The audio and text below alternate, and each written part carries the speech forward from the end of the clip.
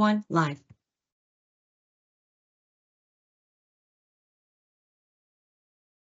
Good morning. Recognizing a quorum of commissioners, I call the June 12th, 2025 meeting of the Cannabis Control Commission to order. This meeting is being held remotely pursuant to Chapter 2 of the Acts of 2025 and is being recorded. Commissioners Concepcion, Roy, and myself are participating in today's meeting. All votes taken today will be by roll call. We have a very full agenda today that I will generally summarize. We will start with opening comments from commissioners and approval of 3 sets of minutes.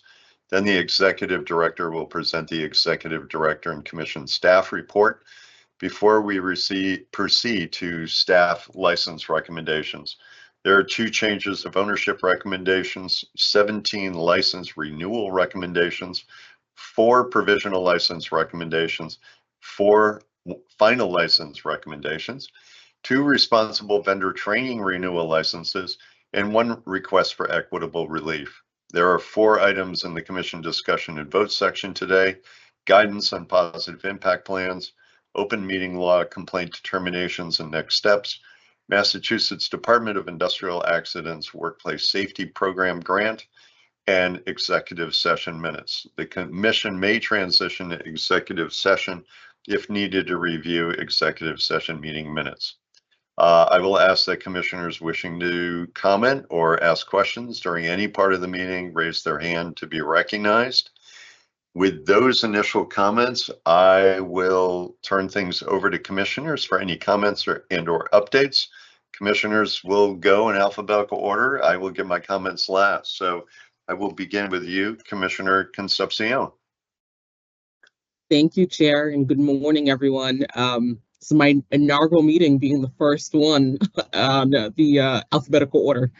I'll be short and sweet today. I know that we have a lot on our plates and a lot on the agenda today. I wanted to briefly give a thank you, my gratitude to our general counsel and to Attorney Brendan Pauley for just giving me the lay of the land. I'm the new secretary here at the commission, so it was really informative and helpful to have a sit down with the 2 of them just to understand sort of the different dynamics and what really goes into preparing the minutes for approval for our meetings. So thank you to them both. Just also a quick thank you to Paul and the IT team for making it possible for us to be remote. I thoroughly just want to give you guys my appreciation and gratitude. It's something that's been really helpful for me personally. And lastly, happy Father's Day. Happy Father's Day, Acting Chair Stebbins, and happy Father's Day to all the other fathers here at the CCC. All right. Thank you, Commissioner. I appreciate that. Commissioner Roy.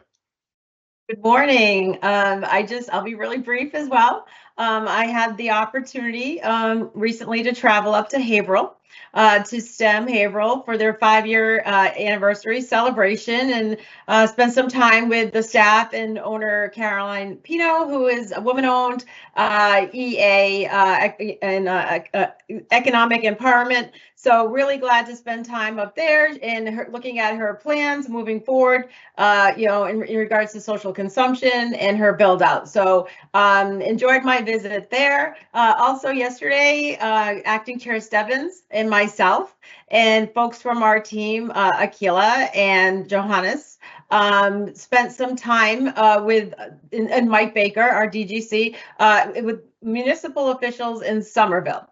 And it was very well attended. We had a great discussion about what social consumption could look like in that municipality. And then we had the opportunity to visit the Goods Cannabis Dispensary and spend time with some folks over there, again, talking about the future of social consumption. So thank you all who participated. And we had a nice lunch in Davis Square.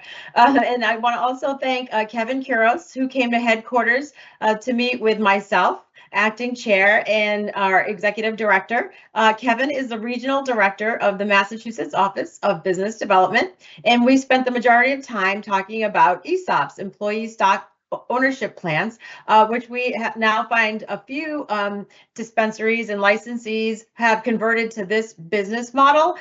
So we wanted to understand it a little further and possibly have maybe a workshop for licensees in the future at headquarters. So we're just kind of talking about that.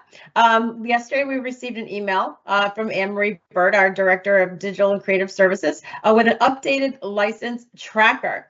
And she's going to present that today. I'm super excited to learn more. I did a little bit of a dive into it last night. And as you know, I always advocate for transparency, and bringing more information to the public is crucially important. And this new license tracker does that. We talked about how do we get those positive impact plans out there, diversity plans, ownership and control information for the public to see. So this is a big deal. Really excited to learn more and to hear the presentation today. And I will echo my colleague and wish Acting Chair Stebbins a happy Father's Day, and to all the wonderful dads out there and in our staff, a happy Father's Day. Thank you. Thank you, Commissioner Roy. Appreciate that. I'll be brief as well. Commissioner Roy covered a lot of meetings that she and I had the opportunity to participate in together over the last couple of weeks since our last meeting. Always thanks to our entire team, our production team, for helping to prepare for today's meeting. Greatly appreciate everybody's collaboration and hard work. Couple of updates.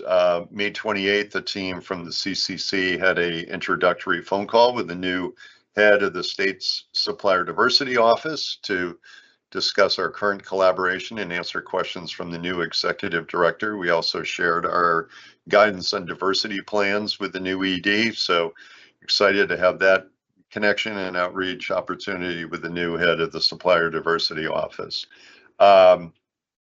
I also had a chance to go up to Behavioral for STEM's 5th anniversary. Appreciated the invite, and exciting to see how they're intending to use some of the money that they've been awarded from the Commonwealth's new Social Equity Trust Fund. June 4th, I was hosted for a tour by Triple M, a medical and adult use dispensary operator down in Plymouth, Mass. Appreciated the opportunity to see their facilities, tour their grow spaces, and meet with several members of their team. Matt Giancola and I had the opportunity to stop in and see the new House Transportation Chair Arserio. Want to thank him for his time and also the opportunity to answer questions that he had about the industry. Additionally, this week, our Director of Training, Armin Enos, and I had the opportunity to attend and listen to a ABCC educational training session that they were doing in Quincy with all of the liquor and alcohol licensees in the city of Quincy. Some great insights as to how we may be able to bring training and educational sessions to our licensees. ABCC is also interested in inviting us back for some of the educational sessions that they have with local public officials, especially those licensing officials. Also had a couple of calls this week, phone calls with folks from City of Malden, as well as I want to thank Chief Hicks in Natick for helping to organize a call with some local officials in Natick around the topic of social consumption. Chief Hicks chairs the Mass Municipal Training Committee that we have spoke to on several occasions around social consumption. So he offered to have a quick conversation and to allow some of his colleagues in Natick Town Hall to get an overview of the draft social consumption regulatory framework. And as Commissioner Roy pointed out, we had a great day up in Somerville. I want to thank the team for pulling all the meetings that we had together. We had the opportunity, as Commissioner Roy said, to speak with folks from at City Hall, and they covered every department from legal to economic development to licensing to public health to both fire and police. It was a good conversation with some local licensees and stakeholders also. Coming up, I'm speaking with the MMA's Mayor's Group, I think the week after next. And yeah, it's been busy, but thank my colleagues for their Happy Father's Day note. I extend that Happy Father's Day message to all the dads at the CCC. And I think that does it for me. So we will move on. All right, we have several minutes for approval on the agenda that were in your packet.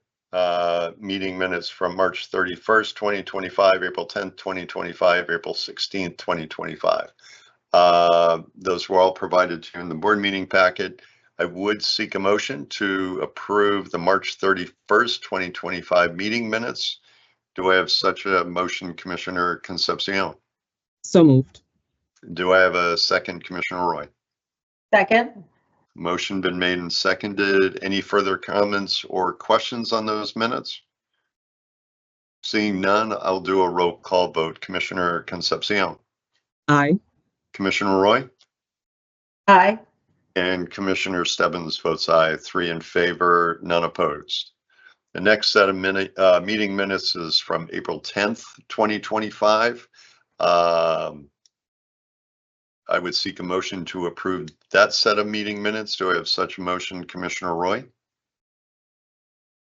Acting Chair, I have a question about this set of minutes. So Sure. would you like me to say it now or wait till we make it? You're happy to do it before Okay. before we take up the motion. So Yeah. let's do So that. it's not so much the substance of the meetings. I just put a pin in it in reviewing it. Okay. And it's actually, the question is for General Counsel.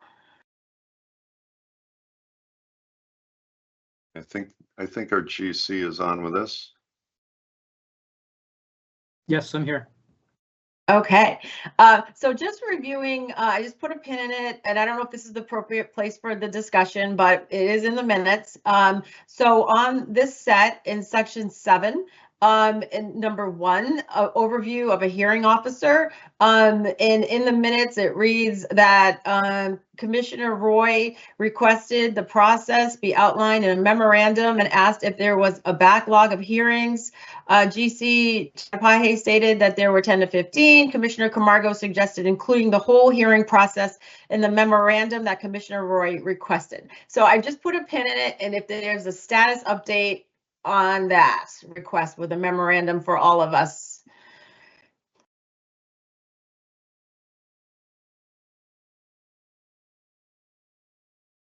So, Commissioner, before the GC answers, so it's not really with respect to the language of the minutes. But I It's didn't a know follow-up Yeah, item we're from up the to meeting ask minutes. in the meeting today. Sure. So I don't know if you want to save it for another section, but it is in these minutes and I just didn't know. I would just note through the acting chair that I believe General Counsel had been speaking, but his mic might not have been working.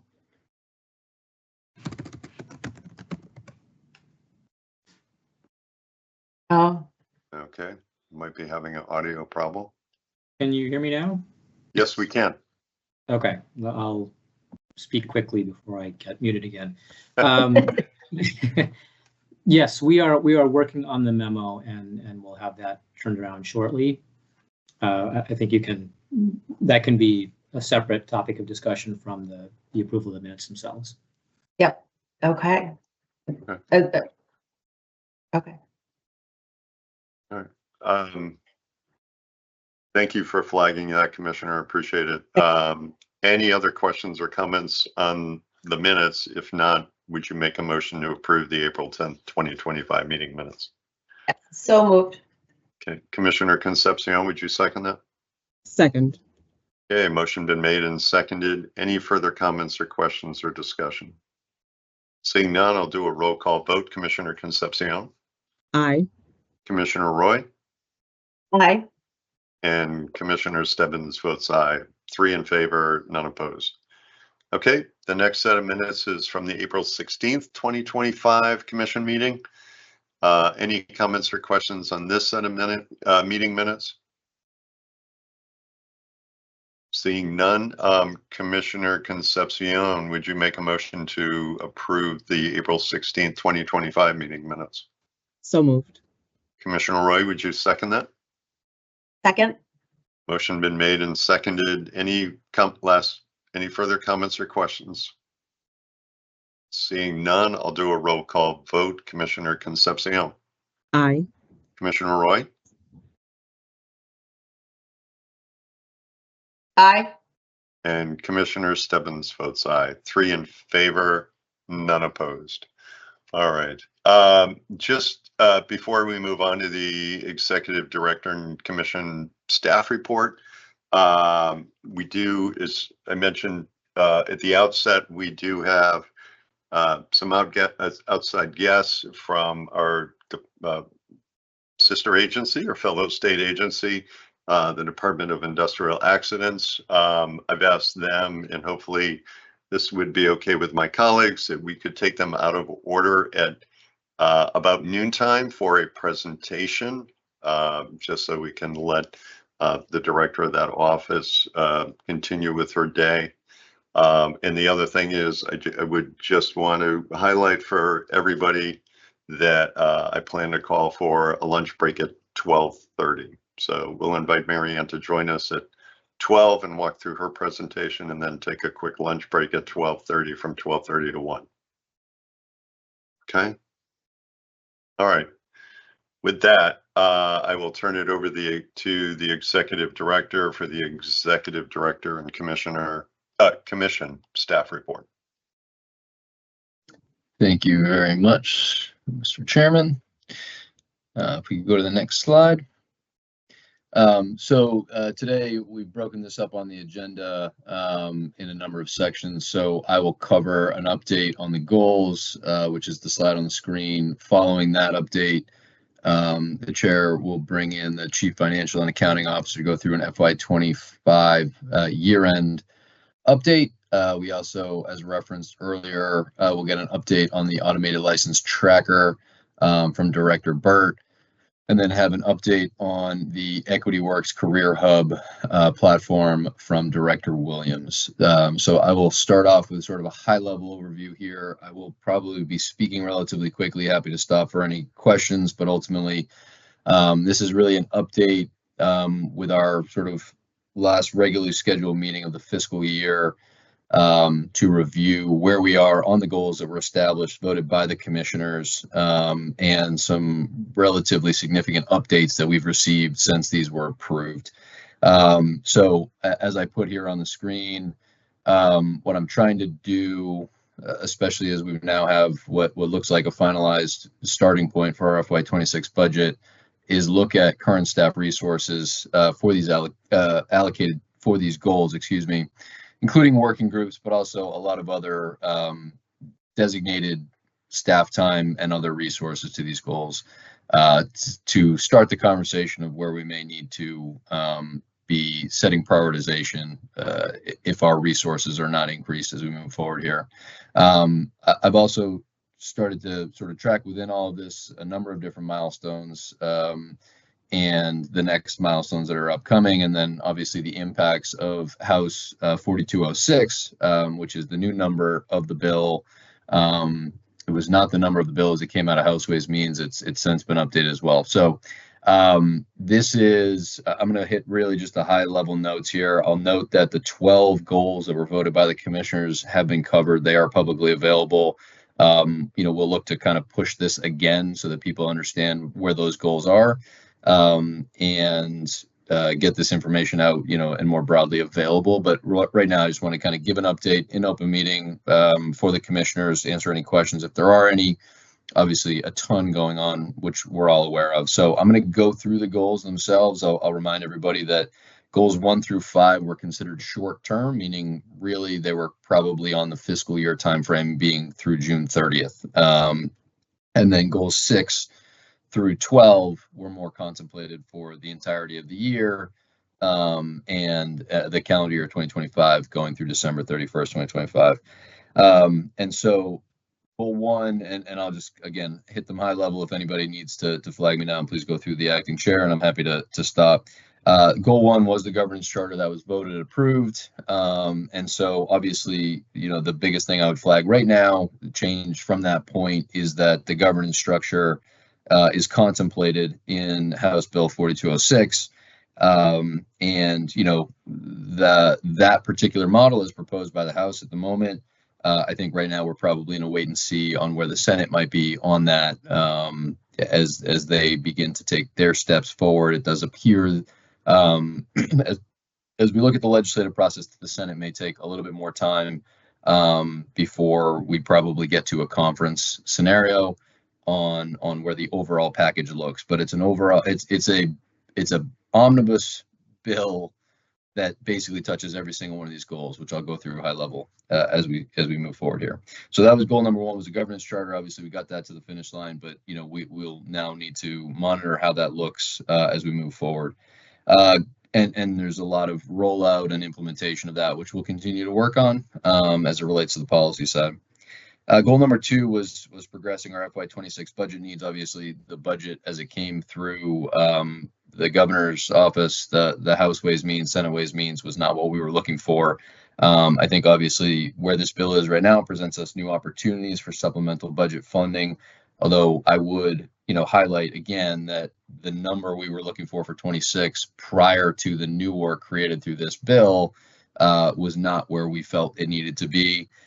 So I would point out, probably what we would be looking for and working with our partners in the legislature on is what the Senator Gomez put forward as an amendment that included money for public awareness and included money for IT infrastructure and included money for us to continue to engage consulting on testing.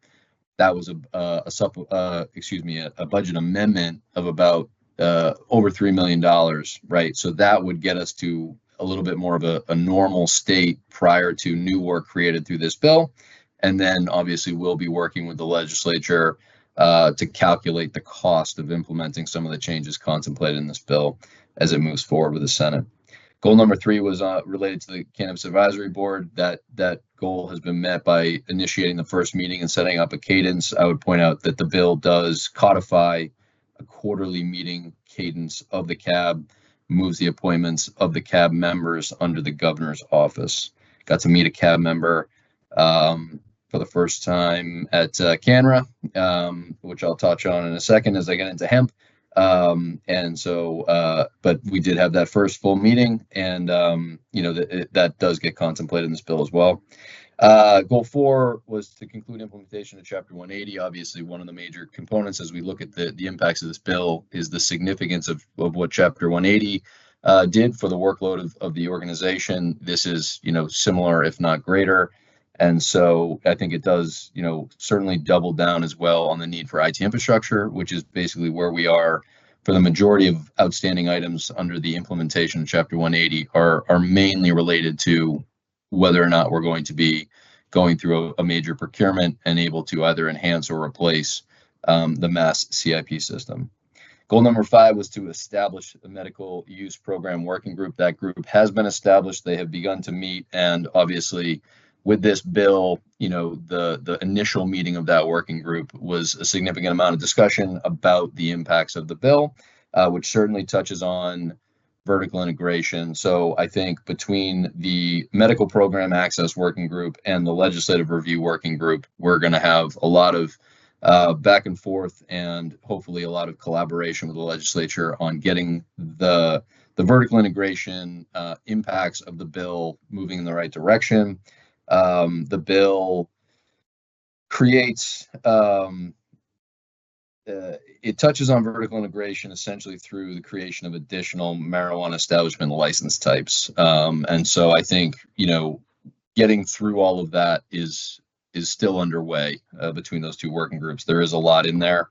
But I think at the end of the day, as well as we'll touch on sort of the future or the rest of the year approach to the regulatory lift, how that bill is finalized will impact how the commission will need to approach the regulations. So those are the 5 short-term from the initial, milestone goals. They have essentially, mainly reached the finish line, and now we're more in a phase of, beginning to roll in or contemplate rolling in impacts of the bill. Really high level again on the longer term ones here. The testing, lab testing protocols and regs. I would say the biggest thing that I would highlight, we did an update previously on engaging a consultant. So I'll just say the biggest impact now on lab testing protocols and regs, based on our previous discussion as a goal for the year, is bringing the CCC directly into the intoxicating hemp space. I would say that we have a meeting next week, and I believe the acting chair is going to leave space for an update or a debrief on the CANRA conference, where the general counsel, myself, director of government affairs, and our chief of research just came back. I landed last night landed this morning, I suppose, at 1 o'clock. And, I think the biggest thing for all regulators across the country right now in the cannabis space is the impacts of intoxicating hemp. So a lot of discussions there, but in the testing space specifically, in the way that this bill is written, I don't think I can undersell the significance of this for the operations of the organization in the testing space.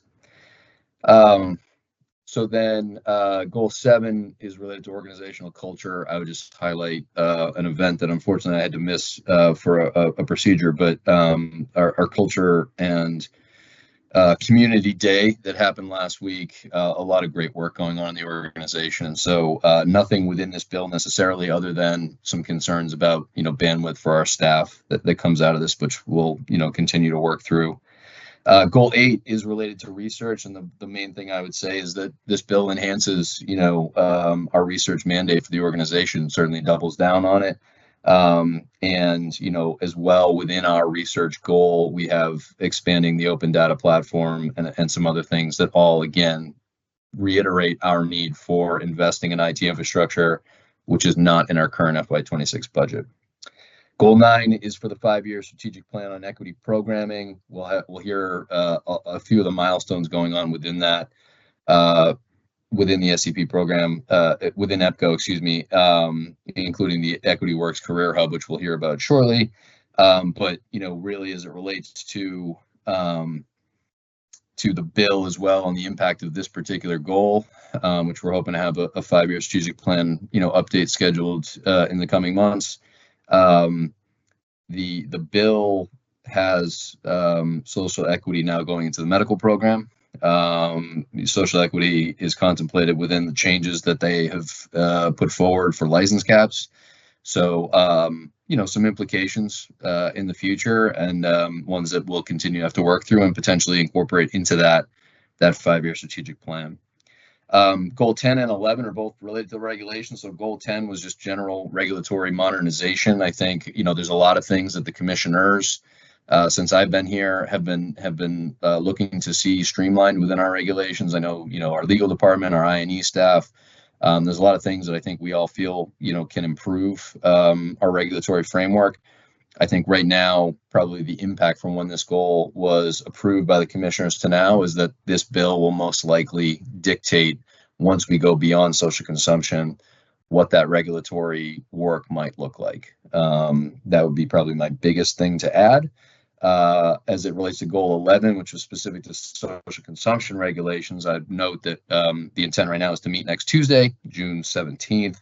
And the commissioners, for anybody following along in the public, did discuss within this regulatory round on social consumption, which has gone through its initial read through and has some pins to come back to work through from the commissioner level. Commissioners have discussed adding agent registration, otherwise known as badging, into this particular regulatory package. And so I think we'll have that discussion as well on Tuesday, the 17th. So kind of those two go a little bit hand in hand. And then the 12th goal, which is for the executive director as the administrative head of the agency to address the organizational structure and look for efficiencies, et cetera. Kind of a two-pronged summary here. One is that the bill, as I mentioned under the governance charter goal, would impact the organizational structure at the commissioner and executive director level. And so again, we have what the House has put forward. We don't know what the Senate will put forward. And then obviously there will have to be, if this moves forward, a conference on that. So that's kind of the overarching organizational structure element. But then within that, I think as I contemplate, kind of finding efficiencies, making sure that our staff is properly situated, has the resources they need. It's a difficult time for this particular goal. I'm going to have to reevaluate this and update the commissioners as I go along. Obviously, right now we are in a hiring freeze based on our FY26 budget projection. If that were to be impacted by a potential supplemental budget availability through this bill, that will change kind of the outlook. And I would just say as well, for those who are concerned at all about that hiring freeze, just to note publicly as well that, obviously a hiring freeze can be lifted. We have a process in place. Our memo requires concurrence from the CFAO on the budget side, the CPO on the nature of the position, and then ultimately the executive director. So we are evaluating right now, vacancies and the appropriateness of having those posted within the context of that hiring freeze. But organizational structure certainly, or the ability to address any efficiencies in organizational structure has certainly been impacted by our FY26 budget outlook. So that is all of the goals. I think ultimately, even within as long as that felt like it may have taken to go through them all, just surface level of kind of the impacts of where this omnibus bill is taking us, certainly touches on all of the aspects of the goals that we have as an organization for the year.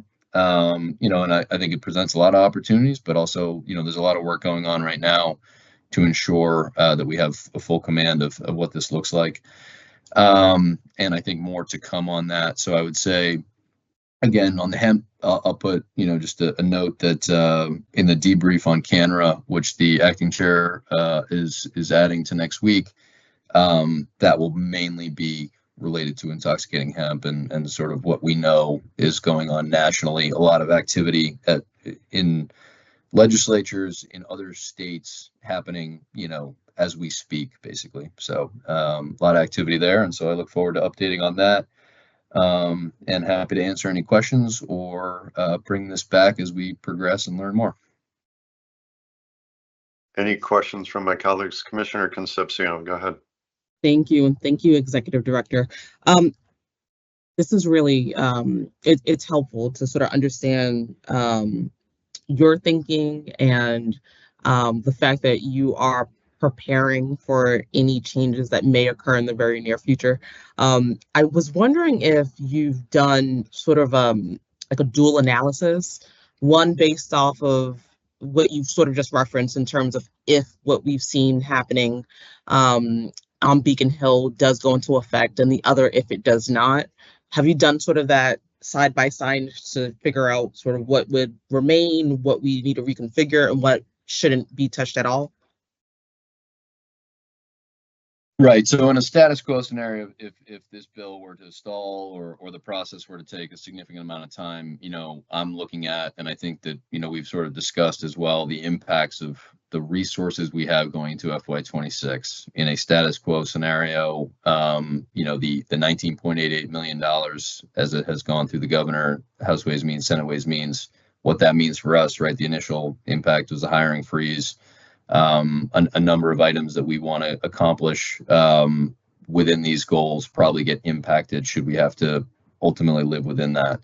And so I think that we can certainly put together, our path forward for FY26 with no changes from an omnibus bill. I think that, we are final stages of what that looks like. Obviously we're going to turn the page on the fiscal year at the end of this month. And then, I think really, as I'm trying to highlight here, we have got through these sort of initial read through and understanding of where House Bill 4206 would take us. But even then, it's very difficult for us to really put a number on the cost of how this reads right now for intoxicating hemp, for example. And so we've gone through the initial stages, especially with the Legislative Review Working Group, on what that looks like. To side by side it, I think the organization has gone through a process of having a flat budget in the past. So that one is a little bit easier for us to contemplate. Doesn't make it less difficult, especially with now potentially a third year in a row of a flat budget. But I think where we are right now and sort of the uncertainty is we don't know where the Senate might go on organizational structure, for example, where they are, on the accounts receivable, for example, which I didn't even mention here, that certainly contemplates something that would put, a workload on the shoulder of the organization that we need to put forward, a supplemental budget request for. So, I think we can side by side it to the extent of living in a status quo scenario with the budget contemplated for FY26. It's going to be very, very tight. The hiring freeze would extend for the full fiscal year, most likely. And in the bill, I think ultimately we're just going to have to continue to work with our partners in the legislature on the timeline of when the Senate might be coming back with their approach. And then also keeping an eye on when this could actually get through conference, because from a regulatory perspective of the commissioners, that's going to impact kind of the schedule for the whole year. Acting Chair. Go ahead, of course. Thank you. So I had just one more follow-up on that. So one of your goals was around evaluating the overall efficiency here at the agency. And we know there's a large number of staff here that are carrying multiple responsibilities, wearing several different hats. Some departments have more, and it looks like they're projected to have even more coming down the pipeline. I was wondering if you are actively also analyzing sort of a realignment of responsibilities to more to have a more of an even plate across the board. I know that's kind of hard because people just do different things. There are different specialties, so on and so forth. But I just wanted to hear a little bit of your thinking around that. Yeah, no, it's a great question, and I appreciate the line of thinking. I think ultimately a realignment of responsibilities and ensuring that we're not putting too much on any of our folks goes certainly into that goal number 12. And I think I'd put it again back in your first question on kind of status quo versus a House Bill 4206 style change that we're theoretically looking at and comparing those. I think in either scenario, quite honestly, especially for this coming calendar year, what the point of this exercise of me looking at these goals with the staff that we have assigned, the time and allocation of resources we have to each goal, and then looking at the impacts of the bills and layering in sort of the ongoing work. One of the things that we'll have to discuss as we move forward, which I think goes directly to your question, is probably going to be what specific workflow is going to have to go on the back burner to live realistically within the bandwidth we have because of the resources that we have. And so I think part of this exercise is going to be where the prioritization is probably going to be the key here. In the short term, there just is the reality with our current staffing level and our current workload, taking out theoretical new workload, we're already in a prioritization phase. Moving forward a bill that adds new workflow without knowing what those resources that might come with that look like, prioritization is going to be kind of my main, you'll hear me repeat it over and over again. There's going to have to be things that the answer is going to be, we can't take it on right now until we have clarity on resources, additional staff resources, et cetera. So yes, that I think just to answer your overall question, I think that is one of the main focuses of the exercise of going through each goal, potential impacts, or in a status quo scenario of the resources we have now, what should be, deprioritized given current bandwidth. I may. Commissioner Concepcion, go ahead. I see you, Commissioner Roy. I just want to make sure she's all set. I just wanted to say thank you, because what that does is it informs my own objectives and priorities, just to make sure I'm aware. And I think as a commission, the board is understanding of what the bandwidth and capacity of the team and sort of what you're thinking in terms of what is a priority and what isn't. My one request would be, after that analysis has been completed, if you can just return with that breakdown of what you see needs to be prioritized. Excellent. Thank you. Thank you, Commissioner. Commissioner Roy, go ahead. Thank you, Acting Chair. Thank you, Executive Director. I think there's also this third bucket. So you have the impacts of House Bill 4206, status quo, which is where we're at, but there's status quo plus. And what I mean by that is social consumption will add a whole other layer of workload. And so I think we need to fully understand the impacts of that. With no budget increase, and once these are promulgated, there comes a whole other set of deliverables. So we have to be mindful of that as well. I don't know Well said. Okay, and I just want to circle back on your longer term goal number 6 around testing, and appreciate that being a goal. It's critically important, and I appreciate you being mindful of the impacts of the commission overseeing intoxicating hemp. But also I want to share with folks that there are there's other progress being made around testing. I myself and directors Enos and Barwise, we are meeting in a regular cadence with the ITLs. And I know the commission is in the process of procuring some testing consultants, and we are also in the process of in the hiring process of a new director of testing. So I want to make folks aware of that's kind of in the background, but it's happening as we speak. And also we're asking of the ITLs to work collaboratively around reviewing the QOP, which we was shifted over from DPH, the regulations around testing and the testing protocol. They can really have a hand in helping shape this in a direction towards standardization, and that I believe that is everyone's goal here. Also, I want to remind folks of Administrative Order number 4 and Administrative Order number 5, which was also geared around testing. And most recently, Administrative Order number 5 around consistency and uniformity of certificates of analysis. So these are all things that are also happening in the background around number 6 testing. Thank you. Absolutely. I think within the June 12th update specifically, right? So some of what I'm looking to do here is, what is the workflow going on right now? The staff assigned, in tracking the bandwidth to Commissioner Concepcion's question earlier, of each division, each, individual. Additionally, the sort of work to date, I think that was a good summary of kind of everything going on, including the administrative orders. The consultant was engaged, and so I think at this time, certainly again within our budget constraints, there is a period of time here which I think was shared with that group of the ITL meetings and the director of training and the interim director of testing.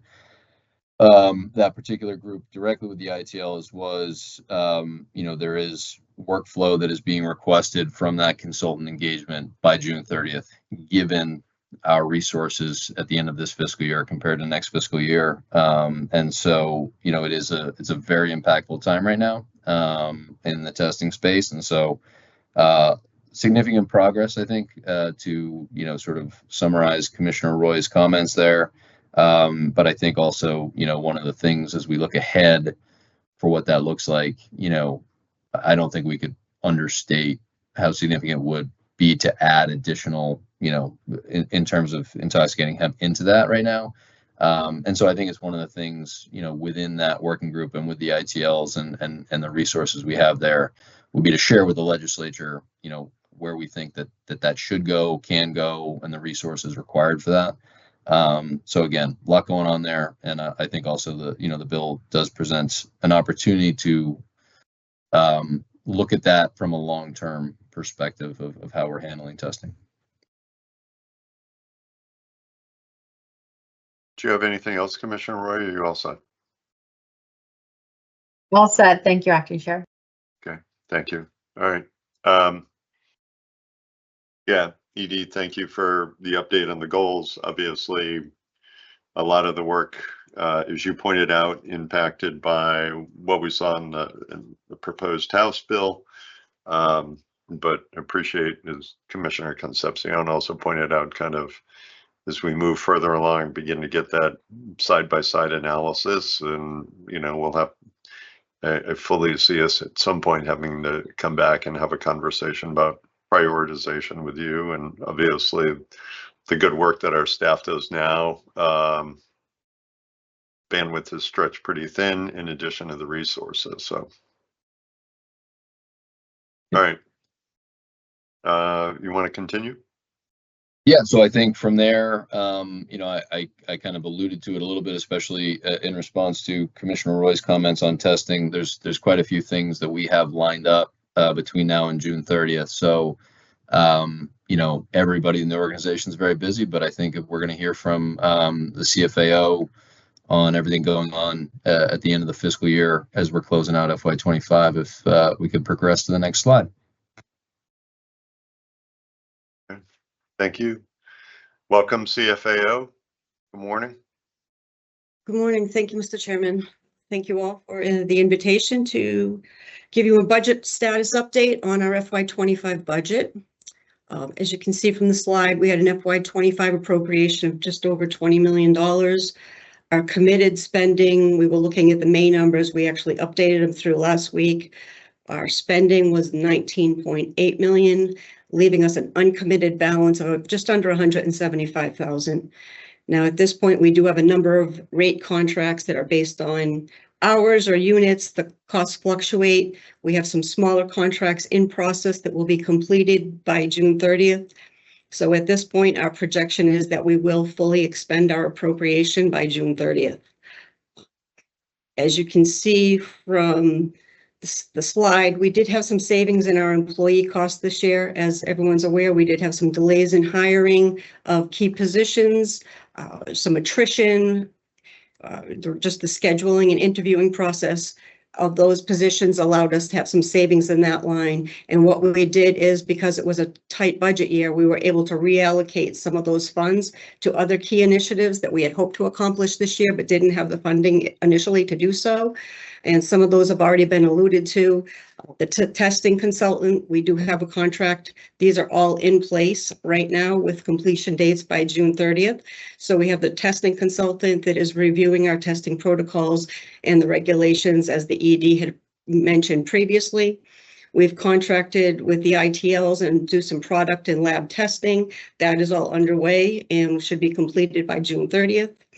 We initiated an audit as recommended by the IG's office to do a private audit of our licensing fees for prorated and provisional. That is underway with an estimated completion date of June 30th.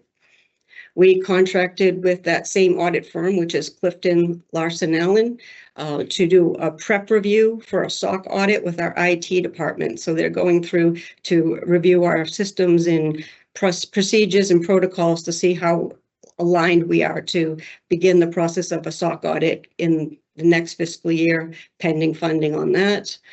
We were able to implement with Metric, a Metric Insight subscription that will help our investigators, support them and provide for compliance audits and data analytics within the Metric system and help them with their investigations. And we were also able to undertake a delivery exclusivity study with UMass Donahue that we do hope to have that completed by June 30th as well. So again, we do project the complete spend down of our $20 million budget by the end of the year. And again, we were able to add some initiatives that we didn't initially have funding for or things that came up during the year.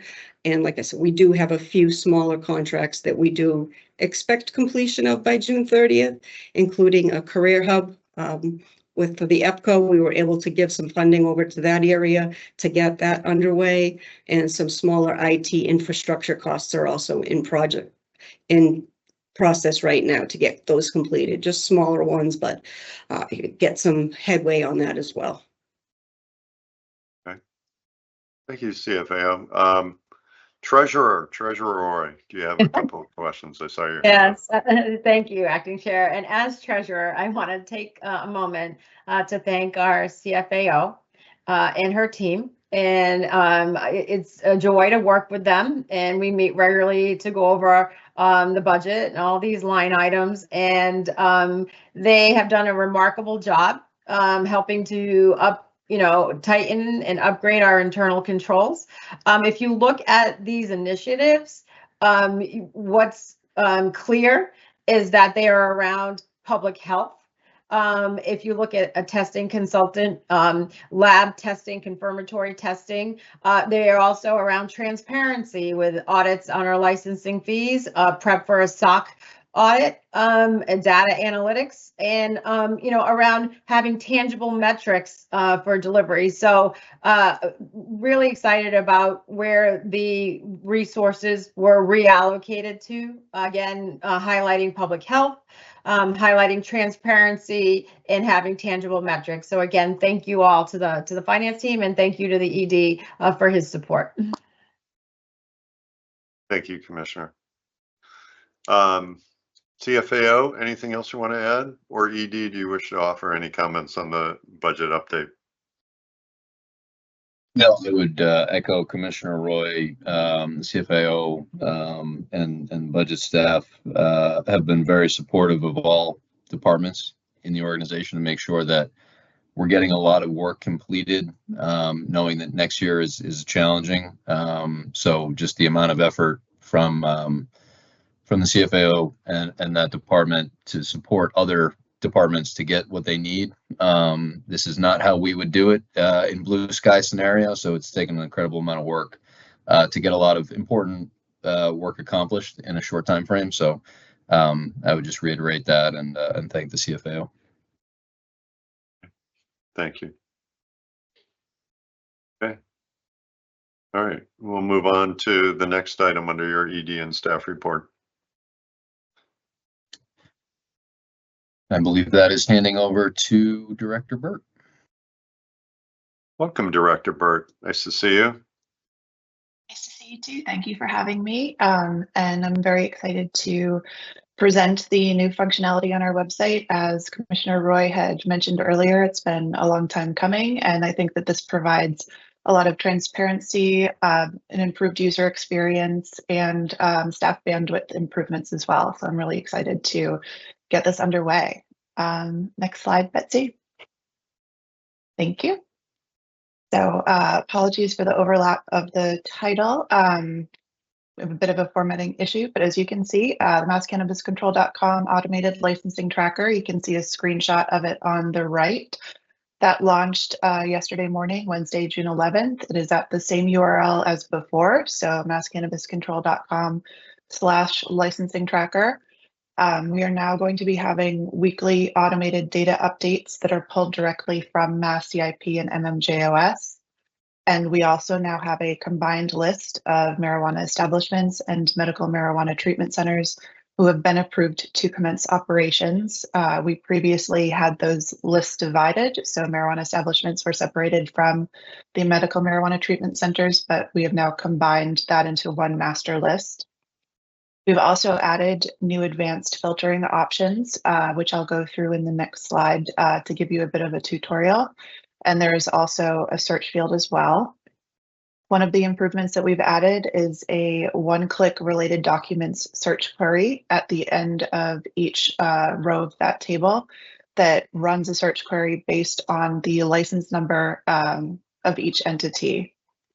We also have options to extract the data in multiple file formats, which include CSV, Excel. You can copy it, print or PDF it as well.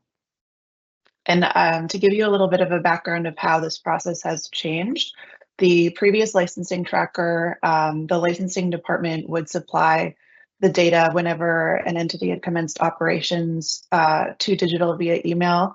The digital media specialist would then manually make those updates to a table on the website and connect the link to the executive summary. And the previous table did not include the license number for each business name.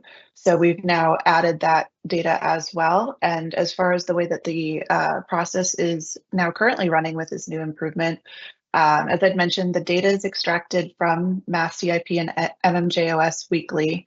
The data team then runs scripts on that data extraction to clean it, which removes duplicate or unneeded fields. And then that cleaned data is uploaded to the data catalog on the website, where the licensing tracker that you see here maps the data to the columns and automatically updates the data in the table. So the key difference with what we have now, as opposed to what we had previously, is that the data is coming directly from the quote unquote source of truth rather than from a spreadsheet that's manually updated. So we're both not only providing a better user experience for our constituents to be able to find the information that they're looking for, but we're also reducing staff bandwidth to have to go in and manually update multiple times per month. And we're also removing any chances of human error in that transcription as well. Next slide, please. So this is a zoomed in view of the top of the new licensing tracker table. So you can see we have a few different filters across the top where you can select establishment type, whether that be adult use or medical, the name or multiple names of entities that you'd like to look up. You can select different license numbers, filter by license type, as well as priority or expedited statuses, where you can select social equity, economic empowerment, general, medical, and we have, I think, a few other options in there as well.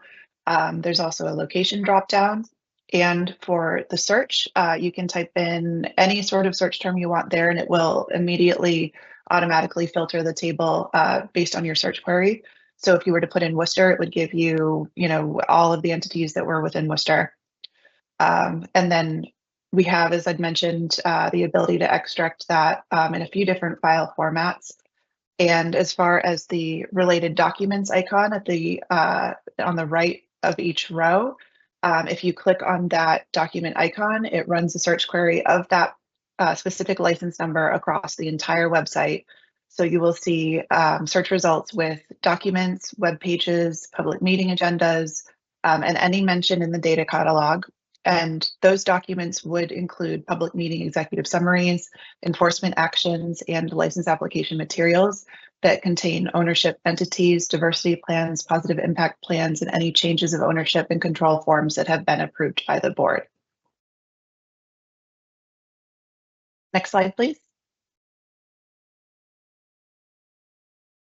As far as using the advanced filtering options, you would select items from the drop-down lists within the advanced filters. You can select multiple from any of the drop-downs that you choose. So in this example, I had selected marijuana retailer and social equity participant under expedited review, which then gives me a filtered list of anyone who falls under those categories. And if you would like to remove any of the filters that you've selected, you simply hover over those that you have selected. You'll see them listed right above the search box. And when you hover over them, you'll see a strike through line. And if you click on that, it will then remove that filter from the list of filters that you've selected. Next slide, please. So for questions and feedback, if anyone outside of the commission would like to contact us with any questions, suggestions, or feedback that they have, you can email commission@cccmass.com with the subject line licensing tracker.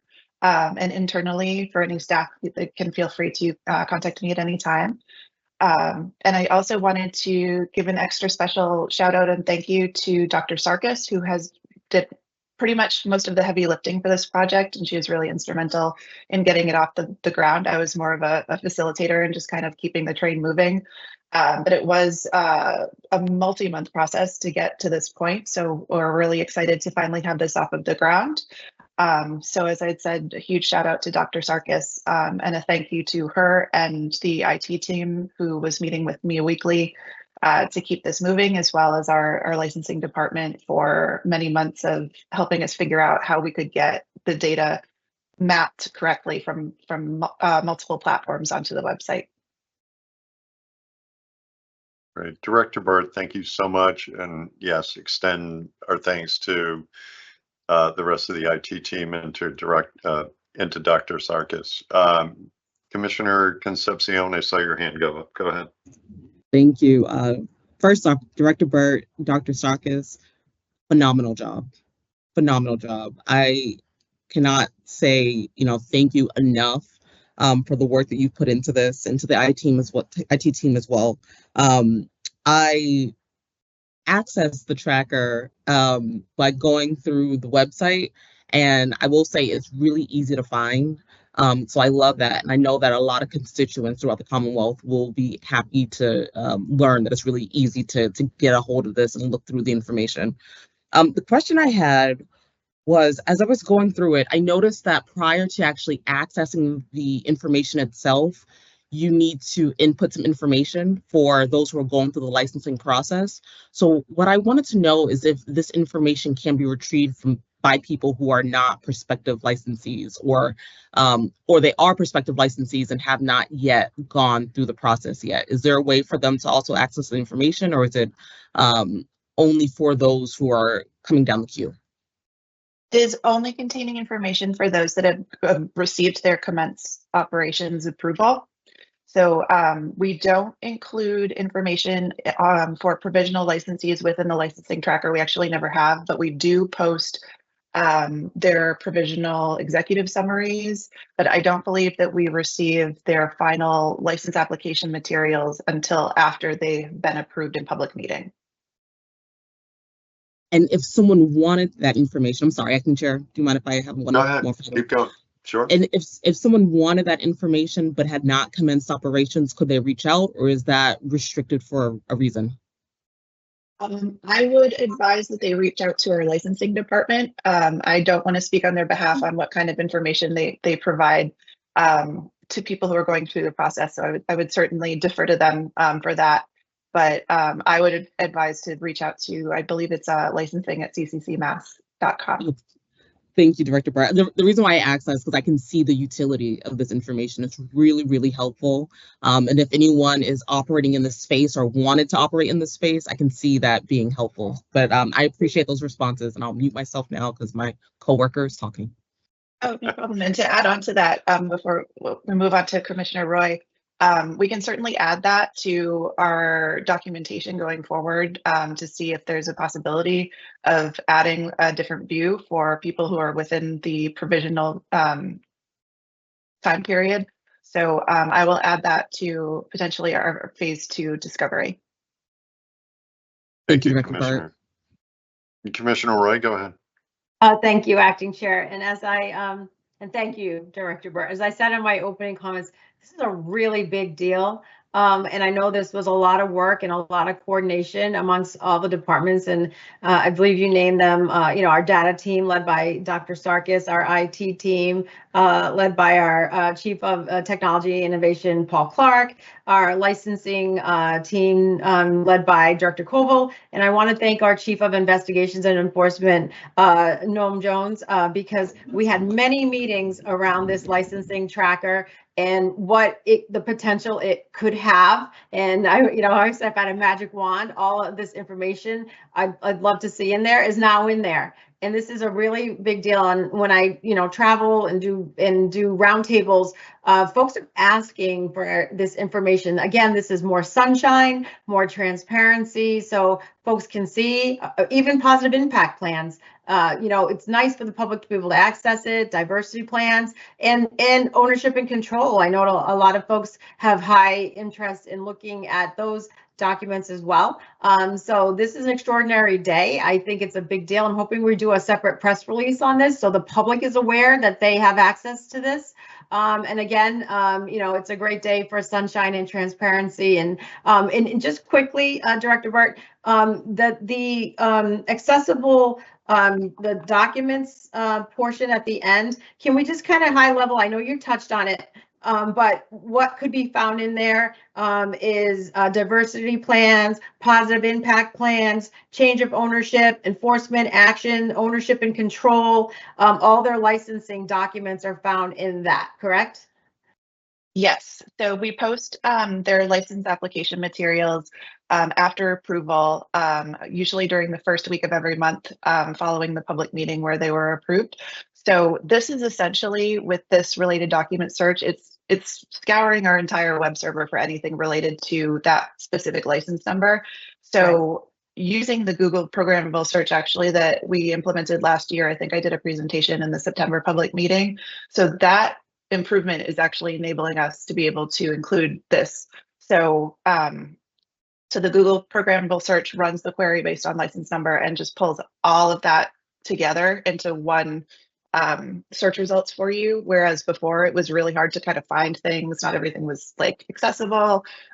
So it's great to kind of see all of the technology being able to pull everything together and provide better access and better user experience across the board.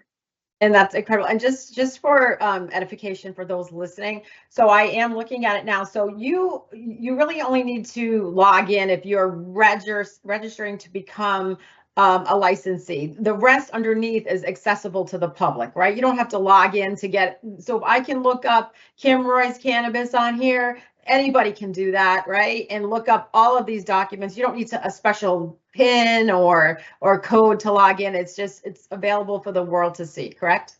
Exactly. Awesome. It's completely public. Yep. So Yep. just masscannabiscontrol.com/licensing tracker, and everything will be available right there. And you can run the search query right for that licensee from the table. Well, I highly encourage our stakeholders, the public, to use this licensing tracker. This is an extraordinary tool. So again, kudos to everyone involved that made this a reality. Thank you. Thank you, Commissioner. Director, thank you.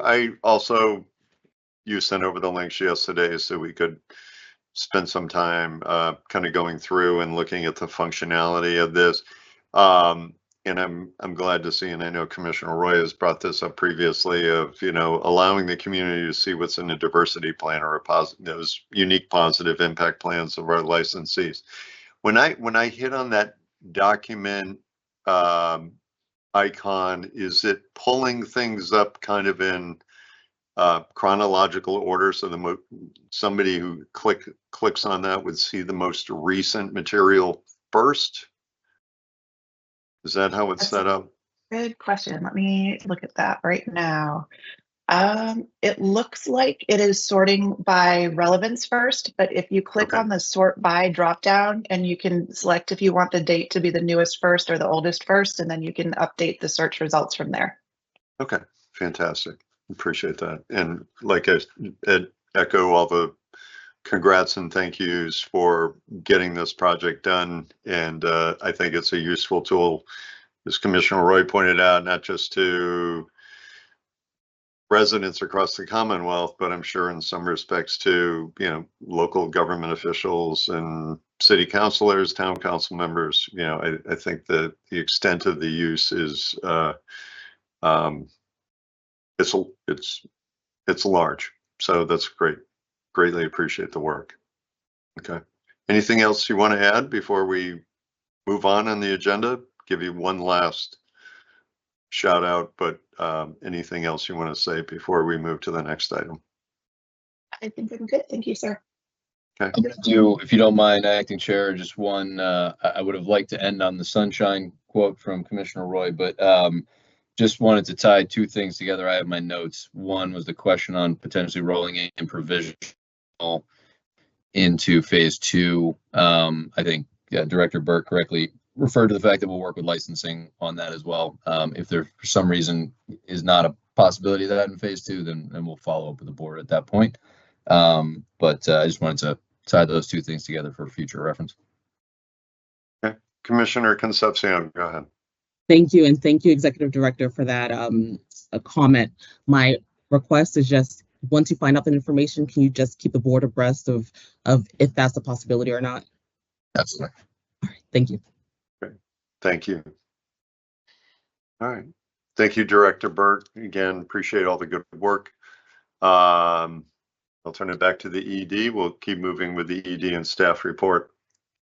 No, I think similarly to the significance of the work that went into getting the licensing tracker, if we move to the next slide, we're going to hear from Director Williams on a significant milestone as well. And I know the acting chair is going to sort of put that in the context of some other, updates from that we see coming, that we're giving. proper due here to the significance of the update for the Equity Works.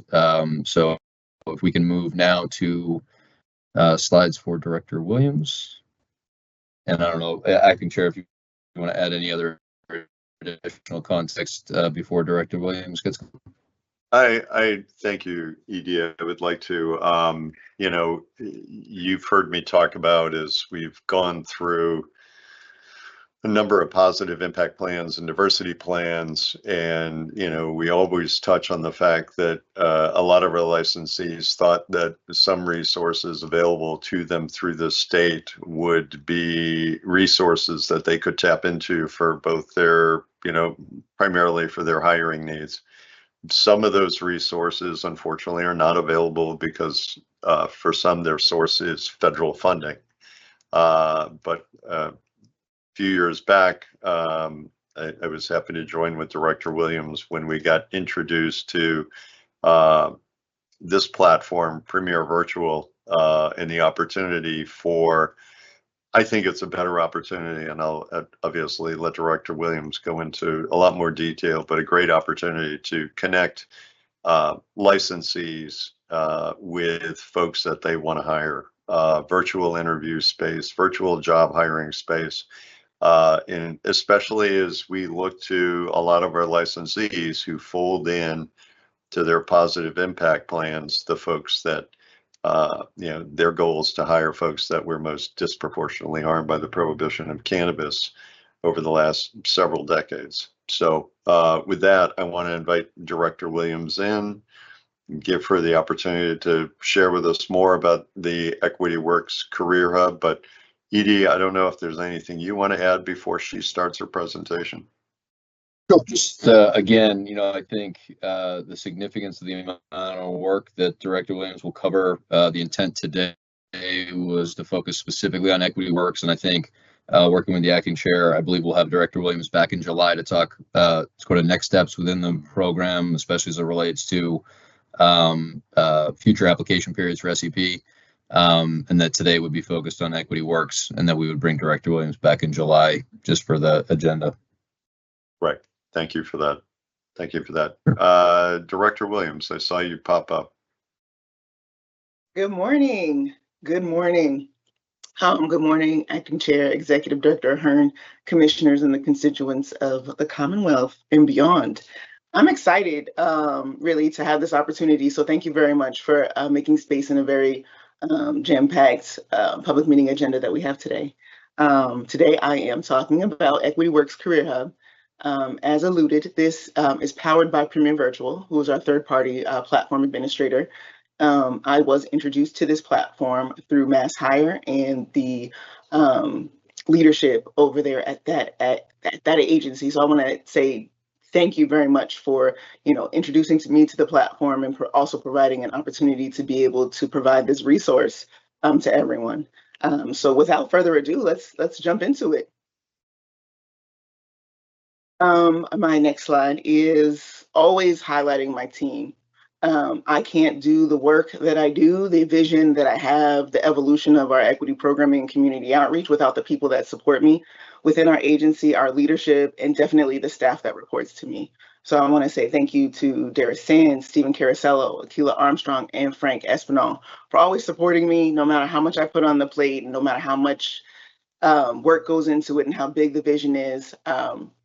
The evolution of intentional programming is very, very important. And these four individuals always support me and bring honest feedback and refine, my thought process and initiatives. So thank you to the Equity Programming Community Outreach team. Next slide. All right. So the Equity Works Career Hub. I think that it's very significant in the name. This is a career hub. This is a resource tool that is unique for a variety of different reasons. Not only does it support our licensees, it supports job seekers. So our employers, so for this conversation, I'll reference, our employers, our licensees, they will be in the employer bucket, and then we'll have our job seekers. For employers, this is a one-stop shop platform. As we invited licensees and employers into the career portal to register, to set up their dedicated workspace, the Equity Career Hub is becoming a centralized digital employment resource, which means it's full service, wraparound. You can set up the booth for, we're going to use Celia's Cannabis. I can set up my booth. I can let you know about my organization. I can post available opportunities, employment opportunities, any incubator opportunities that I may have, all of the things that I am supporting through my business for the community and for job seekers in the industry with this platform. I can hold monthly, quarterly, as frequently reoccurring job fairs and resource fairs. I can virtually interview, review resumes, and hire all on this platform. These are all options within the platform, and for both employers and job seekers, it is free. So connecting people to the jobs. A lot of time, as I'm in the community, we hear in public meeting and public comments that we don't know how to reach our community. We're not being efficient. We're not getting to those people. This platform allows both of these job seekers and licensees to be able to come together with the opportunities or resources available in their community or in their surrounding communities to be able to provide those opportunities. Next slide.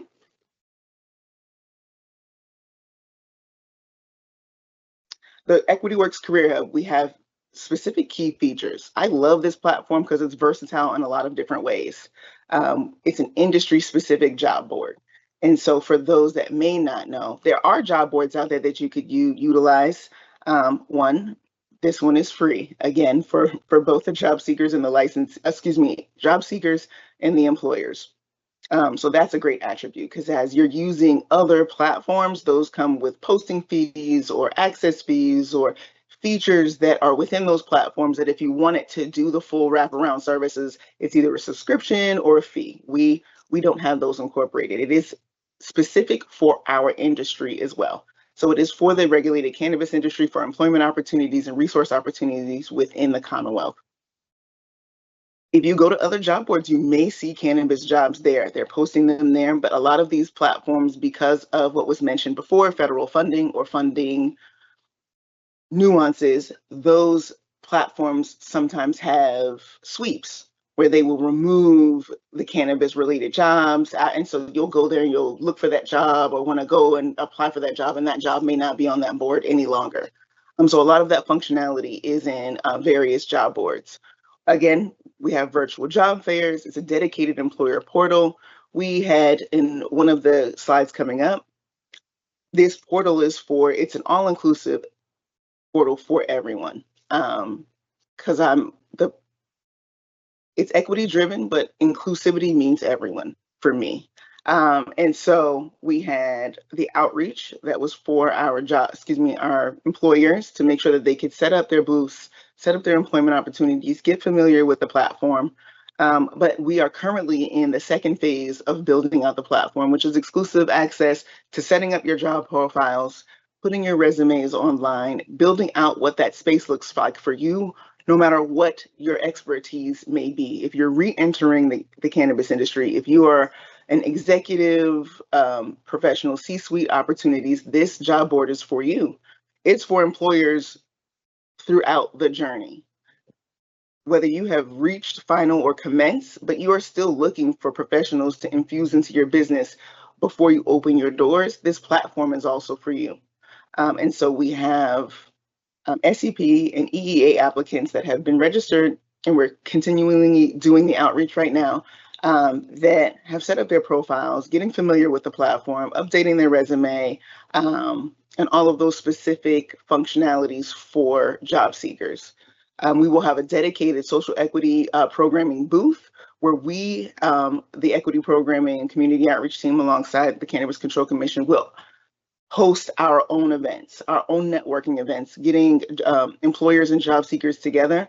The frequency is undetermined at this time. It also depends on the opportunities that are available and posted within the platform. We also have career navigation support. And so I am able to shout out to Lisa and the finance team.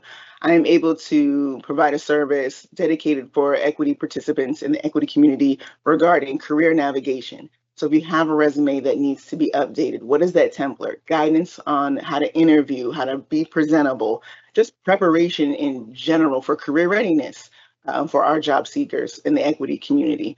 So all of these key features are bundled into this very high performing platform. Next slide. So we did do our outreach. As I had mentioned before, we did it in phases.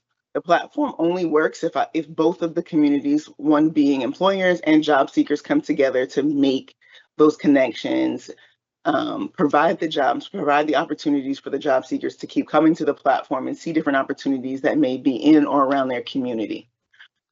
We launched the employer licensee and integrated business solution engagement period in April of this year. May, we kicked off the equity participant engagement period where we held outreach and dedicated platform support to get ready to create your profile, get your profile picture together, uploading your resume and getting familiar with how the platform functions. So when programming announcements are going out through the platform and through our various channels, you're ready to attend the job fairs, show up prepared, and hopefully get your new opportunity. And we will be launching this platform on our website on June 16th for everyone to jump in, register either as an employer or register as a job seeker and get networking and getting those opportunities out there. Next slide.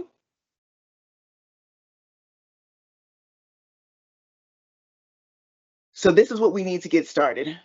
When just like any other platform, whether you're on Indeed, I might be aging myself out here, Indeed, Monsters Job, Yahoo Jobs, Mass Hire, Mass Careers, you need to make sure that you look at your resume, you get it updated, make sure you're highlighting all of your equity-centered skills, your certifications, and your relevant work experience.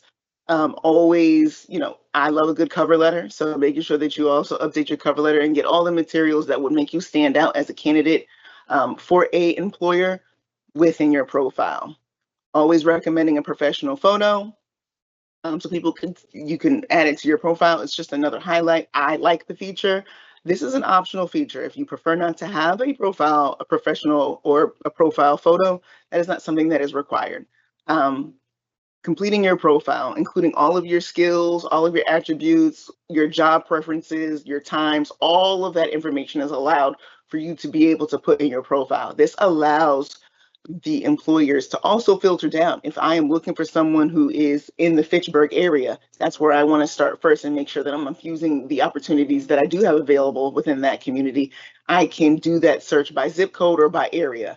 So you can intentionally infuse and help communities and look for employees within your business area or outside of that. If you are looking for a specific skill set that you're not in a box in your own community, but it does provide you the tools to be able to really make sure that you're getting all of the candidates in or within the area that you're doing business in. When we launched the site, I am imploring people, please, please, please take the opportunity to explore the site, see the opportunities that are there. This is a platform that is going to evolve. We want to have resource fairs. We want to have job fairs. We want to have integrated business solutions. It is a community within the regulated cannabis space that we should be supporting each other. And this is a tool to let us stay engaged. So check it regularly. Make sure that you are adding your events to the platform, any job fair, career development, incubator opportunities. Please make sure that you infuse this into your business.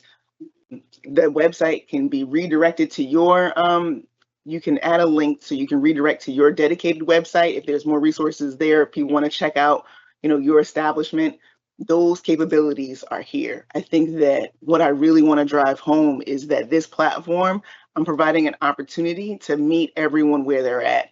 I'm building the bridge for an opportunity.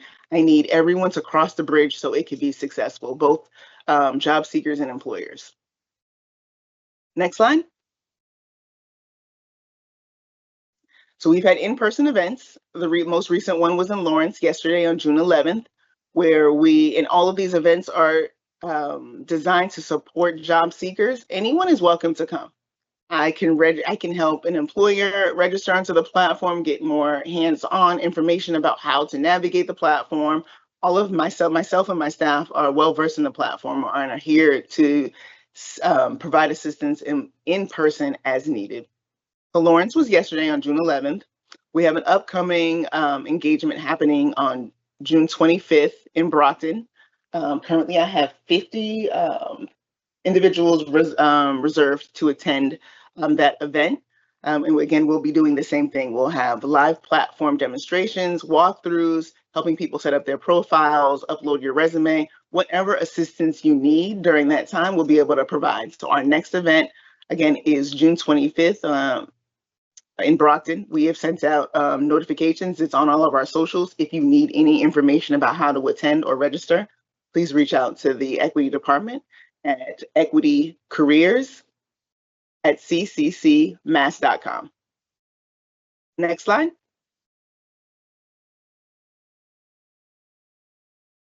And that is the end of my presentation. Right. Thank you, Director Williams. Hang on. I know you have probably a few questions for you. Commissioner Roy, go ahead. Yeah, thank you, Acting Chair. Director Williams, thank you so much. Again, another big deal today. We had 2 in a row. So this is fabulous. And I want to thank you and Darius for spending time with me to go over the back end of the website the other day, which will help us track metrics for impact, right? That you'll be able to come back to the board and share with us. But it's important to note that most of the cannabis job portals currently available are national in scope. And there's only a handful that are state-specific job portals. So this is really unique. This will help align employers with prospective employees. Okay. So this is fantastic. And I appreciate that you said that this will evolve, because if I had my magic wand and we could fix badging, and if the badge could follow the registered agent, imagine that. If somebody was certified, ready to go as a worker, green check certified, how amazing would that be for a prospective employer to see somebody's ready to go, could work tomorrow. So this is, if we're able to do that as an agency, but I think that's fantastic. Now, just for some clarity, because I have gotten some questions, this is not an internal job portal for staff to for internal promotional opportunities. So I just want to clarify that this is an external facing, correct? That is correct. Okay. Now, another question I had, and we might need opinion from legal, and this might be an answer for another day, but could the commission, though, use the job portal to look for prospective employees? So, I know we do outreach in many ways, but maybe put a pin in that question and we could get an answer on that as well. So this is tremendous. This is just an incredible platform, and I hope folks go to it. I hope we do another push out to licensees and registered agents and in our social media and maybe a press release, because I think this is really newsworthy. So thank you and your team so much. Awesome. Thank you so much. So I do have Acting Chair. Go ahead. So definitely. So we do the dedicated booth that I had mentioned about, just that's being run for. It's hard. It's a lot to show in a public meeting, right? And so when you log into the platform, you'll see all your main page will see all of the employers that have booths, and they design them with their logo and their information, so you can click on who you're interested in. The Equity Programming Community Outreach Cannabis Control Commission has a booth, and the opportunities when posted or made available by the Cannabis Control Commission can also be highlighted there. It's for job seekers, so the intent is obviously when you sign on to work at the Cannabis Control Commission, our human resources team, our legal team does great background checks and information about what your participation is within the cannabis industry. We do know the rules and regulations about being an employee, a state employee, and then participating in the industry. But those same people can find the jobs on our public website. So highlighting the internal opportunities that we have available here for other people outside of our organization to see, you will see those. If it's just an internal posting, obviously that would be something that would not be on our website because it's for internal view only. The metrics is something that are built in, so I'll be able to see the usage, how many licensees and what licensees are hiring from the portal, interviewing from the portal, how many times someone has went to job fairs or held job fairs. So on both ends, whether it's an employer or a job seeker, there'll be a metric attached to how much they use or do not use or have not registered to the platform. So it is something that I would say, we have to give it some time to like build up, but I would say maybe 6 months to a year, I would probably have some good information to, say about what the usage is looking like. When we're talking about regular communications, I believe that we have had a press conversation about this. Obviously, always looking for more amplification of the programming that we're doing here. We have a continuous communication plan. So not only because we go through the public meetings on a monthly basis, we have new potential licensees or commence operations. And so, shout out to my licensing team, Chief Jones, Director Koval, Suko Defoe, everyone who helped me get this off the ground. In our licensing communications, in their licensing signatures, we have added standard language, just reminding licensees that this is an opportunity that they can use as they're going on in their journey through licensure. Thank you, Director. Commissioner Roy, go ahead. Thank you, Director Williams. And I'm wondering, I'm thinking as we go here, if there is space to tie it into positive impact plans based on all the different functionality of this portal. You mentioned incubator, you mentioned, so I'm wondering if now licensees moving forward can use this to help satisfy some of this positive impact plan and hire certain folks and use the different tools, career building tools. So just a thought, if there's, maybe it can intersect. Mm-hmm. Thank you, Commissioner Roy. Commissioner Concepcion, does your office colleague have a question? Hopefully not. And I'll try to ask all my questions before he intervenes. Director Williams, thank you. Always a pleasure to hear what you and the team have been up to. And I gotta just send my appreciation and commend you all for just the level of outreach that you all do. It's unmatched. You do an incredible amount of outreach with a relatively small team, but it doesn't go unnoticed. And I know that a lot of people throughout the community are really appreciative for that and for those opportunities to see you guys in person. So I had a couple questions and I wrote them down just so I wouldn't lose them as you were going through the presentation. I know it's relatively early, but you mentioned that you've already done some outreach with licensees, and I was curious about what that reception has been like. Have you seen significant interest in being a part of this? What have you seen so far? I think with job seekers, the outreach with within job seekers, understanding that I'm sorry, business owners, not with job seekers, with I'm so sorry. Companies. Employers. I am so sorry. That exactly. is exactly what I meant. Apologies. With the employers, the outreach was a little bit different. Knowing that business owners, your human resources personnel, who you sent or who your representative you sent to get that training, it was a webinar. We held 3 webinars. Our employers registered, and I partnered with Premier Virtual to give a step-by-step walkthrough on how you register, how you set up your booth, how you use the functionality, and we also had a Q&A section. In that Q&A, we had a lot of questions about how do I find people in my area, so how do we filter down? Showing them the feature of, and I meant to go over this earlier, but when a job seeker is loading up their profile and you're selecting your experiences, and this will tie into also what Commissioner Roy was saying, you can select that you're an approved social equity participant or a certified economic empowerment applicant, which is verified by my team. So not only are you able to get people within your community, you can also ensure that you're looking at candidates that are within the equity community and certified through the programming, through the various equity channels at this point.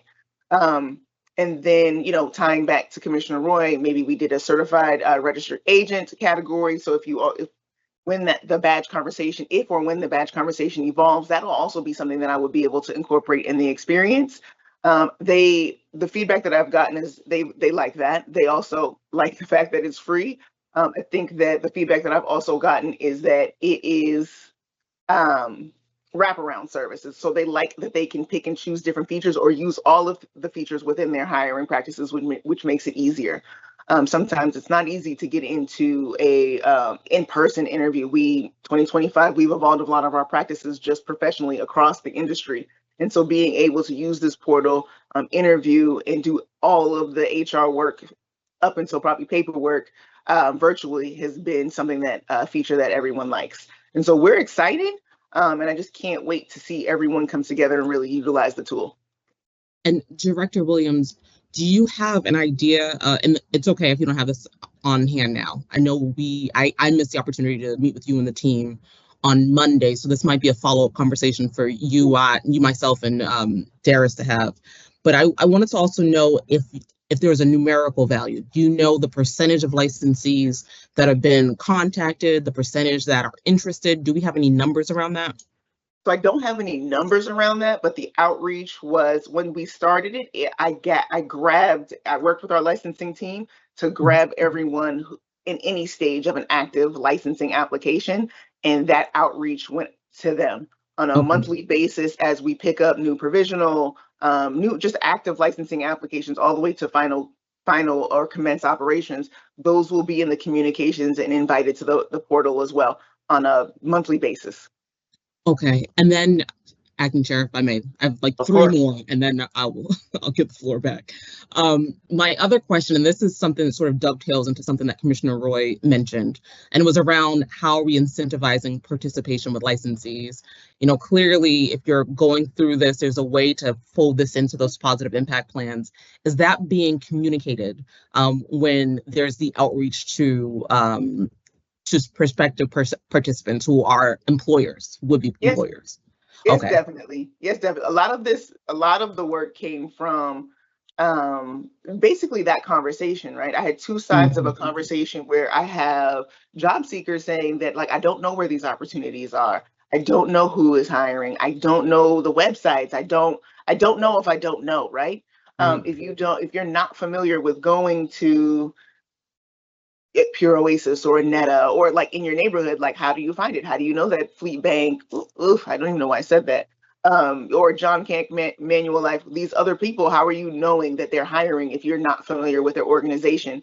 So it allows job seekers to get familiar with the industry employers that are looking for opportunities without having to just know the one or two that are within your area, right? And then for the employers, it was, I don't know who's looking for a job. I'm utilizing either an agency, a headhunter, or a job service to get to the community because I don't know how else to amplify these opportunities within my community, in the surrounding areas of my community, or just getting people familiar with the fact that I'm hiring if it's not word of mouth, right? It's like, oh, the Cannabis Control Commission, we're hiring. Like I told a couple people. And so now that this is a way to amplify that and have a broader audience. And I think that is something that is a good conversation for the board to consider. I do highlight that this could be a part of your positive impact plan because one, you can find people within the community that you're doing business in. You can identify who is within the equity community, giving those opportunities to people who are certified equity participants. We hear that feedback a lot. I think that, what is really important to me about this platform is that my job is to meet everyone where they're at. And so a lot of times I think that there's feedback always on the other side. And so I'm not only focusing on people who are seeking licensure. There are people who are looking for employment, gainful employment, whether that is re-entering the workforce, returning citizens, people at C-suite. We need accountants, we need HR professionals. You need all of these different things. So this will bridge all of those gaps there. And hopefully you'll be able to, as an employer, to give back to the community and fulfill those positive impact plans in that way. Of this, I think, I know I've heard it time and time again, the same things that you've said about prospective employees wondering, how do you get this information? Same going for the licensees who are looking for candidates who, are from, specifically when we're talking about positive impact plans, if you're from a disproportionately impacted area, how do you find those? How do you find the people who are interested and willing and open to work? So this is huge, and that shouldn't, I don't want to stop, continue without saying that, because it can't be overstated. The fact that we're developing this, and this is something that is happening, Director Williams, phenomenal, because we know that there is a need, there's a demand for this information and for this resource on both ends. So that's phenomenal. The last two, I'll ask them both, because I think this little person might start interrupting soon. So the last two I had, one was, I wanted to know, and I know you've probably already been thinking about this, knowing the way that you think, how is this being folded into the social equity program? What are the thoughts around that? And then the final question is, in terms of outreach, has the team considered, or are we reaching out to organizations like Cultivate Ed and some others that are actively cultivating a number of individuals who want to work in the industry, who might have queries, who might have some difficulty otherwise getting involved? Is there any sort of outreach to those sort of organizations? Definitely, I plan. That's like a part of our continuing outreach plan, making sure that we continue to reach out, not only to job seekers, but to also employers and potential strategic partnerships. I mean, down the line, I also see that I envision this platform evolving to be inclusive of municipalities. A municipality could come register and set up a booth, and I highlight equity opportunities, licensing opportunities, or just information about their part in the regulated cannabis industry within the platform as well. And so definitely those strategic partnerships are very, very important. And then traveling back to your first question, this is ingrained in my curriculum. This is just a tool to support our curriculum. We have a block of curriculum that is a career-focused pathway and integrated business solutions pathway. I think that a lot of conversation always focuses around the employer side, licensor side. But sometimes what I've also learned is that even if that is my goal for licensure, I always tell people that sometimes maybe you should work in the industry to figure out if that's something that you want to do. Taking that opportunity to work in an establishment, you're seeing the daily functions, you're paying attention to, staffing, what it takes to run the dispensary, products, how are we restocking, how are we selling, what does that look like? What does security have to be? All of the different logistics that go into a business, then you can kind of see, engage. If this is something that I want to do, maybe I can't be as big as X, Y, and Z or wherever I work. Maybe I need to start on a smaller scale. So that can also definitely be a stepping stone for you to figure out what your own business is and create a sustainable business model. So I'm always all about, also sometimes you need to get your feet wet to make sure that this is something that you want to do. What I'm also hoping to make sure that I infuse, and I hear this conversation a lot, is that, like, where do I start? When I started my career at specifically in the private sector, as well as here within the Commonwealth, but in the private sector, I start somewhere. That's how I was raised. Oh, get a job, make sure you just do everything that you can do and you'll work your way up. Like, how do we provide that opportunity for professional development within our licensed establishments? And I know that that's easier said than done when we're talking about the profit and can you expand, but if that opportunity is there, are you looking within your staff? So these are things that the portal can support, one, and two, is taught in our curriculum. Some of the things that we talk about that are directly related to this platform are exploring executive and leadership cannabis career opportunities. What does that look like? How do we cultivate those? And mastering leadership for cannabis professionals, resume and interview prep, career preparation. This is all built into the curriculum that we'll talk about at a different stage, but it all infuses together and ties into our platform. I love this. Can't say it enough. I know he's yelling now, but there's such a large universe that can utilize this, and understanding the workforce is so key. Thank you, Commissioner. I'm going to recommend we grab a short break here in a few minutes, but just to kind of wrap up this conversation, in points well raised by you, Commissioner Concepcion and Commissioner Roy.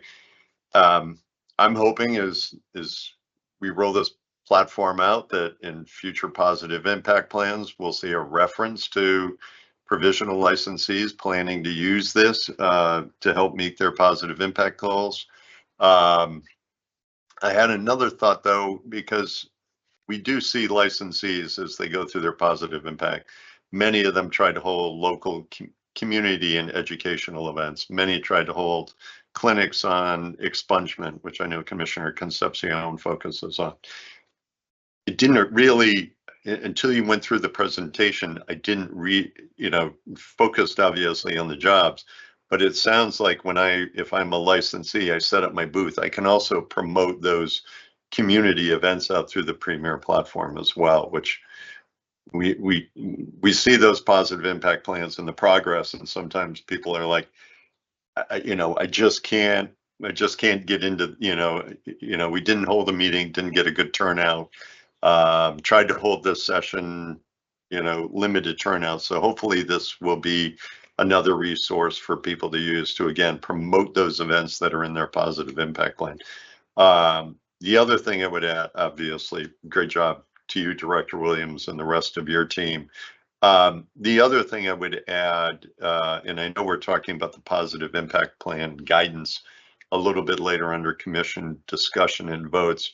When we did our guidance on diversity, we created a resource page, hopefully one that would evolve and add new resources to it.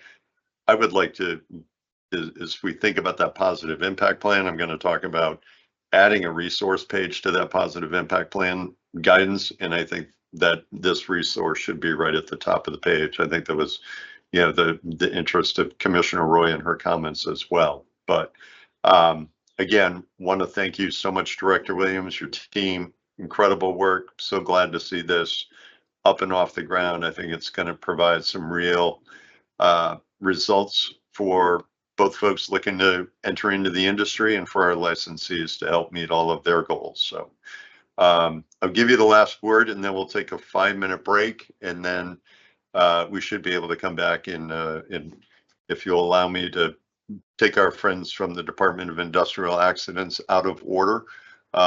We will hear the presentation from the DIA. But Director, anything else you want to add? I just wanted to thank the commission and our leadership, our executive director, and everyone who helped me get this off the ground and contributed to it, and understanding how important it is. I think that my call to employers, licensees, and job seekers is to understand that this is a partnership.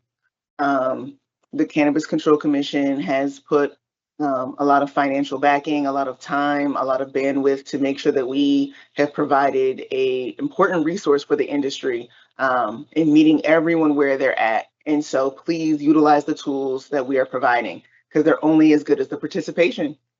And thank you for my time.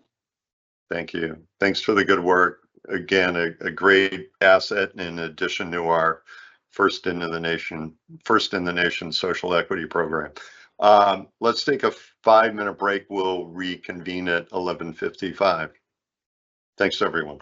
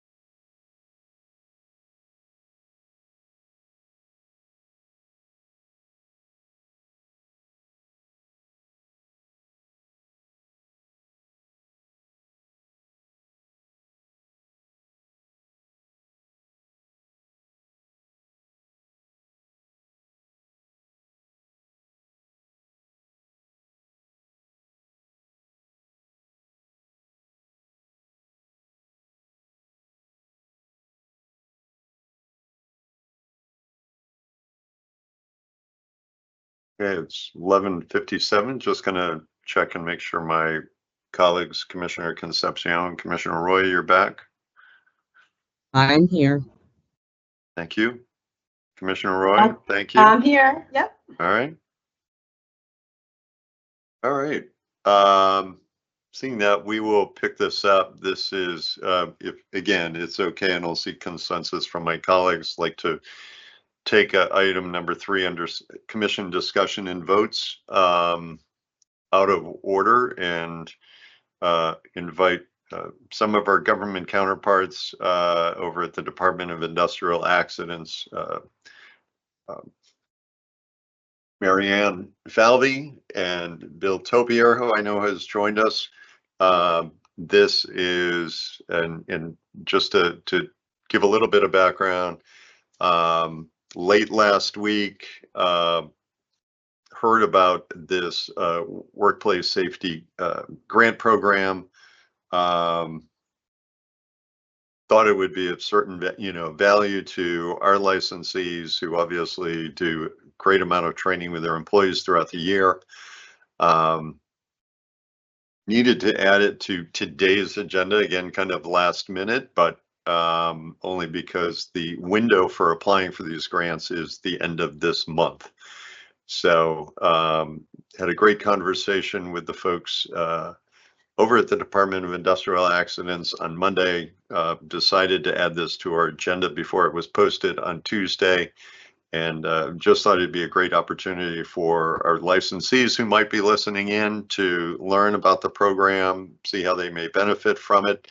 I know in talking with Marianne, we've had some cannabis licensees that have applied for the grant in previous years and may have also submitted applications this year.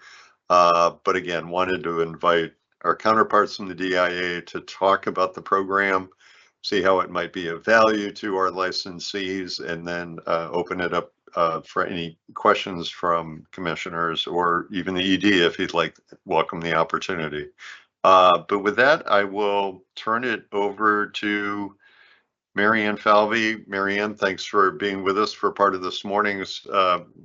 You get to see the rest of how the CCC operates, but greatly appreciate the opportunity. And Bill, if you're with us, good morning. And morning. Again, thank you for your time the other day on Monday to get a little bit more insight on this program before we wanted to go ahead and place it on our agenda. So again, thanks to you and your team for quickly being able to join us for today. I also want to take our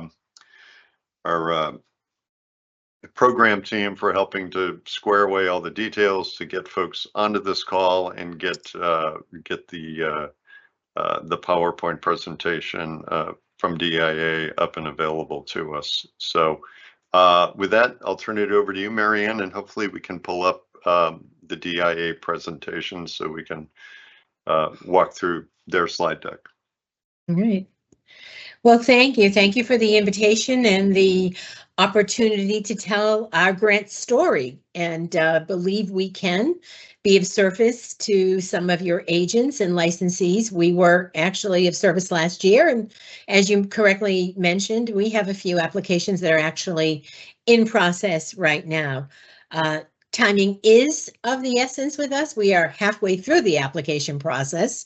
It does end at the end of June, but I will do everything I can to try and help anybody that would like to get through the process in a timely function. The grant was created in 1989 to basically help the DIA further help employers in Massachusetts provide safety to their employees. It really serves as two functions. It is designed to redress a history of claims. This is a new industry, so there's probably not a lot of them yet, and to identify existing or future risk and prevent that risk from becoming claims. Now, I'm going to back up for a minute and tell you that my slide deck is 27 slides long. I will not talk to all of them. The last 10 or 12 really pertain to a visualization of what our grant management system is. We are completely online now, and it's a preview of the slides and what it will look like if in the event you decide to sign on. So a little bit about the grant, and then I will spend my time, hopefully fruitfully, and tell you what's really important, what you need to know. So the grant was created in 1989. It has a budget of $800,000 then. It has the budget of $800,000 now. The maximum grant request for each applicant can be up to $25,000. And if you could just move the slide forward, thank you. Appreciate that. I'll tell you a little bit about what you need to know. We are a reimbursement program. You need to be, in order to qualify for the grant, you need to be covered by Workers' Compensation Act under 152. So you pay for workers' compensation. You have unemployment for your employees. And we operate like many of the other agencies within the fiscal budget year of the Commonwealth. So we are granted our money July 1st. Our activities end June 30th, and we need to reimburse you by July 15th. All of this is laid out further in the grant documents and is really found on our website. But I'm just going to give you the need to know list. So if you could advance the slide, I'll try and get to the important stuff. Things that are not included in the grant, things that make sense. You know, if you do services prior to signing a contract, we can't reimburse you. We don't cover police and firefighters and longshoremen acts because they are covered under a different statute. We don't do wages. We don't do stipends. I feel like the line in Mrs. Doubtfire, now I'm aging myself with that. I don't do windows. I don't do this, but we don't do a lot of things that are unrelated to work performed by the employee. The grant basically ties any training to the work performed by an employee to keep them safe in that work. So we don't do your compliance. We don't do process and procedures. We don't pay for office space. We actually had a request for a 75-inch TV last year. We don't do those either. But we do help you keep your folks safe. And if you could advance my slide, please. I had a lot of coffee. I'm going to get to the important stuff, I promise. No, go back one. So here's some of what's really important to you, the nuts and bolts of the grant application. The stuff you're going to need in order to have a successful application. Basic stuff, your organization's name and in the legal name is filed with the Secretary of the State. You're going to need a fine number because we reimburse that way. You're going to have some paperwork that's due that we will go through further on in this system.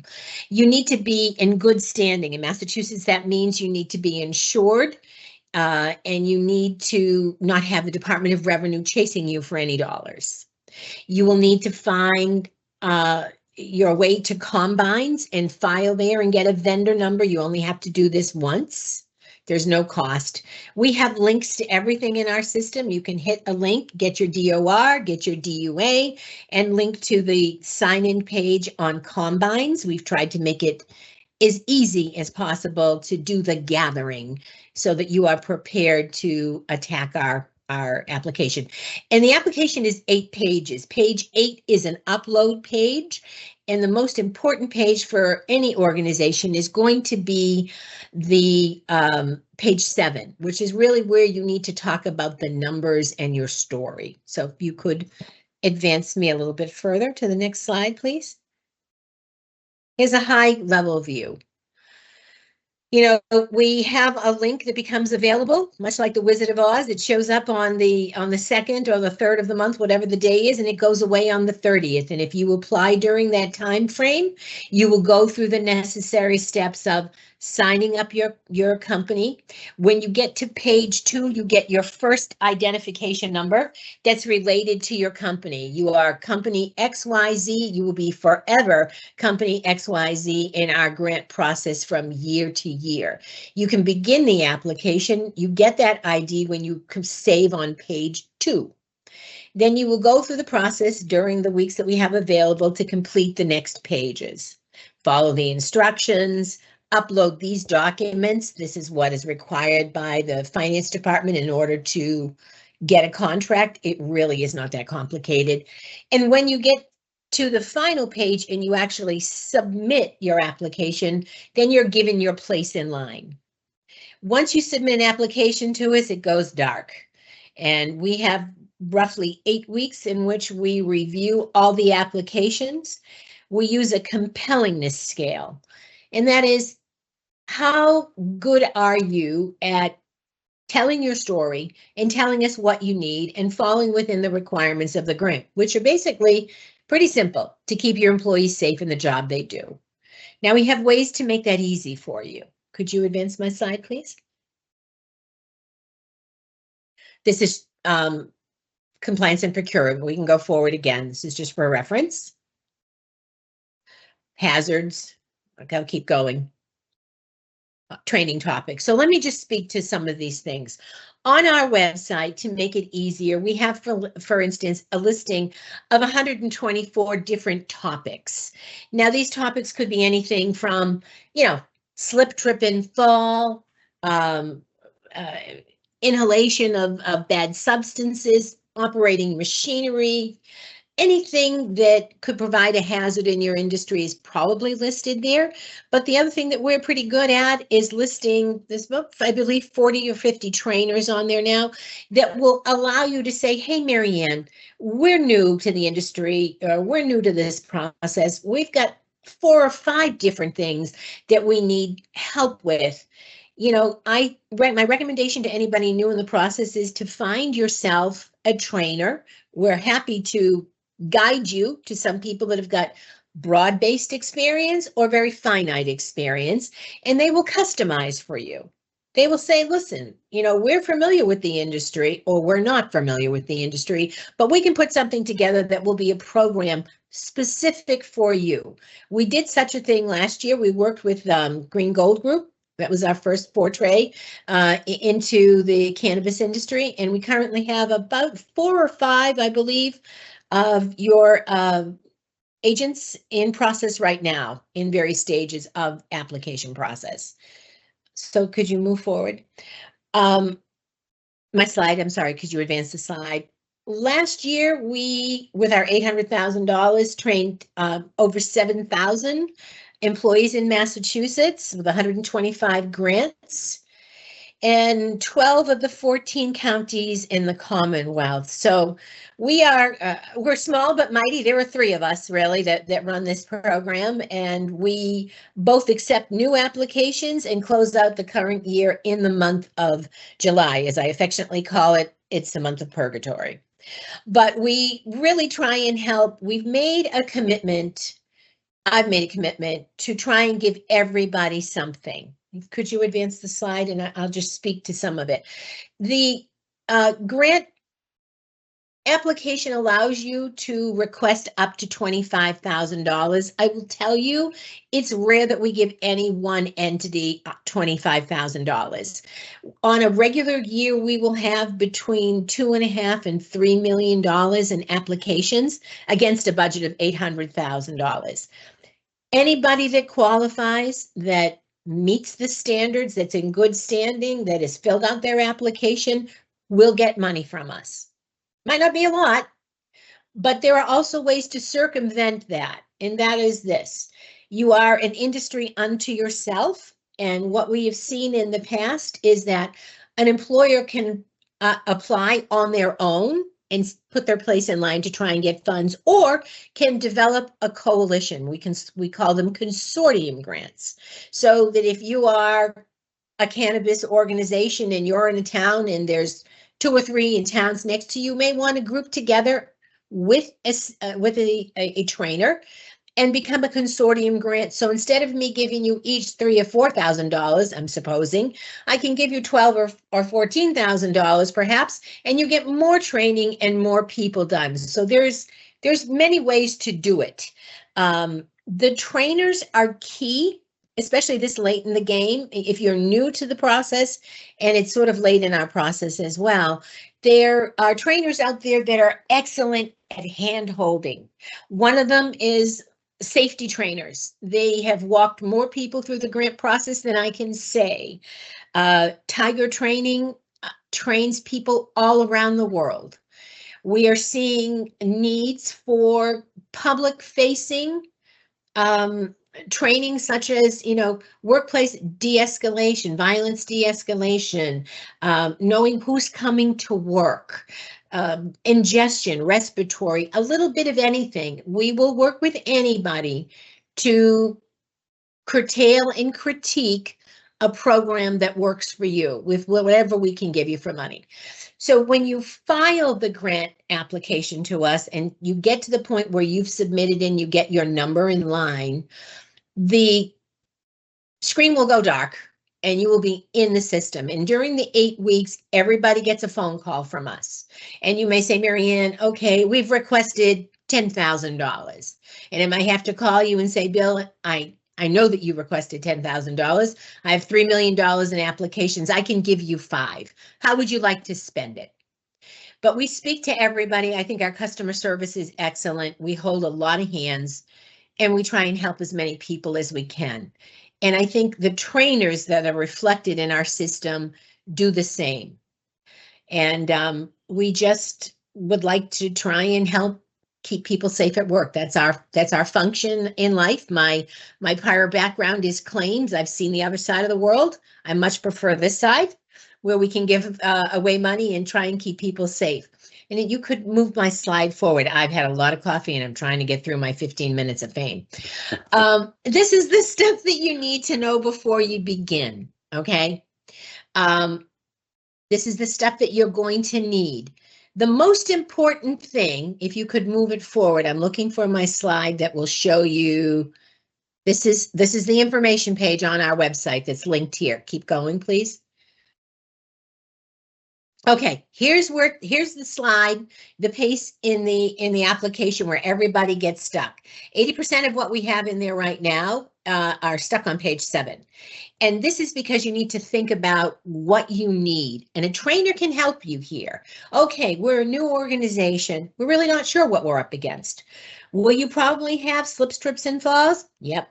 Will you probably have cuts and abrasions? Absolutely. Could you have problems with respiratory or ingestion? Do you need to keep your employees safe? All of these things, these hazards are listed, but the trainers will guide you and help you should you need that help. And then this is where you get to tell us your story. And I talk about compellingness. Hey, we're new. We're really not sure what we need. We expect that we'll probably hit some of the hazards that everybody around the country are hitting. How can you help us? Well, if we pick these 3 things, we are going to talk to you. And we're going to talk to your trainers as well. And they may change over the course of the year. Here's what our process looks like. We close out FY25. We review these applications at the beginning, at the end of this month. During the 8 weeks, we sort of scale everybody. We do a compellingness rating. We decide what we think we can give people. We make our recommendations. They get sent to the secretariat that we report to, which is EOLWD. The secretariat reviews it. They make a recommendation to the governor. The governor's committee reviews it, sends it back to the secretariat. Legislative letters go out. We contact you. You get a letter saying, congratulations, you've been given X number of dollars. You need to sign a contract and get a contract back from compliance and procurement, and then you get a go date. In our system, your classes get scheduled, your trainers come on board, and the process starts. And there's a whole process associated with it. Much easier than it used to be because we were in PDFs 3 years ago. So now everything is in a system. And we try and make it as easy as possible for you. So this is the stuff you really need to know. You need to know what you're going to do for training, who you would like to use to do the training, and what the cost is. That's the most important thing. And then from there, we have a discussion. This is what you want. This is what we can do. And then we move through the system as quickly as we can. You could advance my slides. And the rest of this is really going to be, would you advance my slides, please? This is what the pages look like. They're just screenshots of what the application looks like. and you can move forward through them. Our contact information is there at the end. This is a consortium thing, and let me talk to you a little bit about a consortium. A consortium grant is one where a single entity is the primary applicant, and that group is the one that we do basically the background check on. We need a fine number on everybody, but the background check is done on that entity, and other organizations can then lay in behind them. You put the fine number in, we make sure that you've got workers' comp, you've got DOR and all those good things, but you don't have the rigorous background checking that the primary entity that we are contracted with. Our contract is with the applicant, the grant recipient. We pay you, you pay the trainer. Now, a lot of these trainers, not their first rodeo, they will be willing to sign a contract with you and wait for their money in the end. Some require money up front, depends on who you're working with. But our obligation is to you. Your obligation is to fill the seat. So if I give you $10,000 and you tell me you're going to train 50 people better be in the seats, or at least 48. And we work with you. Things get rescheduled, people fall out of line, money becomes available. I mean, stuff happens. And we do whatever we can to try and help people stay safe. So I made it within 18 minutes. Mary Ann, thank you. Commissioner Roy, before I go to you, I'll invite Mary Ann's colleague Bill if he has anything he'd like to add. But Bill, also thank you for joining us this morning or this afternoon now.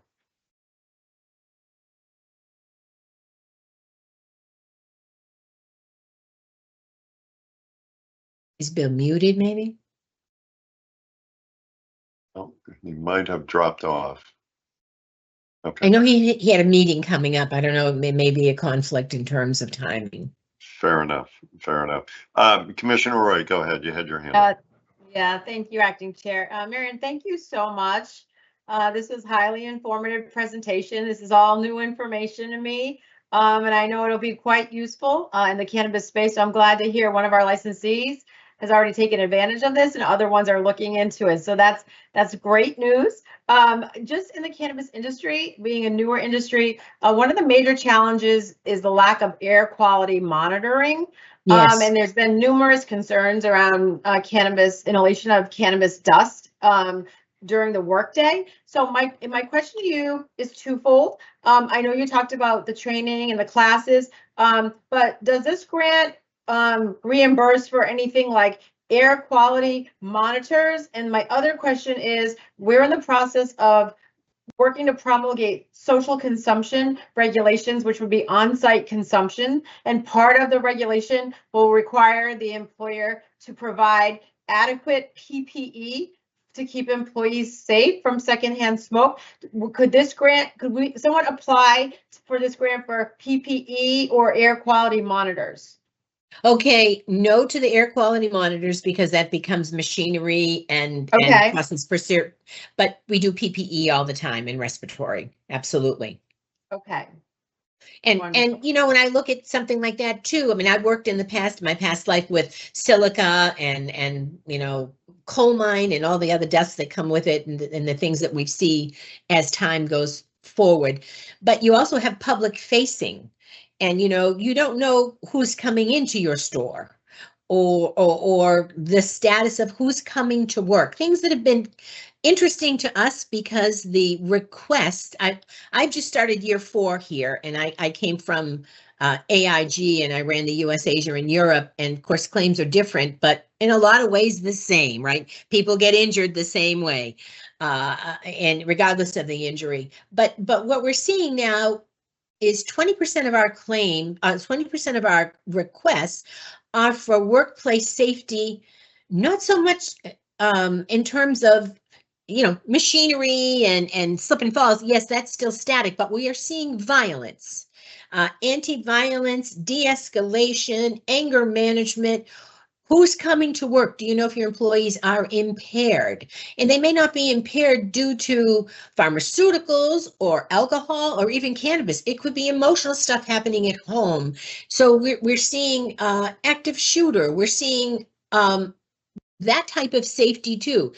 And again, the trainers could be very useful in terms of being able to guide and maybe group so that we can do more with the money that we have available to help more people. It's very interesting to me to be able to walk into this industry and knowing some of the hazards, but not being familiar with some. We're all going to learn together, but we have a variety of trainers that could be wonderfully helpful. Oh, I think I saw Bill say he got cut off. Commissioner Roy, any other questions? No, that's it. Thank you so much, Marion. Thank you. Okay, thank you. Commissioner Concepcion, any questions? I do not. I just also want to echo, thank you so much for this presentation. I know it will help so many of our licensees and the timeliness of it. So, Chair, thank you as well for putting this on the agenda today. Thank you, Commissioner. I'll invite our ED. Anything you want to add or any questions or points you might have? No, I think the references from the commissioner speaking on the air quality and those types of things, and the fact that DIA has already worked with the cannabis business, I think that's great. And so obviously part of the role here is trying to get it out to our businesses as well. As a field where we struggle with and we work the best we can for resources with places like OSHA, but don't always have access to federal resources. The Department of Industrial Accidents is a phenomenal resource in the Commonwealth. So I really appreciate the time today. Thank you, ED. Bill, I think you joined us. Anything you would like to add? Yeah, I was here. I apologize. I got cut. I was here for the presentation. I just got cut off. I'm sorry about that. No, our goal with this program is, it's very straightforward. We want to keep people safe. We want people to come to work. We want them to go home the same way they came to work, healthy and safe. I will say that Mary and her team do a great job with this. It's a lot of work. Like she said, it's only 3 people. They do yeoman's work getting this done. And like I said, there's 2 weeks left or so with the grant application. So we encourage anyone who's looking to sign on and give it a shot to do so soon. And for those who are already on, we're working with you closely. I will say that the customer service coming out of our Office of Safety is phenomenal. It's I can't think of a better group to guide you through this process. I can't say it's simple, but we'll get you there. Thank you, Bill. Appreciate it. And I'm sure Mary Ann and the team appreciate you jumping back in to give them that shout out. Commissioner Roy, go ahead. Thank you, Acting Chair. I just have one final question. Got my wheels spinning. Is this available for, I know, private sector, but can public sector agencies, like could the Cannabis Control Commission apply so we can get some of these trainings? Unfortunately, no. Well, I would say because we're state employees, because we're using state money, state employees themselves are not directly eligible. So unfortunately, no, I don't believe so. The way our funding works, we're not allowed to use our money to help another state agency directly. It's not understood.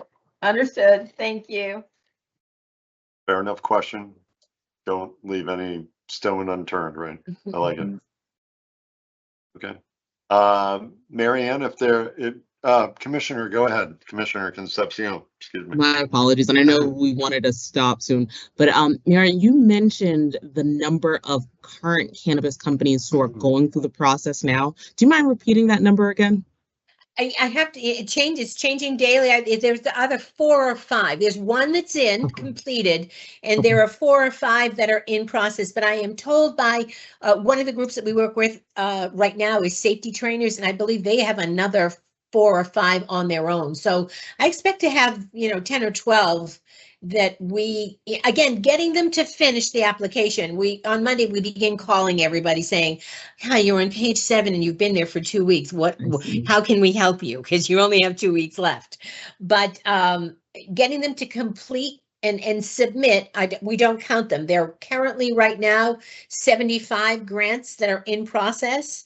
25 of them have been submitted, and another 50 or so, as of at 8 o'clock this morning, are in the till and working on it. And of that, there were 4 that were in the cannabis industry And or does the identified them review- as sales. Does the review for all the applications commence after that deadline? Are you starting to review? Okay, got it. All right, thank you. After, because we have to close out this year by the 30th, so we're running as fast as we can. Yeah.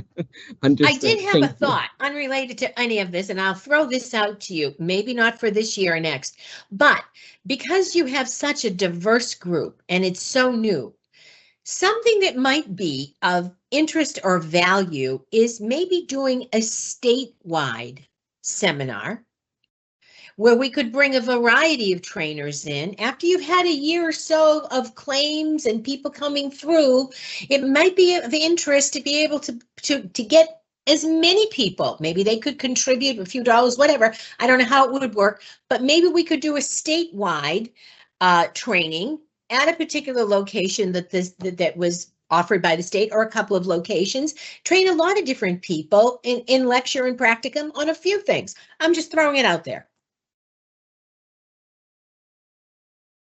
Fair enough. Fair enough. Good thing for us to consider, and obviously, greatly appreciate the time this afternoon, and hopefully we'll get some more licensees to submit applications by the deadline. But Mary Ann and Bill, thank you both so much for your time. Thanks for sticking around with us, and again giving hopefully through us to our licensees some good information on this program. Yeah, please, thank you for having us. Please share the information, and anybody that has interest, reach out to us. We will reach back and help you any way we can. Right. Thank you for having us. All right, thank you. Have a great day. Thank you. Thank Bye you. It's just about 12:30. I was gonna suggest we take a lunch break from 12:30 to 1. Unless there's any objection, we'll recess for a half hour so people can grab lunch, get some other work done, or what have you. But we'll reconvene at 1 p.m.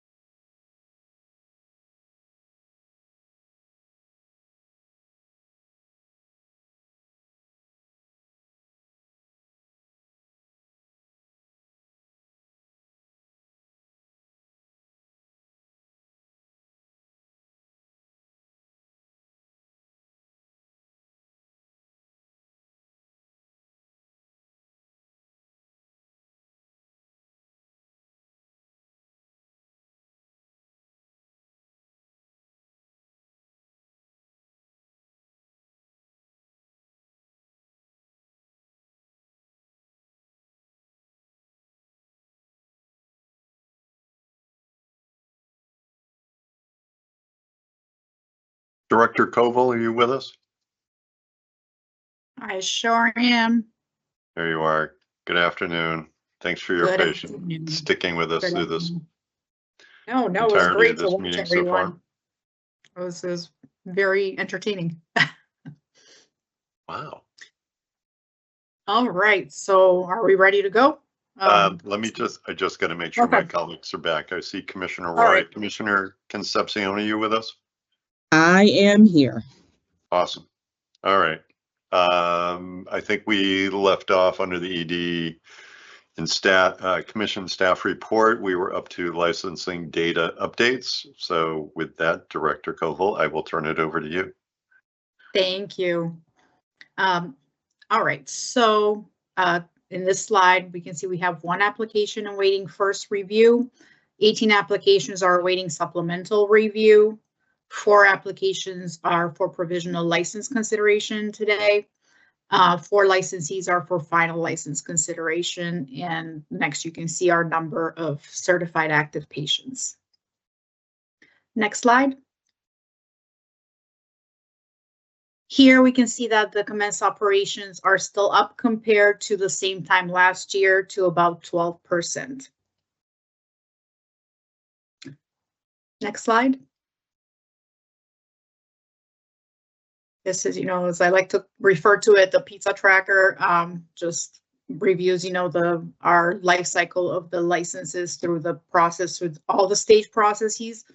One thing I want to highlight, we have added an additional of 8 licenses that have commenced operations since last month. Next slide.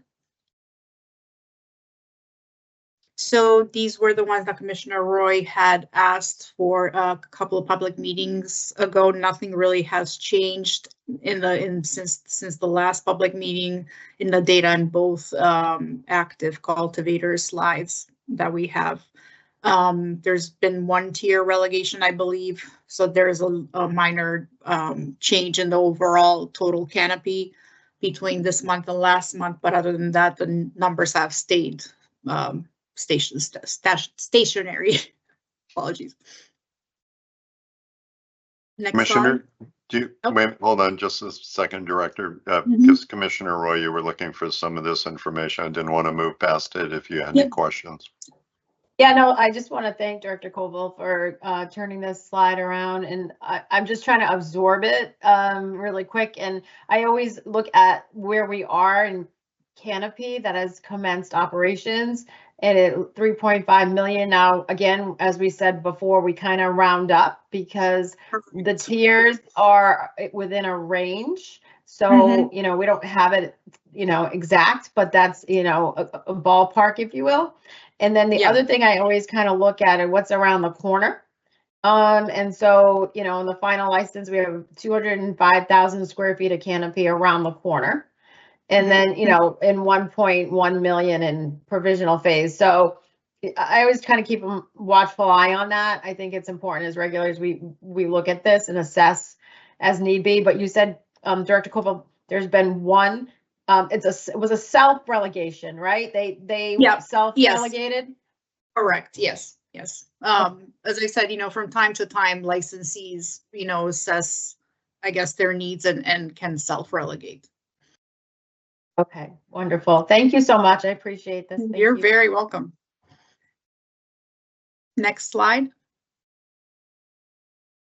This is, again, just a cultivation related slide, just comparing the indoor versus outdoor, and nothing really has changed since the previous month of reporting. For good, we can go to the next slide unless anyone has any questions. No, I think you're good. All right, here we have our lovely host community tracker with, a ton of numbers. So, yep. Oh, sorry, I thought you were asking something. So the total number of initial HCAs is now up to 990. We've received another 6 model HCAs since last month, and have added another 6 compliant HCAs to model HCAs to our tally. We have received another 8 HCA waivers And the number of compliant HCAs overall has gone up by 32. The number with at least one compliant HCA has remained steady at 141 compared to the previous month. So there hasn't been any further addition in the number of compliant towns. Any questions? Okay, moving on to the next. So here, in this slide, I like to focus on the extensions. We have received another 144 extension requests since last month, and our number of extension requests granted to date has risen to 1,711. I also do want to provide a correction regarding the number of unique licensees that we reported on last month in response to Commissioner, your request. The way the data was pulled was incorrect, and we reported saying like there were 348 unique licensees, but it's actually, when we pulled this month, it's 825 unique licensees. So a lot of licensees are using these. And as you can see, the number is quite high at 1,700 extension requests. So they are being used and utilized quite frequently. If there are no questions, this is it for this portion of my presentation. Any questions, commissioners? Commissioner Roy, go ahead. And thank you, Director Koval.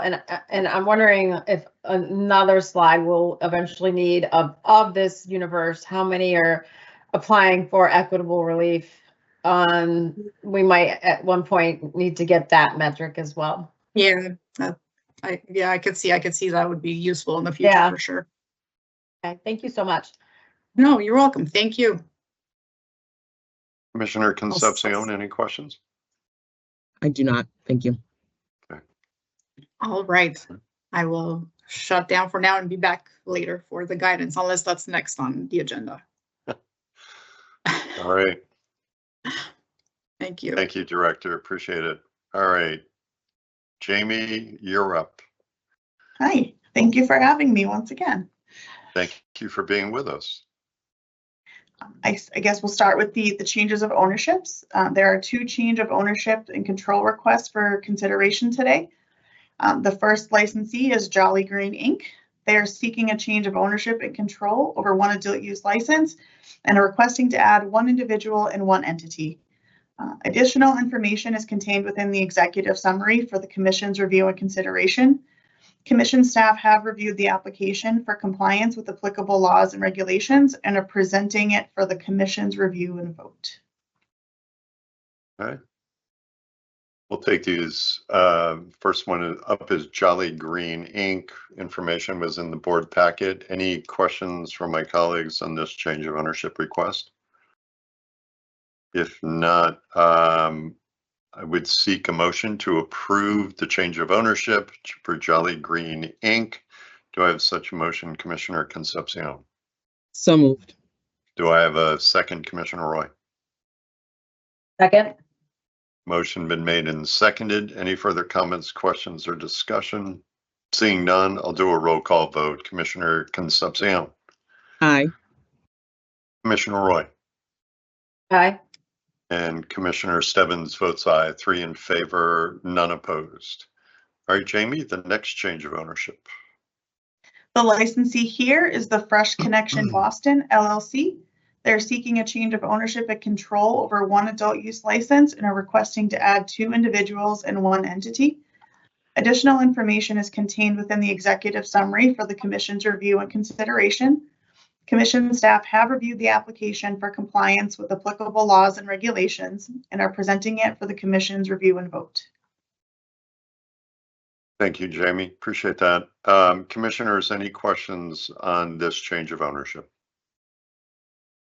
Seeing none, I would entertain a motion to approve the change of ownership for the Fresh Connection Boston LLC. Do I have such a motion, Commissioner Roy? So moved. Do I have a second, Commissioner Concepcion? Second. Motion been made and seconded. Any further comments, questions, or discussion? Seeing none, I'll do a roll call vote. Commissioner Concepcion. Aye. Commissioner Roy. Aye. And Commissioner Stebbins votes aye. 3 in favor, none opposed. All right, Jamie. Okay, so over to renewals. There are 15 adult use renewals and 2 medical marijuana treatment center renewals for consideration today. Additional information is contained within the executive summary for the Commission's review and consideration. Commission staff have reviewed the application for compliance with applicable laws and regulations and are presenting them for the Commission's review and vote. Thank you, Jamie. I'm going to suggest we take this in a couple of different rosters, only because I have some proposed conditions for 2 of our renewals. So first up, I would seek a motion to approve the renewal license applications for number 1 through 7, 9 through 12, and 14 through 17. Do I have such a motion, Commissioner Concepcion? So moved. Do I have a second, Commissioner Roy? Second. Motion been made and seconded. Any further comments or questions? Seeing none, I'll do a roll call vote. Commissioner Concepcion? Aye. Commissioner Roy? Aye. And Commissioner Stebbins votes aye. 3 in favor, none opposed. Going back to license renewal number 8, Green Soul Organics, I'd like to propose the following condition. Within 30 business days of approval of application for renewal, contact CCC Licensing Division to provide a response on current progress towards goals and diversity plan in accordance with 935 CMR 500.1034B and 935 CMR 500.1011C8K. Again, I think this licensee, just for some clarification, this licensee provided information, but I think it was information with respect to their progress on a positive impact plan. So I would seek a motion to approve the license renewal for Green Soul Organics, Inc., MRR 207239, subject to the condition proposed by Commissioner Stebbins. Do I have such a motion, Commissioner Roy? Vote. Do I have a second, Commissioner Concepcion? Second. Motion been made and seconded. Any further comments or questions? Seeing none, I'll do a roll call vote. Commissioner Concepcion? Aye. Commissioner Roy? Aye. And Commissioner Stebbins votes aye. 3 in favor, none opposed. The next renewal I wanted to propose a condition on is for Indica LLC, license MRR 207263. My proposed condition is within 30 business days of approval of application for renewal, contact CCC Licensing Division and provide response on identified plans or strategies to meet goals in licensee's positive impact plan in accordance with 935 CMR 500.1034B. I'm proposing this condition. This is an operator with several years of experience. Going through their renewal application, I just have to express my colleagues, I was a little disappointed on what they demonstrated as their progress towards meeting their positive impact plan goals. As I read through renewal applications, you find folks that are happy to give a status. They're happy to say, you know, this is where we are, this is where we want to find ourselves. These are new strategies that we may employ to help us reach our positive impact plan goals. This licensee, I was a little disappointed. They just said no progress to report on goals 1 and 2. I find that rather insufficient for a company or a licensee who's been in operation for some time. So I would seek a motion to approve the license renewal for Indica LLC MRR 207263, subject to the condition proposed by Commissioner Stebbins. Do I have such a motion, Commissioner Roy? Vote. Do I have a second, Commissioner Concepcion? Second. Motion been made and seconded. Any further comments or questions? Seeing none, I'll do a roll call vote. Commissioner Concepcion, Aye. Commissioner Roy, Aye. and Commissioner Stebbins votes aye. 3 in favor, none opposed. All right, Jamie, I think we are moving on to provisional licenses. There are 3 adult use licenses and 1 medical marijuana treatment center license for provisional consideration today. The first applicant is Core Empowerment LLC, doing business as Seed. The proposed location is 500 Medford Street in Somerville. They are seeking a marijuana retailer license, and the applicant received expedited review. Additional information is contained within the executive summary for the Commission's review and consideration, and Commission staff have reviewed the application for compliance with applicable laws and regulations and are presenting it for the Commission's review and vote.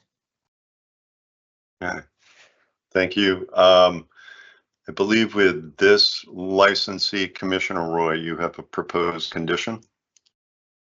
I do. Thank you, Acting Chair. For Core Empowerment LLC, prior to final licensure in accordance with 935 CMR 500-146G, please include the phone number for the Massachusetts Substance Use Helpline on your consumer education. Thank you. Okay, thank you. I also have a proposed condition for Core Empowerment LLC. My proposed condition is prior to final application for licensure, provide any documentation or background information that assisted licensee in identifying the hiring goals under diversity plan in accordance with 935 CMR 500.1011C8K and provide a response to the CCC licensing division. Just for clarification, again, impressed with the overall components of this provisional application.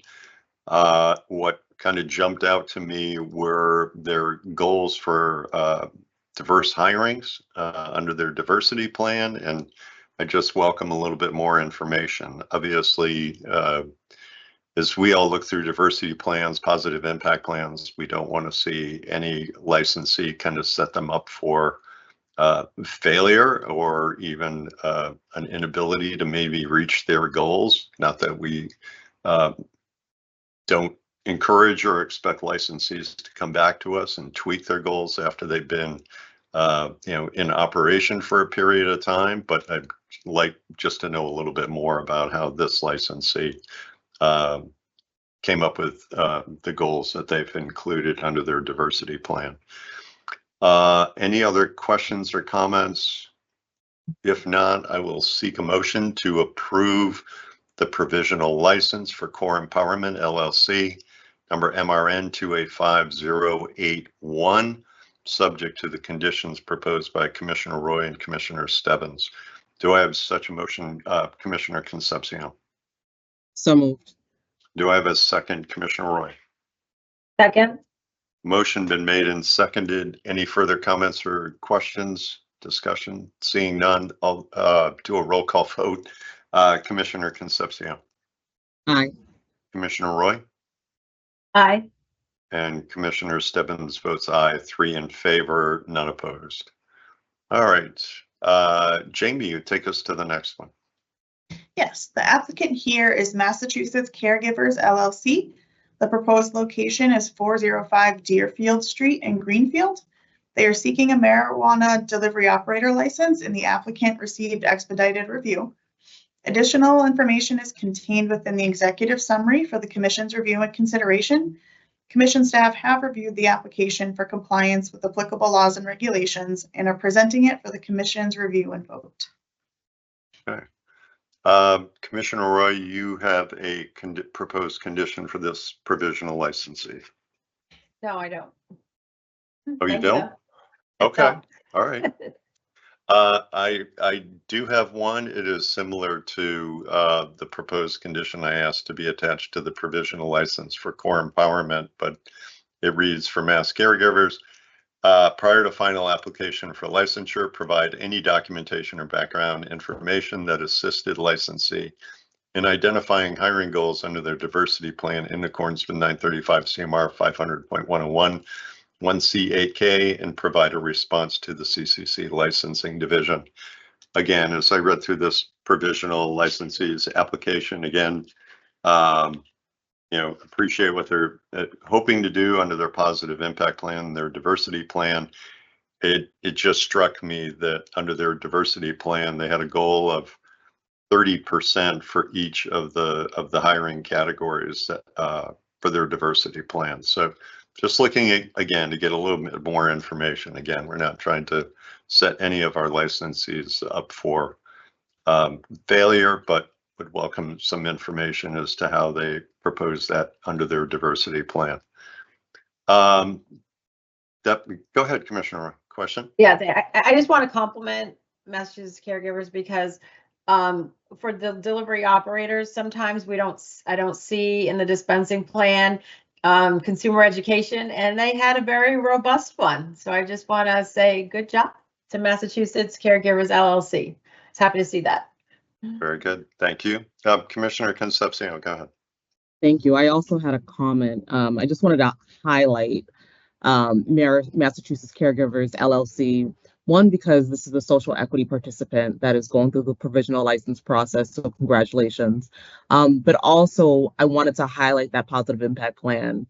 The goal here is to maintain a workforce of 50% residents of Greenfield, those with past convictions, or those related to someone with past convictions. And as someone who spent my time here at the commission speaking at length around collateral consequences as it relates to criminal records, specifically in the cannabis space, I just wanted to highlight this applicant, this provisional licensee, after we take this vote, for having a goal towards that end and recognizing the importance of giving opportunities to those who have convictions, particularly in the cannabis space. Absolutely. Thank you, Commissioner. And it's great to see another delivery operator. Hopefully, because some of the regulation changes we approved last year, this delivery operator license model hopefully continues to be a good return on investment for folks that are pursuing that license type. Anything else? If not, I will seek a motion to approve the provisional license for Massachusetts Caregivers LLC, license MDA 1291, subject to the condition proposed by Commissioner Stebbins. Do I have such a motion, Commissioner Roy? So moved. Do I have a second, Commissioner Concepcion? Second. Motion been made and seconded. Any further comments or questions? Seeing none, I'll do a roll call vote. Commissioner Concepcion? Aye. Commissioner Roy? Aye.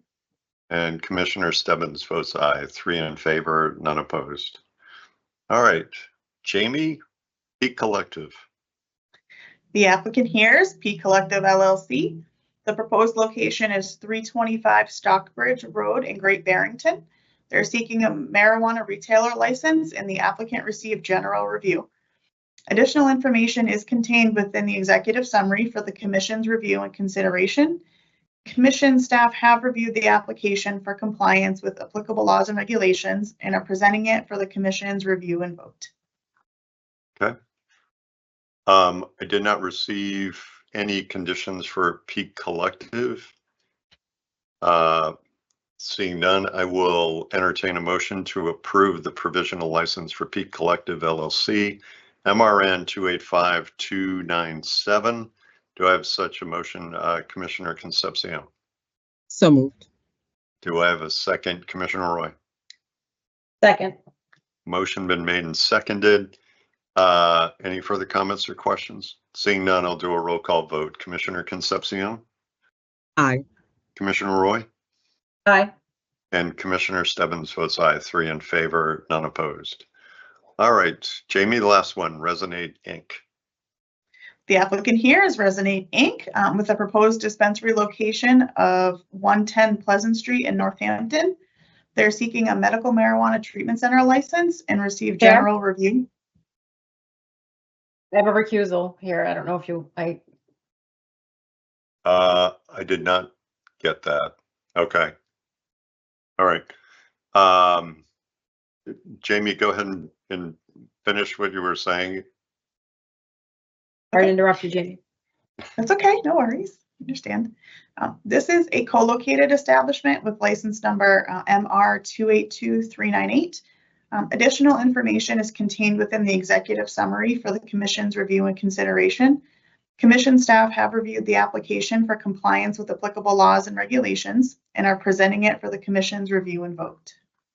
Okay, thank you. Commissioner Roy, you said you need to recuse yourself from a vote on this particular license. What I would suggest is we consider a motion to direct the executive director to take all necessary steps to approve the provisional license for Resonate Inc. RMDA 4121. Do I have such a motion, Commissioner Concepcion? So moved. I believe I can second the motion. I will second it. Any further comments or questions? Commissioner Roy, go ahead. I know we've done this exercise many times in the past, but I always ask legal every time it is appropriate for me to vote on this, moving it to I&E. I just always like to confirm that publicly. Always good to be sure. Absolutely. GC, I see you're on board. Yes, that is correct. Okay. Thank you. You're welcome, Commissioner. If you don't mind, Acting go ahead. Chair, I would just point out this does not delay the process. I'll work with I&E at the break and make sure that this gets wrapped up in the same course as the others as well. So there will be no impact to the licensee. Okay, thank you. All right, motion been made and seconded. Seeing no further discussion, I'll do a roll call vote. Commissioner Concepcion. Aye. Commissioner Roy. Aye. And Commissioner Stebbins votes aye. 3 in favor, none opposed. All right, Jamie, we move on to finals. Okay. There are 4 final license recommendations for the Commission's consideration today. Commission staff have reviewed the applications for compliance with the applicable laws and regulations and are presenting them for the Commission's review and vote. Okay. Any questions on these licensees? I had no recommendations for conditions. Looks like nice to see an outdoor cultivator. Tier 11, a large outdoor cultivator. Just thinking of our earlier discussion. If there are no comments or questions, I would seek a motion to approve the staff recommendation on final licenses for Alternative Compassion Services, MR 285029, BTE Inc., MC 283668, Health Circle Inc., MR 282585, and Pure Tewksbury Inc., MR 284994. Do I have such a motion, Commissioner Roy? So move, but first I'm going to channel former Commissioner Camargo and say congratulations to all the final licensees today. Absolutely. They're one step closer through this. That's right. I'm sure what seems a very long process for all of them. Thank you, Commissioner Roy. Commissioner Concepcion, would you second that motion? Second. Okay, motion been made and seconded. Any further comments or questions? Seeing none, I'll do a roll call vote. Commissioner Concepcion. Aye. Commissioner Roy. Aye. And Commissioner Stebbins votes aye. 3 in favor, none opposed. Best of luck to our 4 new final licensees. All right. Jamie, we have some RVT renewal licensees as well. We do. There are 2 responsible vendor trainer renewals for consideration today. The first licensee is Bud Education. They're seeking to be renewed for an additional 2-year certification to provide delivery core curriculum training and the responsible vendor training program. Since their original certification date, they have provided instruction for 239 marijuana establishment and medical marijuana treatment center agents. Additional information is contained within the executive summary for the Commission's review and consideration. Commission staff have reviewed the application for compliance with applicable laws and regulations and are presenting it for the Commission's review and vote. Okay. All right. We'll take these individually unless there are any questions or comments on either of these RVT renewal licenses. Commissioner Roy, would you make a motion to approve the RVT renewal license for Bud Education, DCCR 794122. So moved. Commissioner Concepcion, would you second that? Second. Motion been made and seconded. Any further comments or questions?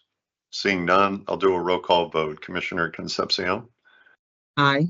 Commissioner Roy, Aye. and Commissioner Stebbins votes aye.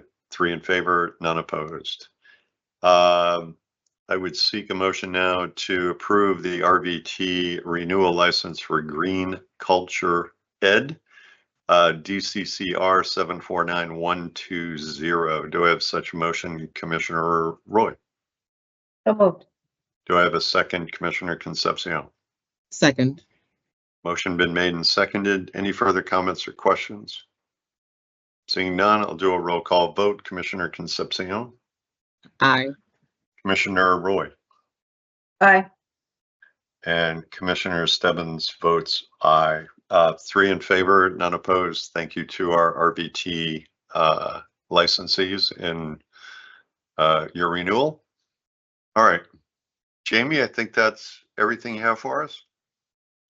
That's going to do it. Just thank you again for having me, and congratulations to all the licensees who received their respective licenses today. And then just a quick thank you to the finance, communications, and EPCO teams and all that they do to keep the commission running and to fulfill the mission. The presentations were really interesting today. And I think that I really kind of like presenting, so I'll be back next month for you as well. And then I'll let Christine take over in August. Wow. Okay. I'm glad you're enjoying it that much. That's awesome. All right. Jamie, thanks so much for your help and your work and that of your colleagues on the licensing side, along with Director Koval. Greatly appreciate it. Thank you very much. All right. The next item up is request for equitable relief. And I will bring in our general counsel. Good afternoon. Good afternoon, JC. I'm assuming you can hear me. I've switched over to headphones just to make sure that you all can hear me. We can hear you. Perfect. All right. Well, let me just catch everyone up in terms of what got us to where we are today. As you'll recall, at last month's meeting, you addressed the petition from Deerfield Naturals for equitable relief. In a nutshell, they were seeking relief because the town of Deerfield had notified them that they no longer sought, they were discontinuing relations with the licensee. And so Deerfield Naturals petitioned for equitable relief and requested a number of different types of equitable relief. However, they removed a couple of their original requests and focused on their request for refund of their license fee, which was paid before they got the notice of discontinuance from the town. And so that then prompted the board to seek advice from the legal team regarding the feasibility and whether a refund of this sort would be legal under applicable statute and regulations.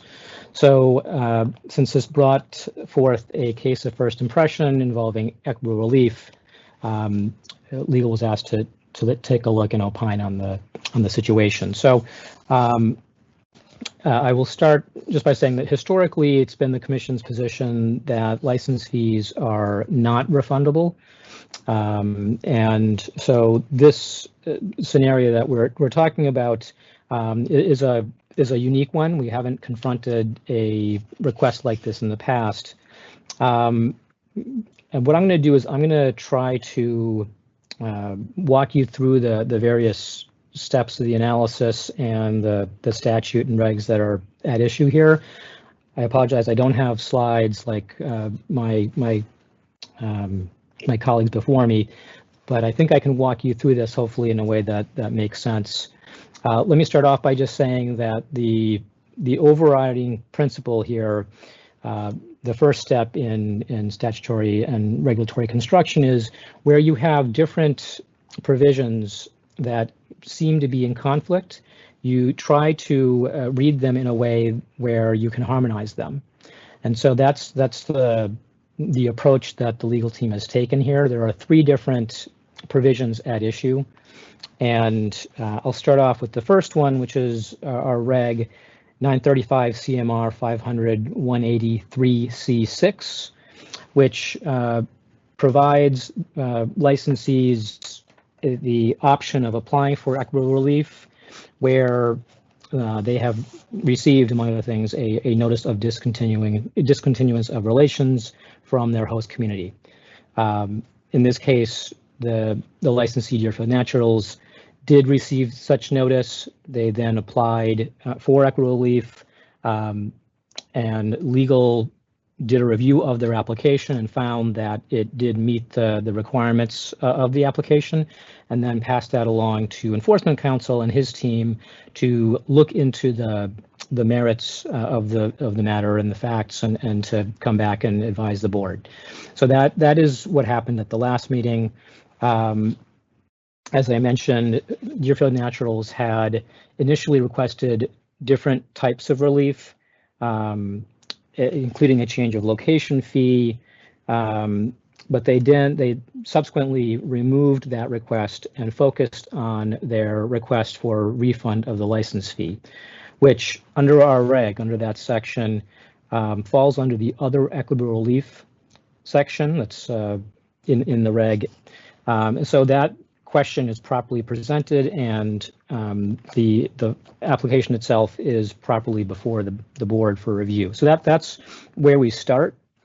We then switch over to 935 CMR 500 005-1A, which reads that that provides that each applicant for licensure as a marijuana establishment shall pay to the commission a non-refundable application fee, annual license fee, and to the seed to sale provider a monthly seed to sale licensing fee.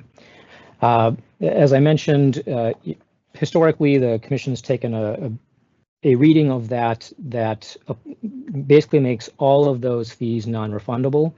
And so going back to the last discussion from last month, that would be a conjunctive reading of this language. So basically applying the word non-refundable to not only the application fee, but the annual license fee and the seed to sale provider fee.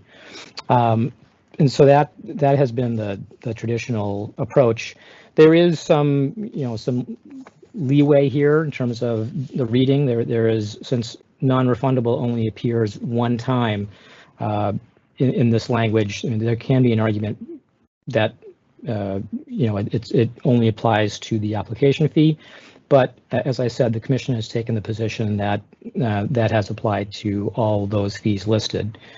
Now, so as I said, there is that's been the position going back. Now, we now then apply the statute at issue, which is Chapter 94G, Section 4A.5, which provides that the commission shall, in accordance with Chapter 30A, adopt regulations consistent with this chapter for the administration, clarification, and enforcement of laws regulating and licensing marijuana establishments.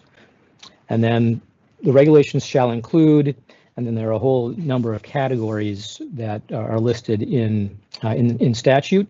The one that's at issue here is in Roman number 2, a schedule of application, license, and renewal fees in an amount necessary to pay for all regulation and enforcement costs of the commission.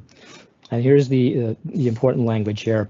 Provided, however, that fees may be relative to the volume of business conducted or to be conducted by the marijuana establishment. And that last portion is really the important language here. So, like I said, we have that the regulation 500-005 that is read as being non-refundable as far as the application fee goes.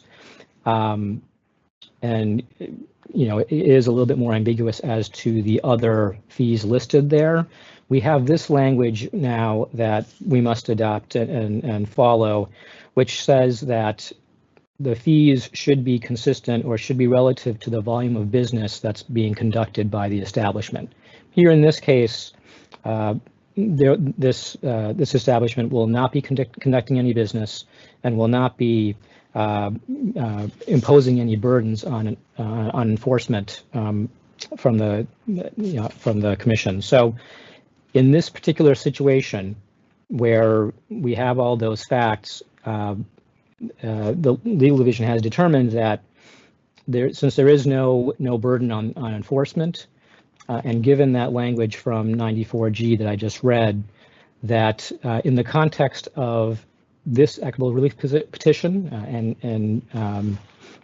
any that may follow, where there is no burden on enforcement, that the provisions here at issue, all three of them, can be read to allow for refund of the license fee in this situation. So long way to say that we've conducted the analysis. We have determined that there is a way to harmonize these three sections such that, again, given that there is no burden to the commission and the licensee will not be availing itself of any of the the benefits of their license, that in this situation it is permissible for the commission to go ahead and refund that application fee should the board desire to do so, and should the board decide that they want to do so.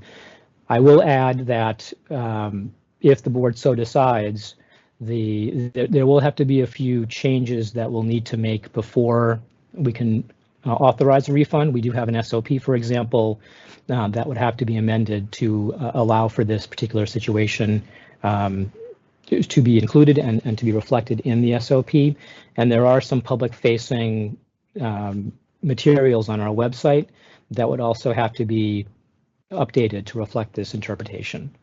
So with that, I'll turn it back for any questions and any discussion that you want to have. Sure. Go ahead, Commissioner Concepcion. Thank you, and thank you, General Counsel. I'll try to be short. So first, I want to make sure I have the citations correct. Under CMR, it was 500-005, and then you said 500-500. Am I mistaken? No. So the three sections that are at issue are, so it's 935, 500, 180, 3C6, which is the equitable relief provision in the regs. Mm-hmm. Then there is 935 CMR 500 005 1A. 1A, okay. Which has to do with the refundability of license fees. Mm-hmm. And then the statutory section is Chapter 94G, Section 4A.5. Thank you. Romanet 2. Okay. Thank you.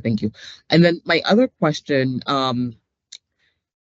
would you mind, I know we discussed this at length at our prior meeting, but can you refresh our recollection in terms of why the other two options for equitable relief are no longer being sought by the party here?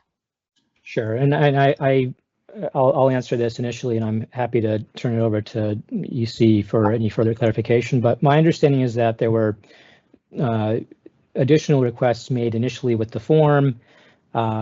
Subsequent to that, the EC and his team had reached out to the licensee to see if they were still interested in proceeding, and if they wanted all forms of relief indicated. They at that point indicated no, they were focused only on the refund of the license fee. So they were limiting their petition to the other equitable relief box that was checked on their form. Okay, thank you. Commissioner Roy, go ahead.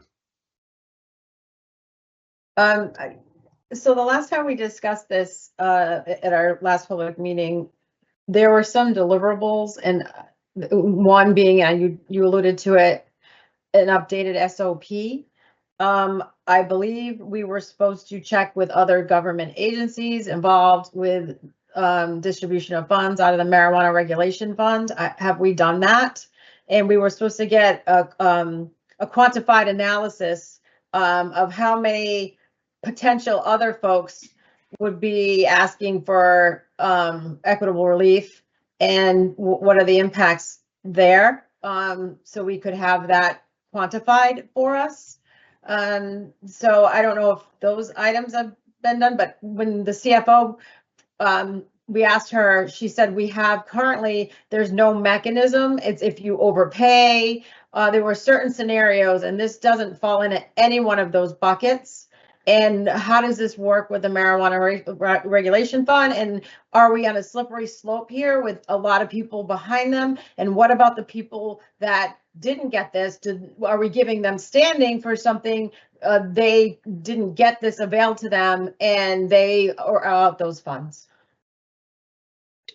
Sure. Well, I'll try to take that sort of one question at a time. There's here. a lot. So, in terms of the marijuana regulation fund, let me start there. I did have a conversation with CFAO Schlegel, and she did indicate to me that there is a mechanism to claw back, if you will, application fees in this sort of circumstance.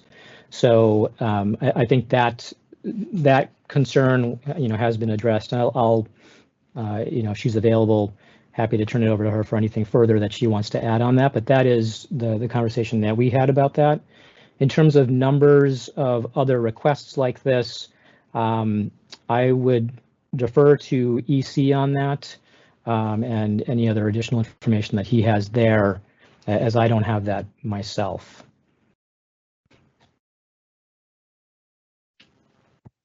Just looking to see if EC is still with us. He was here earlier. Yes, I'm on acting chair. Hi, welcome, Tim. Thank you. And I apologize. Could you just repeat the question right there? I just want to make sure that I'm understanding correctly. Go ahead, Commissioner. So, Kajal, which part did you toss to EC? Yeah, it's the number of other petitions that present a similar issue. Thank you. And sorry, just to clarify for my part as well, the number of other equitable relief petitions that are seeking a refund as part of their request? Yes. Yeah, if I may, yes, that's right. A refund of their license fee. Right. I don't have that information in front of me right now, but we don't have a large volume of equitable relief requests that are pending or under review right now. So I will take a look at that, and I should be able to get an answer for you shortly. Thank you. Yeah, of course. Is there another part of your question, Commissioner Roy? Yeah, so in the past, have we had licenses or licensees that have been unable to open and have walked away from monies paid to the commission in a similar instance?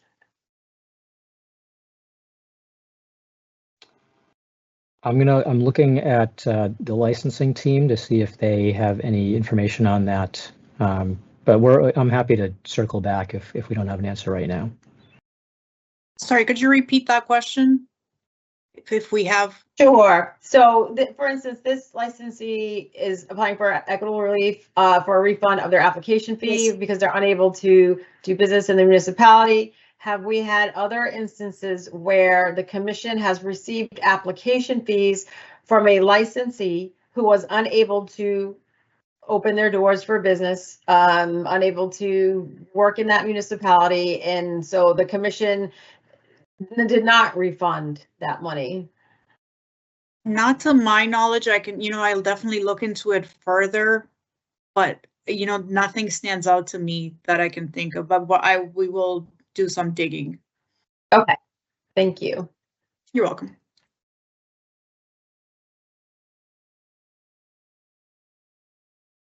And I hope I answered the rest of your questions, Commissioner Roy. You did, thank you. And can I just ask through the acting chair to, just to kind of reiterate the point of the discussion today? I think Commissioner Roy highlighted kind of the initial discussions we had last time. This is listed not as necessarily a vote today, but also an update on some of those questions. And ultimately, I think the GC giving the opportunity for commissioners to ask any questions on the process. And so it looks like EC is still looking up some of those particulars. But I think also, you know, to the heart of, I think, Commissioner Roy's questions, you know, one of the things for the commissioners to discuss in open meeting essentially is, you know, precedent setting, those types of things within the framework and what the intent of equitable relief is. And so I think that certainly Commissioner Roy's questions get to that point. But at the end of the day, the general counsel's update is on the commissioner's ability to act in this instance. And I think the rest of that sort of is the questions around Commissioner Roy's precedent setting is for the commissioners to discuss and, you know, sort of give us direction on as well. I also noticed that the EC unmuted, so I'll stop talking there. Enforcement Council, go ahead. Thank you, Acting Chair. So just to answer from my understanding, in terms of the ones that are also currently pending, there's only one additional request for equitable relief that is pending. I don't want to get too far ahead of myself in terms of the specific details, but they're not requesting. My understanding is that they are not requesting a refund of any fees in that instance. And then if there are any other requests that are kind of earlier in the process that may be going under legal review or have been submitted through licensing or anything along those lines, I wouldn't be able to speak to that specifically. But from my understanding, the one other additional request that is pending or is under review, it does not appear that they're seeking a refund as well. Hope that answers your question. Okay, thank you. Commissioner Roy, go ahead. Yes, thank you. EC, this was not a new application. This was a renewal in the provisional phase. Could you share where this license was and what phase? And this was part of a renewal, I believe. Yes, of course. And Acting Chair, if I may. Of course, go ahead. Say that earlier. Yes, Commissioner Roy. So as we're looking at this, so looking at the recommendation form or the form that we submitted to the board for consideration, each one of the licenses held by Deerfield Naturals. So that was a marijuana retailer license, a marijuana cultivator license, and a marijuana product manufacturer license. All three of those were a provisional license. So this was, they were in the process of renewing those licenses when they received notice from the municipality or the host community that it no longer intended to engage with Deerfield Naturals. Enforcement, I see your hand, Commissioner Roy. Enforcement Council, just to follow up on that, can you remind us how long they had been a provisional license applicant? Yes, let me just verify that, and then I can provide that information to you. I can tell you when the license expired, but I just want to double check to make sure I know when they actually received those licenses, because I don't believe they were all at the same time. Okay.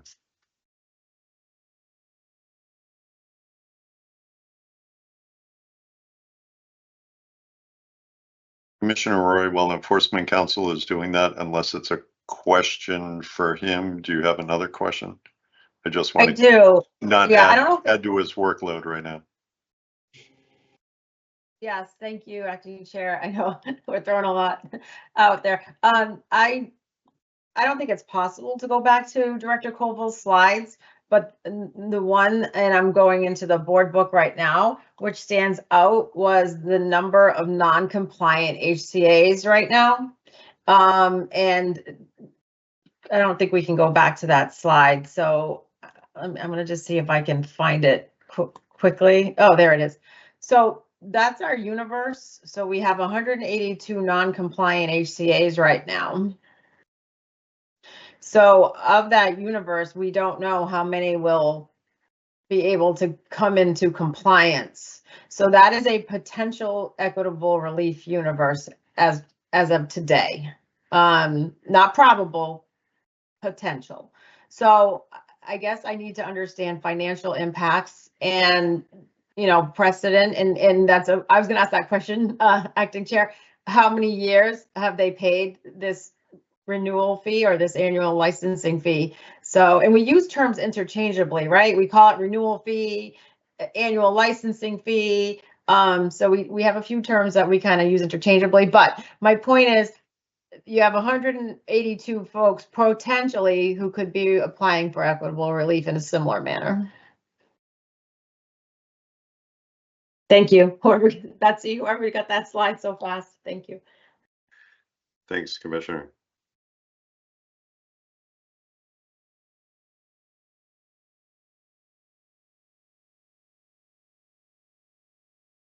So while the Enforcement Council continues to do some digging around, a question for the GEC is I'm back into 935 CMR 500 183 C6 or 6C, apologies. Commission may exercise its discretion whether to grant one or more of the following equitable remedies to a marijuana establishment. Extension of a license expiration date without incurring additional prorated fees, waiver of a change of location fee, institution of procedures for winding down an ME's operations as at the licensed premises, and other equitable relief is determined by the commission. I mean, we're kind of breaking into some new policy ground, right? Under that last category. Yeah, this is something that we will have to stick by if we consider this equitable relief is determined by the commission. I just want to make sure I'm again clear on reading that section as you walk through it. Sure, if I may, Acting Chair. Of course. Yes, your reading is correct. That at this point, this is a policy decision left to your discretion, you and the rest of the board. So, I think that's now the next phase of this discussion is for you to consider whether you want to use your discretion to allow for other equitable relief to include a situation like this.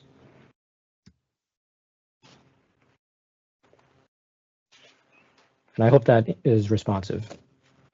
No, it is. No, it is. I appreciate it and kind of puts the question on the table for all of us to consider.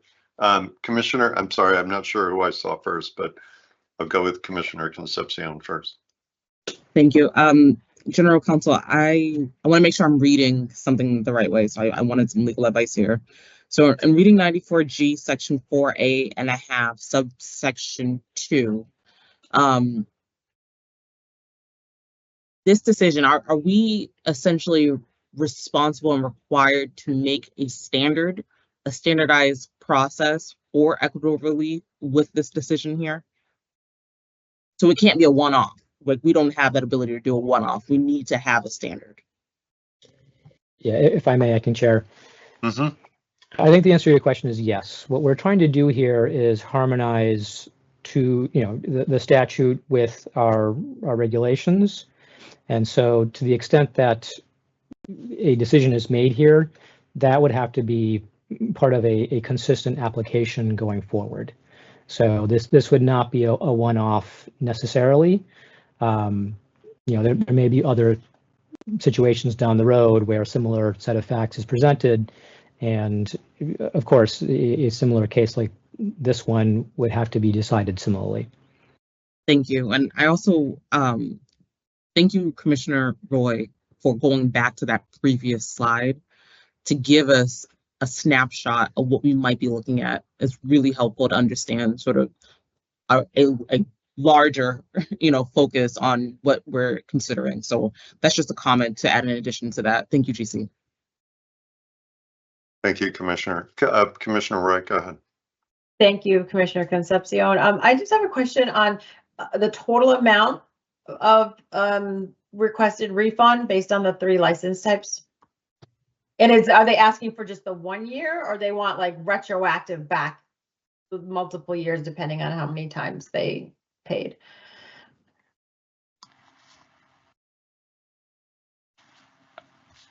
If I may, I think EC is the better position to answer this than I am. Okay. Enforcement Counsel, go ahead. Thank you, Acting Chair. Happy to answer this. And just Commissioner Roy, following up on your prior question first, and thank you to Director Koval for assisting me with just verifying what I had correct.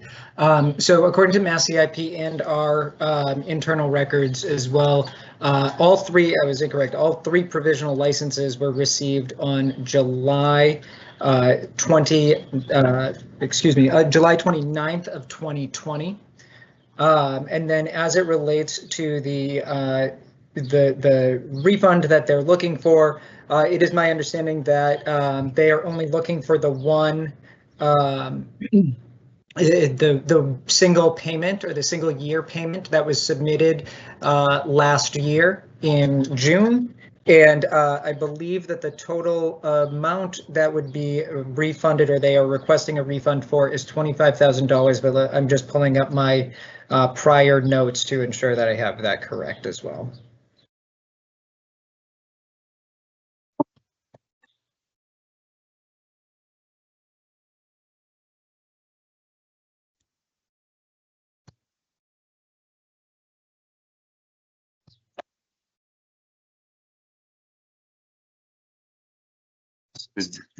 Just for everybody's clarification, the payment was made June of 2024 for the $25,000. If you can help us recall the date in which the community informed the licensee that they no longer wish to extend the HCA. Yeah, so my understanding is that the payments were actually received, August 20th, 2024, and those were received via the lockbox. I'll definitely defer to the CFAO in terms of the specific process, but my understanding is that any payments that are received via the lockbox are just automatically deposited through that system. And then on August 21st, 2024, the town of Deerfield provided notice to the licensee that they no longer intended to continue as a host community. Thank you. I do recall that it was right on top of either when we got the payment or the payment was made. Yes, exactly. And that the $25,000 figure is correct. That would be $10,000 for the marijuana retailer, $10,000 for the marijuana product manufacturer, and $5,000 for the marijuana cultivator license. And they were all received on 8/20, but they were applied to their applications on 8/21 because the receiving payments via the lockbox, there's a manual process through Mass CIP to actually apply the payment that was received to the specific license application. That is my understanding. I would definitely defer to our Director of Licensing or our CFAO in terms of any of the specifics if I got those wrong.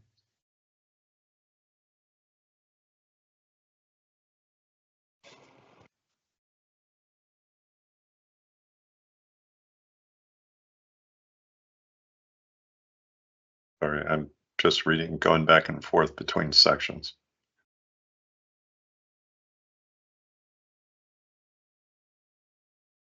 Enforcement Counsel, can just for clarification, as I'm looking back at 186 C.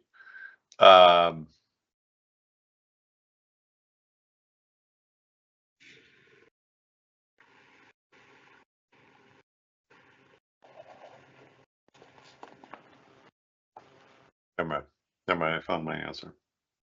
Okay. I guess, Commissioner Roy, did you just have your hand up?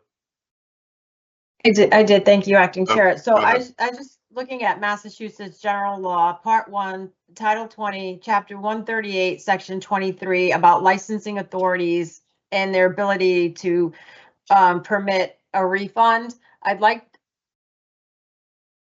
This might give us more sound legal footing. I just think we need a little time to look at this. If we could, again, I'll repeat it. Massachusetts General Law, Part 1, Title 20, Chapter 138, Section 23. And it speaks to the scenario we find ourselves in. I'm sorry, it's Title 20. What was after that? Citation. I know, I talk fast. Chapter 138, Section 23. And it's the nature of licenses and permits, status as property rights, refusal to issue, reissue, revocation, etc., refund of fee, transfer, receivership, bankruptcy of licensee, expiration. So it speaks to this, I think, the scenario we find ourselves, but I think we need to spend a little time in it.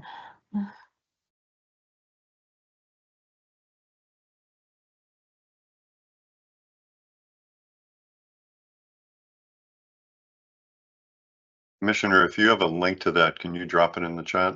Yeah, I'll do it right now. Yeah. Thank you. Yeah, I mean, it just says the licensing authority is empowered to issue any license or permit, may order refunded the whole or any part of the fee for such a license or permit in case of an error in the kind of a license or permit issued, or may order the fee paid for such a license or permit refunded to the applicant if he has withdrawn his application prior to the issuance of a license, but we already issued the license, or permit applied for, or to the licensee or permittee. So I think we need to just spend a little time in this one, but I'm going to drop it in the chat right now. Thank you. Acting Chair. Go ahead, Commissioner. Thank you. Apologies for the camera being off. I'm going to go out there and just say, I don't think that I will be at a place where I can make a stance on this today. I think it would help us all if we got some more information around the fiscal impact that this may have on our operations here at the Commission. So I just wanted to say that out loud so you're aware where my mind is. No, I appreciate that. And if I'm not mistaken, GC, correct me if I'm wrong, I think today's discussion was available for a vote if we felt comfortable doing that, but we could certainly, I think there was an intention to give us an update on the proposal or the relief now being sought. They've changed their request for relief, the licensee in this case, and that there was an intention to have, if not today, certainly to put it back on the agenda for our July meeting. Is that your, I see you shaking your head, JC. I just wanted to confirm that. Yes, if I may, Acting Chair. That is correct. This was noticed as a vote only if the board was comfortable and felt like it was in a position to do so. But the real intent here was to answer some of the questions that were raised at the last month's meeting and to provide the legal analysis on, as we did here earlier today. Okay. So short answer is no vote is required today. And the main part of what today was about was to get you that information that you had requested before. Acting Chair. Fair enough. Go ahead, Commissioner Concepcion. And just as a follow-up, I think our CFAO may be on the line. And ED, you can correct me if I'm wrong, but it will be helpful if there was a way to get some more information on the financial impact that this may have. That would, if we can get that information between now and that July meeting or within the July meeting, personally, I would like to have it before then so I can review it myself. But that would be really helpful. Okay. I would just say through the acting chair, it sounds like, and just also for the record and for the minutes, one of the questions that came up earlier from Commissioner Roy on other instances that sort of matched this scenario. Director Koval put in the chat that the team was not able to identify anything that matches sort of similar instances as this example. So I think ultimately, as I'm understanding kind of the need for information from commissioners, is to understand a bit of a fiscal impact analysis. And what I would say is that that probably looks like a minimum of two prongs. One, the entire universe of HCAs out there that we pulled up earlier, you know, is overstating sort of the risk profile here, but at the same point gives you the total universe. And then looking at similar scenarios to this to determine, you know, in a precedent setting scenario, what that looks like. And so I think that we can work with licensing and the finance department and be able to speak to that if those are, you know, again, I'd like to leave today knowing kind of what we've been able to answer, what still needs to be answered, because I believe that we would probably kick this to a date certain at some point in the future to come back on. Commissioner Roy, go ahead. I have a question for, I guess, EC or GC, whoever wants to take it. With a provisional license, I was always told there's a property right that goes along with that. Is that accurate?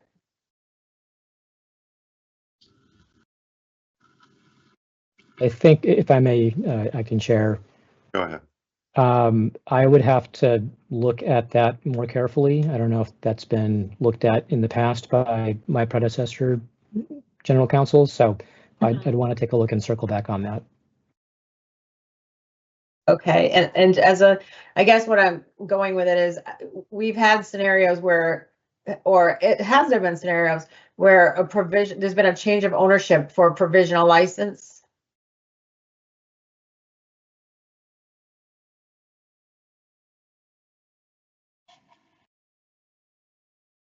Sorry, just to clarify, are you Yeah. asking, sorry, Acting Chair, if I may? Yeah, no, I'm wondering here, was that a question, Commissioner? Who are you Yeah, directing so that to? maybe Director Colville would know, thank you, Acting Chair, of a scenario where we've approved a change of ownership where they were in the provisional phase. I believe, yeah, I mean, all phases of provisional on, yes, can apply for change of ownership. Okay, and do we know if this licensee tried to execute a change of ownership, sell their property right, if you will? I can look into it for you and I'll get back to you in a few minutes. Thank you. You're welcome. I have a question for either the EC or the GC. And again, because I know we've effectively said this falls under any other forms of equitable relief. So I appreciate the importance, I think all of us do, on the precedent that we're setting by taking steps to consider this request and possibly approving it at some point. What is our ability to ask for potentially any additional documentation, either from the licensee or from the host community? And after you answer that question, I'll just kind of tell you where my thinking is. If I may, Acting Chair. Mm-hmm. Yeah, I'm looking at the reg itself, and you know, the form that we have put together in following up on the reg. I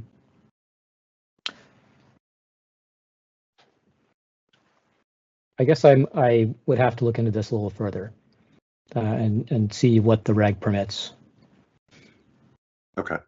And again, I asked this question, and again, I'm mindful of, again, the precedent we might be setting with a decision in this case. But you know, in a perfect world, you would not have a licensee paying the renewal fee on one date and literally the next day getting notification from a host community, we don't intend to extend your HCA or to continue in the negotiations.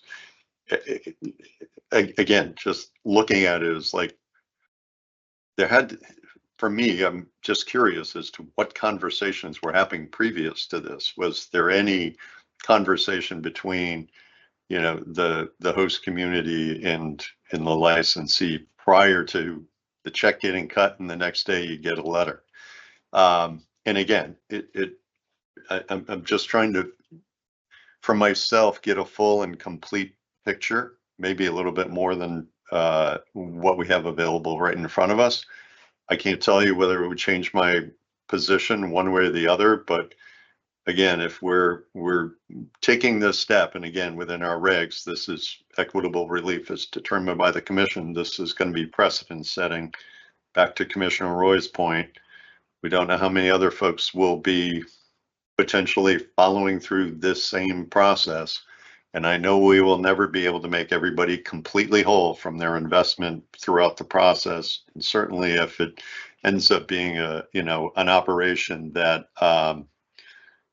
if it ends up being an operation that had already opened their doors and wasn't just still in the provisional phase, and even though we know there are a lot of costs associated with the provisional phase. So I just kind of ask you to think that through, and maybe it's simple outreach to the licensee or the community to see if there's any other documentation that they want to provide us relative to this matter. But I would hope they can appreciate the importance of having all the information that we have, again, if we're going to be precedent setting in some respects with the decision they're asking us to seek. Commissioner Roy, go ahead. And thank you, Acting Chair. And I am in agreement with Commissioner Concepcion. I cannot make a decision today based on the information that I have. And I do also want to see financial impacts. But in reading this statute, the one I put in the chat, that a licensing authority, depending, may refund the whole or any part. So that is also something for our, the discretion of the board. They're asking for 25,000, but we have discretion if we so desire to move forward, if we have the proper information to refund whole or in part. Okay. Thank you, Commissioner Roy. GC? Acting Chair, thank you. I would caution reading too much into that statute before we have a chance to dig more deeply into it. And I do want to take a look to see whether that applies or not. Fair enough. Commissioners, thank you for your thoughts. Again, I think we were certainly positioned today to take a vote if we needed to, but I think also the original intent of the GC and perhaps also Enforcement Council was to give us an update as to what the request for equitable relief had kind of boiled down to since the last time we had a presentation on this. And I'm also in agreement. There's a little more information that I could benefit from before making a decision. And again, it's just, for me, it's not clear cut as to the other forms of equitable relief that we're allowed to grant under the regulations. This is outside of that. And I'd prefer to take just a little bit more time for a lot of the reasons that both my colleagues have shared.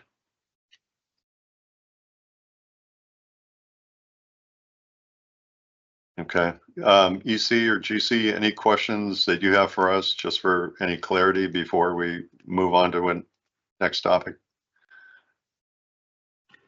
Not for me, Acting Chair. Okay. Me either, Acting Chair. Thank you. Okay. Thank you. Commissioner Roy, go ahead. Would it be possible to have a 5-minute break, Acting Chair? Of course. Thank you. Greatly appreciate it. Actually, we'll go a little bit longer. We'll take a break and come back at 2:30. Okay. Thank you very much. Thanks, everyone.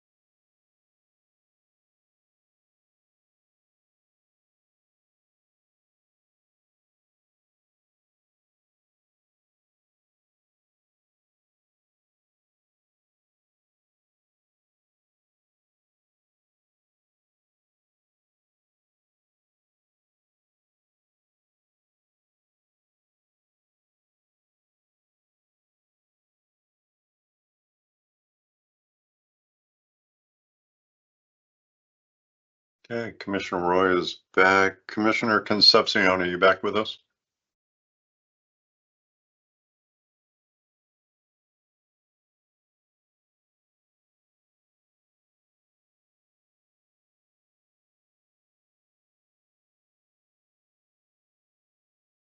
Acting Chair, I'm here. Okay, thank you. All right, we are resuming. Again, just to pick up on that last item, we will not take any action today on the request for equitable relief. But I think, again, as I asked GC and EC, don't seem to have any issues with clarity in terms of next steps or any additional information that the commissioners may require. I would suggest, I think Commissioner Concepcion, when you brought this up, that as much information as we can gather is requested by the commissioners, see if we can get back into some 2x2 briefings before our next meeting in July on this topic.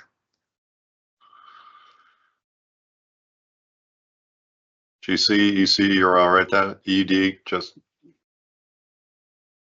confirming with you that works on your end. Yeah, and we'll obviously, as discussed, try to pull some information together and socialize that when available. Okay. All right. Thank you. Okay, we'll move on to, I believe, commission discussion and votes. The first item up is, I believe, the guidance on positive impact plans. Welcome back, Director Kovals. Thanks for sticking around with us for such a long day. Thank you. Thank you. All right. Obviously, and Commissioner Roy, invite you into this conversation. Concerns about some of the language that was in the previous version of the positive impact plans. I think we had directed staff to go back and look at some of that language change. So happy to turn it over to either you, Director, or you, GC, if you want to just walk through any edits or changes that you made to the document. Thank you. I do want to take a quick minute. I do want to really thank my licensing team. Reason I say that, they work very hard, and even in the moment when we get asked questions, data on the spot, they're very, very diligent and all hands on deck trying to get that information. So I do want to give them a huge shout out. And even as it relates to positive impact plans, as you know, we extensively review these, and I can't thank them enough for all their hard work. But moving on, so we're bringing the guidance on positive impact plans, back to you today for your board, for your consideration and vote.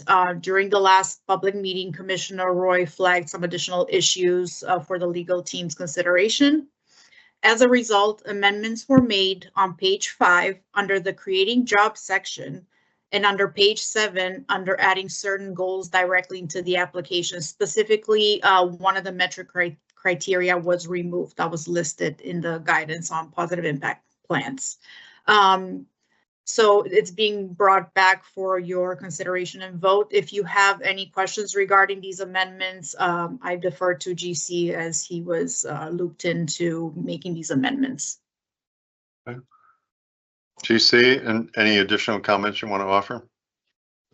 No, thank you, Acting Chair. Nothing more. I think Director Koval summed that up nicely.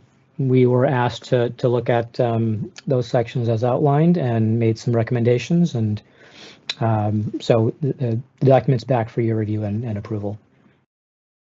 Okay. Commissioner Roy, go ahead. Yeah, I want to thank the General Counsel and his team for looking at the different areas of the language and making those edits. So thank you so much. Thank you. Just picking up from, I'm sorry, go ahead, Commissioner Concepcion. Thank you. Director Koval, on page 7, do you mind just stating the language that has been edited?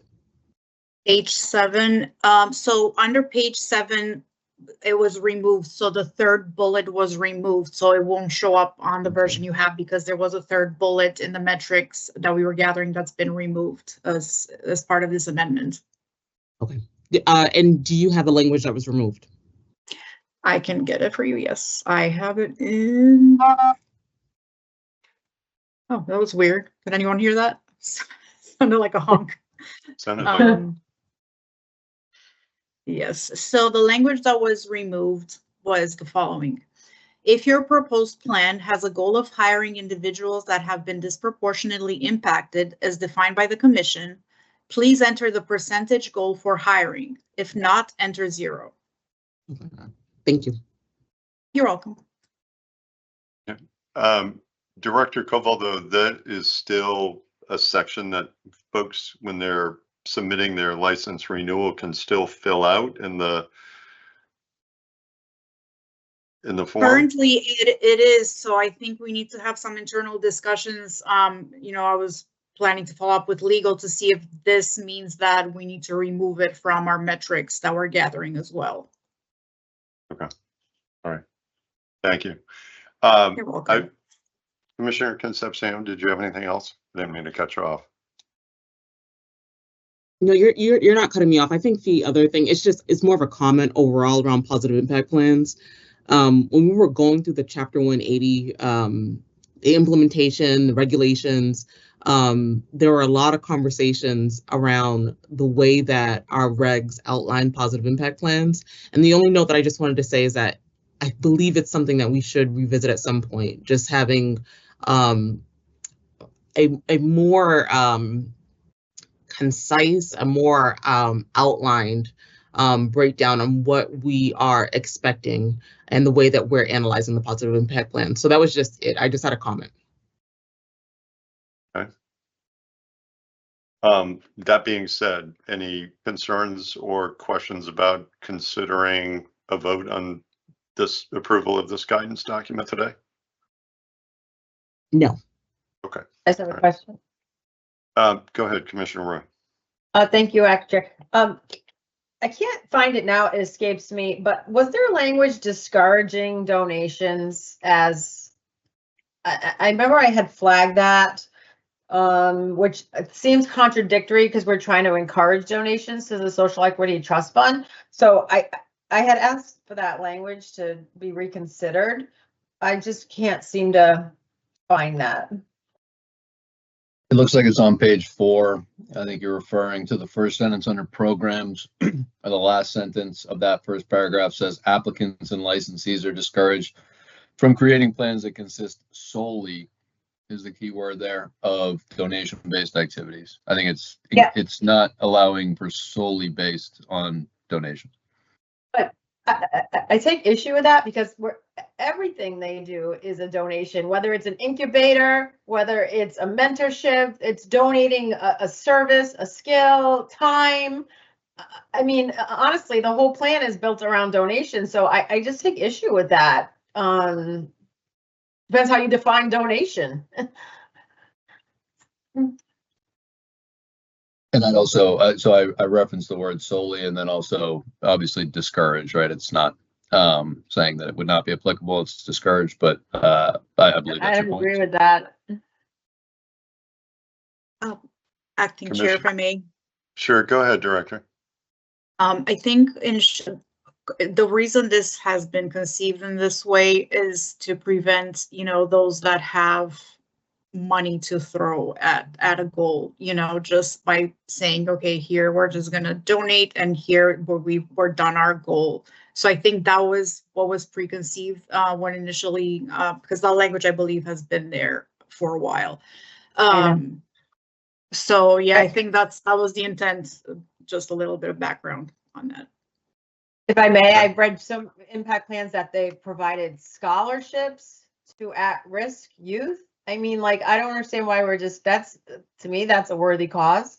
And if they're well-resourced to be able to do that and they can help more young people, I don't agree with the intent of it. Is there any language you want to suggest that we edit that? I was looking further down, obviously. I think at the top of page 7, it says, if your proposed plan has a goal of donating monies to an area of disproportionate impact as defined by the commission, please enter the dollar amount. You know, that's part of the record keeping that comes with, licensees at time of renewal. But, Commissioner, to this point, is there language that you would want to change in the last sentence under programs?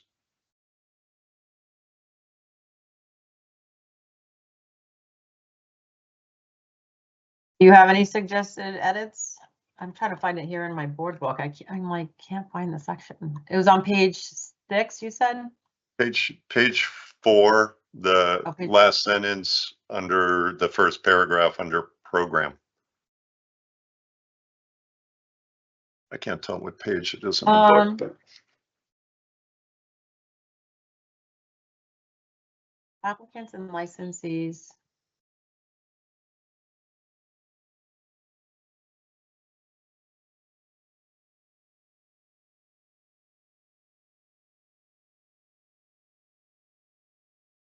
If I may, through the chair, it sounds to Mhm. me, thank you, that Commissioner Roy and then Director Koval's response, that the sentence is intended to indicate that cash-only donations are what we want people to consider a greater impact than.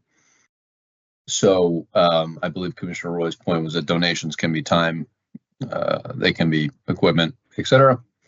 So that potentially just indicating that the donation-based activities in that instance is getting at cash specifically. That's just one thought, because again, donations can be larger than simply direct cash contributions. go ahead, Commissioner. Attorney Schreppler just proposed some language I can share. I can share. Commissioner Concepcion, go ahead. I'll kind of cut us down so we're not going through too much time on this. I'm not in agreement with changing the language, especially not right now without having a more thorough conversation about it. I don't believe that the issue exists that's being flagged. And I wanted to thank our executive director and Director Koval for sort of breaking down some additional context around it.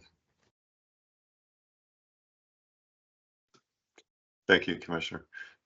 Director Koval, question for you. I know that we also provide model diversity plans and positive impact plans. Can you remind us under some of those model positive impact plans what we encourage? I'm assuming it's all consistent and aligned with the current guidance document or the proposed revised guidance document. So I think that is a page that needs updating. The comms team, I believe, is in the process of bringing it back to you because those model plans are really old right now, so they do need updating. So they may not speak to this very accurately.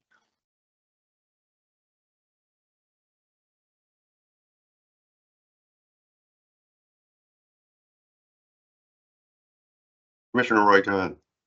Yeah, and I personally, I would prefer to vote on this once the Equity Career Hub has been added, so we have a final package, because that's not quite there yet.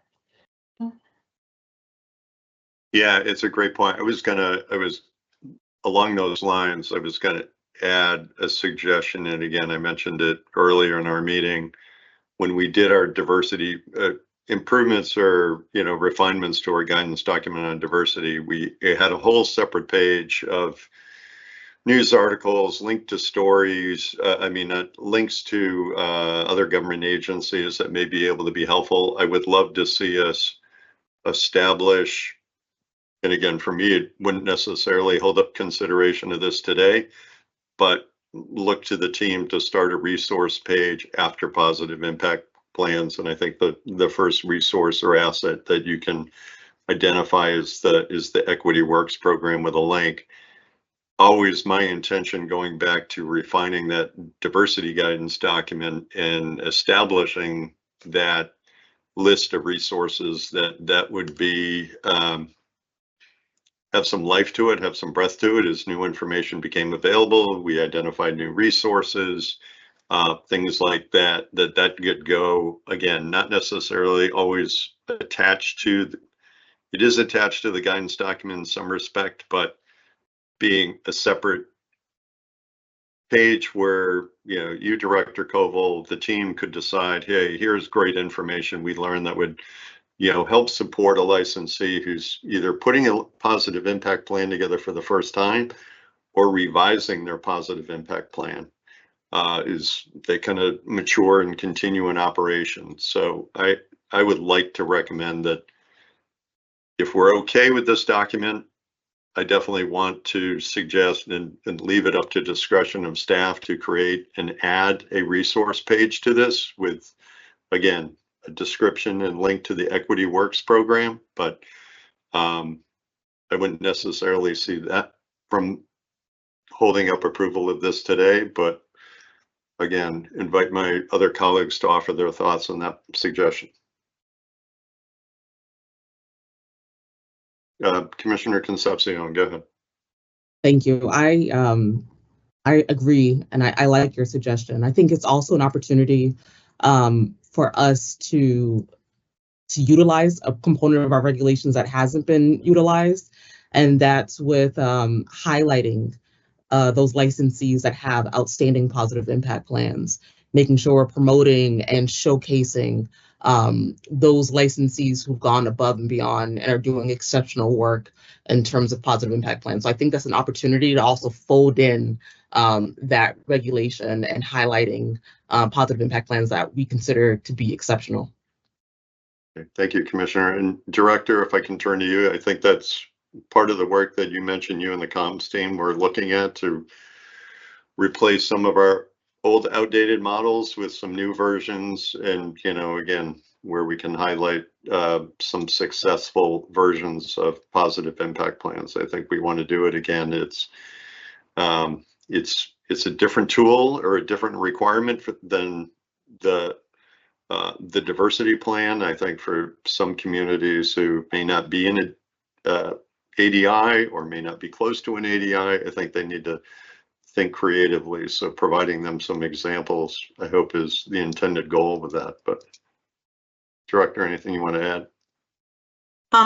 Nothing I want to add at the moment. So again, this is residing with the communications team, and so there will be follow-up with the board regarding how that page should look, and, you know, different things to take into consideration regarding that page. Okay. Do you have any thoughts on, again, mirroring a kind of resource page similar to what we currently have attached to the guidance document on diversity plans?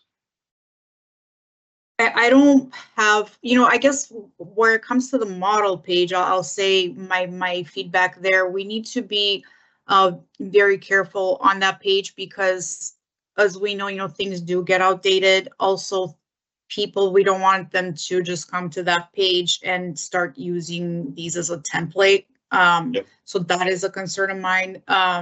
So those are just some of the things that, you know, I have in the back of my mind regarding with that page. In terms of a resource page, I think that would be helpful for the guidance on positive impact plans, similarly to the diversity plan one. Okay. Well, you touched on my sore spot. You know, I'm a big opponent of the cut and paste, so I hear you on the idea. Yes. Of yes. Some other examples. Commissioner Roy, any other thoughts? I mean, Commissioner Concepcion had her hand. Oh, I'm sorry. Go ahead, Commissioner Concepcion. Thank you, Commissioner Roy. I just wanted to add the citation so we're clear. Anyone who's listening and the team here is familiar with what I'm referencing. It's CMR 500.040, section 3B. I believe it's B. Oh, 3A. And that outlines that it's leadership rating program for marijuana establishments and marijuana related businesses. and leadership rating criteria. It outlines how the commission recognizes licensees that develop and demonstrate the execution of diversity plans or positive impact plans that are recognized as being exemplary by the commission and its discretion. And I wanted to highlight that because it is a provision that we've had on the books since we've all been commissioners, even prior to us joining the Cannabis Control Commission, but it's something that we have not utilized. And there's a way for us to use it in a way that other licensees can understand, and we can also incentivize those licensees who are doing a really good job to continue doing the job that they're doing as well. So I wanted to make sure I gave that citation, and also just sort of flagging and highlighting that regulation as well, because I do think this is an opportunity to fold it in. So that was it. It was an additional comment to my earlier comment. Thank you. And thank you again, Commissioner Roy. Thank you, Commissioner. I just to comment on your thoughts, Commissioner Concepcion. Yes, we're all aware of the leadership rating regs have been on the books for quite some time. I know there's been an internal group that has been working on this topic. I actually shared with the team and got some great help from the Capstone project at Northeastern University on the success and implementation of these types of programs, not just obviously the ones that we've devised. But I agree with you. I don't think we've tapped into that enough as a resource.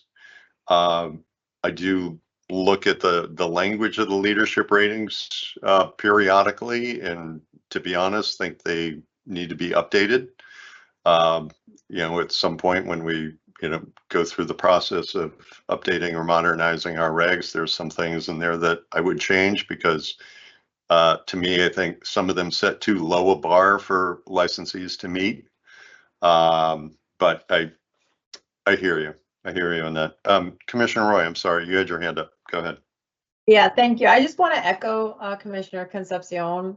I think this is an opportunity, and we get sidetracked with so many things that we really should look at to utilize. And I didn't even know that was a working group. So thank you for sharing that, Acting Chair Stevens. I had no idea. So I'm wondering, how do we get there? And bar tweaking them, does this working group bring us the top 10 and we decide? Or now that they're public, right? They're on our website now. Does the public, maybe it's the People's Choice Awards, maybe they decide who the best ones are if the public wants to look at them all. So, maybe every January for the previous year, we recognize folks, but I think it's a wonderful idea, and I think it's a missed opportunity because we get so busy, but I really think we should revisit it. So thank you, Commissioner Concepcion. Yeah, thank you, Commissioner Roy. And again, I know this is an internal working team, so if I refer to it as a organized working group or chartered working group, I might have been overstepping my thoughts, but I think it is a great way to drive and demonstrate and highlight success for this industry across the Commonwealth. I do think, like I said, some of the criteria I would go back and potentially revisit, because I think in some cases the bar is not set high enough.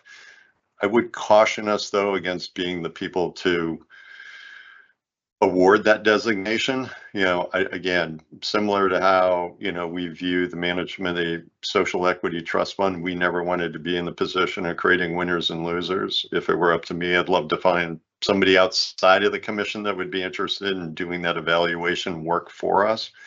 But again, not to go too far down different rabbit holes or trails, but Edie, you turned on your mic, so I just want to give you an opportunity if you had something. Thank you, Mr. Chairman. So yeah, I think the two things that I heard were a potential adjustment to the existing language as presented in the packet, which is available online to anybody viewing it, on page 4. And then additionally, within, it sounds like a motion to approve the document would be to add leeway for additional information to be added to this guidance document as links will be available, essentially very shortly here after this meeting. So I think both of those things theoretically could be accomplished. One of those things could be accomplished, but I would be looking for, should the commissioners choose to move ahead with this guidance document, that the motion would at least give, ability for some of these things that we all have discussed to be added in as we go. Happy to answer any other questions. I know Director Williams is also available. Should anybody need any information from anybody else within the organization, then let me know and I can help coordinate that as well. Okay. Commissioner Concepcion, go ahead. Thank you. Executive Director, the language on page 4, is that the language that Director Koval has already edited, or are you speaking to the conversation that we had today? I'm talking about the conversation we had today about referencing the fact that the discouraged is specific to financial donations to the equity fund is the intent of that sentence. I'm asking just to also make sure that you have in your records that there wasn't consensus on that. So that's not acting, on behalf of the entire board. Right. And so I don't have a motion on this document at all. I guess that my point would be, should the commission choose to move forward with the document, one, we need the motion to reference the fact that we would have an update to it as presented online for links that will be available shortly. And within that, if the commissioners want to have a discussion on changing that language, that could be done at this time. Okay. Commissioner Roy, go ahead. Yeah, and that language, I take umbrage with it because I think it's too broad. An expungement clinic could be a donation. Providing someone help to get, or paying for their expungement, is a donation. So we're discouraging donations. I don't agree. I'm not prepared to vote on this today. Okay. All right. Thank you, Commissioner. Commissioner Concepcion. Thank you. I just wanted to add, my reasoning is, the way I'm interpreting the guidance is different than the way that Commissioner Roy is interpreting it. I do not believe that there's any language there that precludes or does anything to hinder people from doing something like an expungement clinic, which we all know I've spoken at length and promoted and highlighted entities, licensees who do that. That language is very specific and saying that it cannot be solely, and it's discouraged. So it also doesn't prohibit someone from giving cash, giving a monetary donation, but it does say that cannot be the sole reason. So in the instances that you've referenced, I don't believe this speaks to that. So I'm just saying, I think there's a lapse in both of our sort of understanding of the guidance document that we're reading. Okay. I think we're, go ahead, Commissioner. I think it's just missing the word monetary.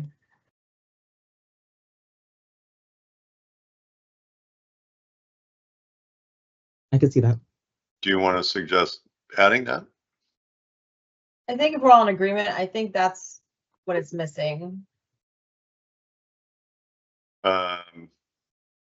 Director Koval, I'll pull you into the conversation. Would you have any objection to including the word monetary in front of, I hope I'm in the right spot, monetary donation-based activities at the back end of that first paragraph under programs on page 4?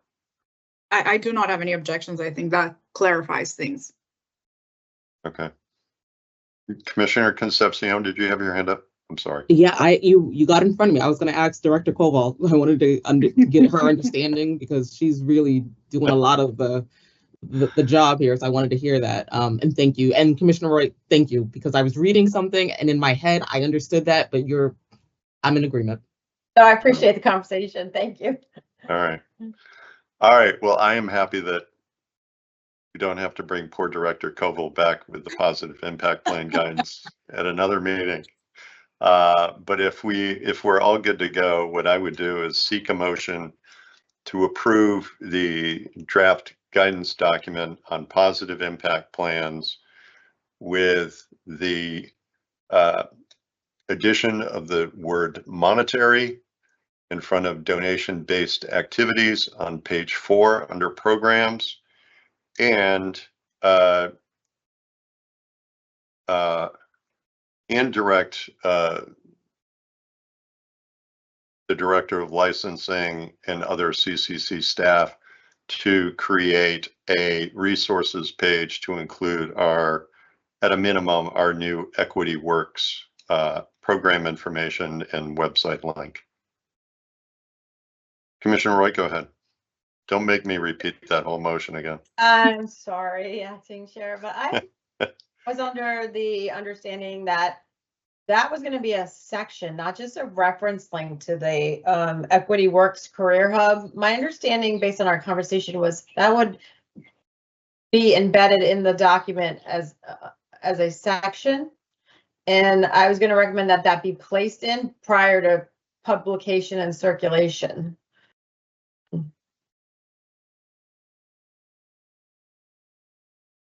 Okay, I mean, again, I've only made a motion. Nobody's offered it or seconded it. Just to again give you my line of thinking is that, again, under the diversity guidance or guidance on diversity plans, we created a resource sheet. I would certainly look at the Equity Works program as a resource. I wouldn't necessarily, for me, if it's included too much in guidance, it's almost like you have to use it. I don't know how compelling I want to be on our licensees to do that, other than to, share a resource with them. But ED, you have your hand up. Go ahead. Yeah, just my only thought is that we have a very talented licensing staff who's worked on this, and a very talented communication staff who can format this accurately. So I just don't know that we want to be overly prescriptive. I think everybody is in agreement that we want to take the opportunity, and quite honestly, this might be the first example of things that need to be added that enhance the document. So, perhaps just indicating it without being prescriptive on how it is presented would be my thought. Commissioner, would you be okay if we left it to the discretion of the EPCO team and licensing to decide where and how they should place references to Equity Works in the guidance document? Can we charge them with that and approve the document? Yes, but I just think we're doing it a disservice if we're just putting a link and not. We're one of a handful of states that have this resource now. It's an incredible resource. So, and I get you have a resource page, and it can be. I think it can live in both places on some level. I just think we're doing it a disservice to kind of just minimize it as a link. That's all. No, fair enough. Let me suggest this, and if you're okay with the rest of the document, are you comfortable in entrusting, again, EPCO team working with licensing and other related departments to come up with a means, and I think to take your suggestions into account, that they come up with a means of incorporating the Equity Works into this document kind of at their discretion? Or would you want them to bring this How back? do my colleagues feel about that? I just want to make sure we're all kind of in the same space, same place. Realizing that I just thrust more work upon them, I'm a little reluctant to dig myself a deeper hole. But Commissioner Concepcion, do you have any thoughts? If you don't mind, Acting Chair, I wanted to hear your thoughts first.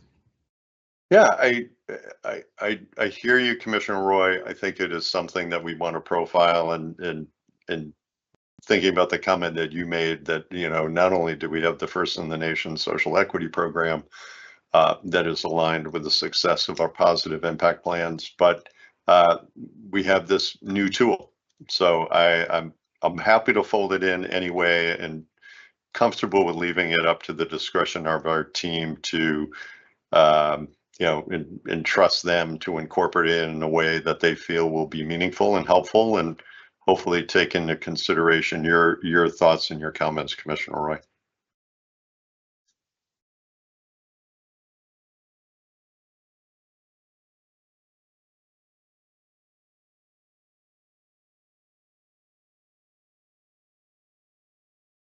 I'm happy to try to make a motion again.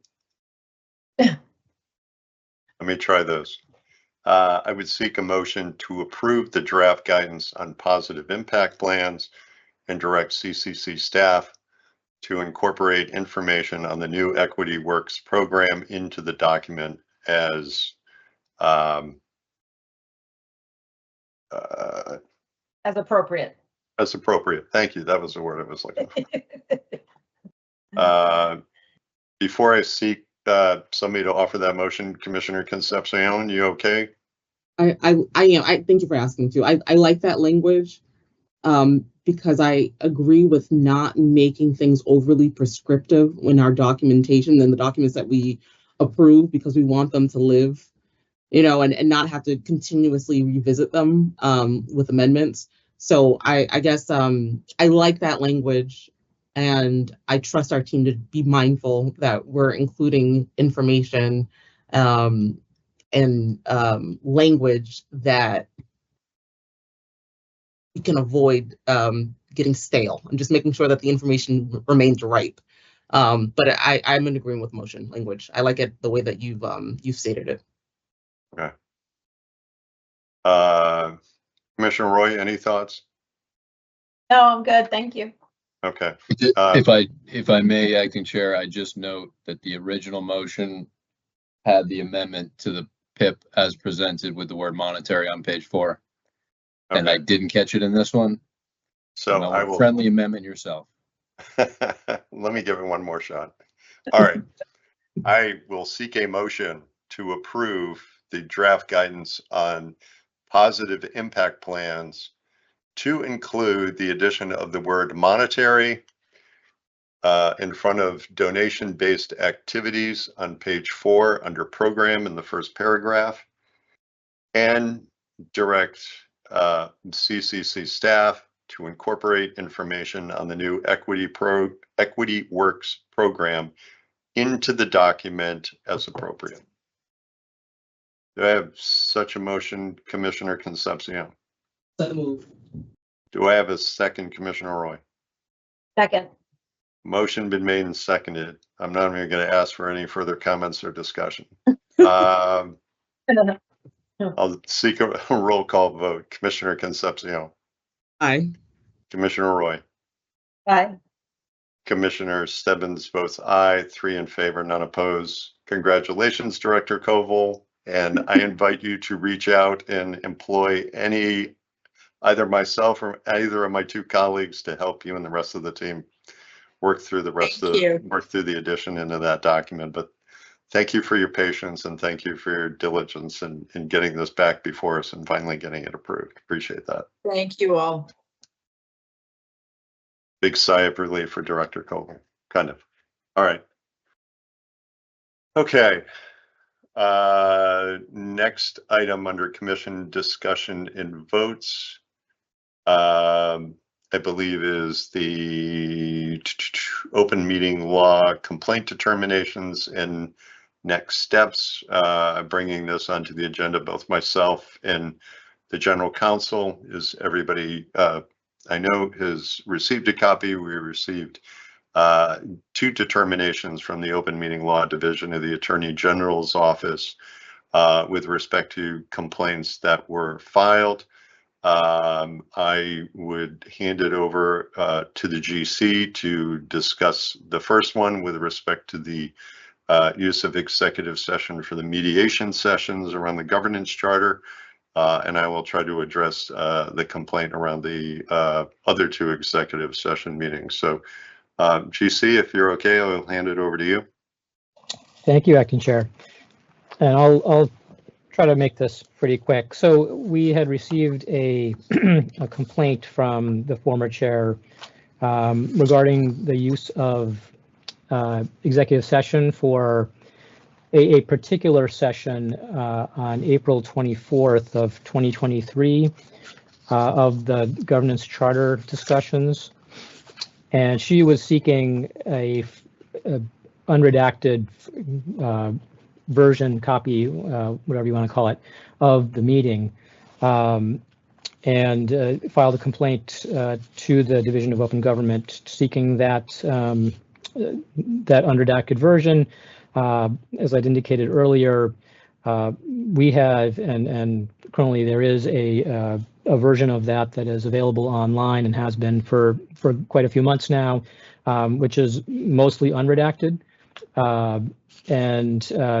But this complaint centers around her desire to have a full unredacted version of that released. The open meeting law, sorry, the Division of Open Government at the AG's office determined that the use of executive session for that particular meeting was improper, and so then kicked it over to the supervisor of records at the Secretary of the Commonwealth to determine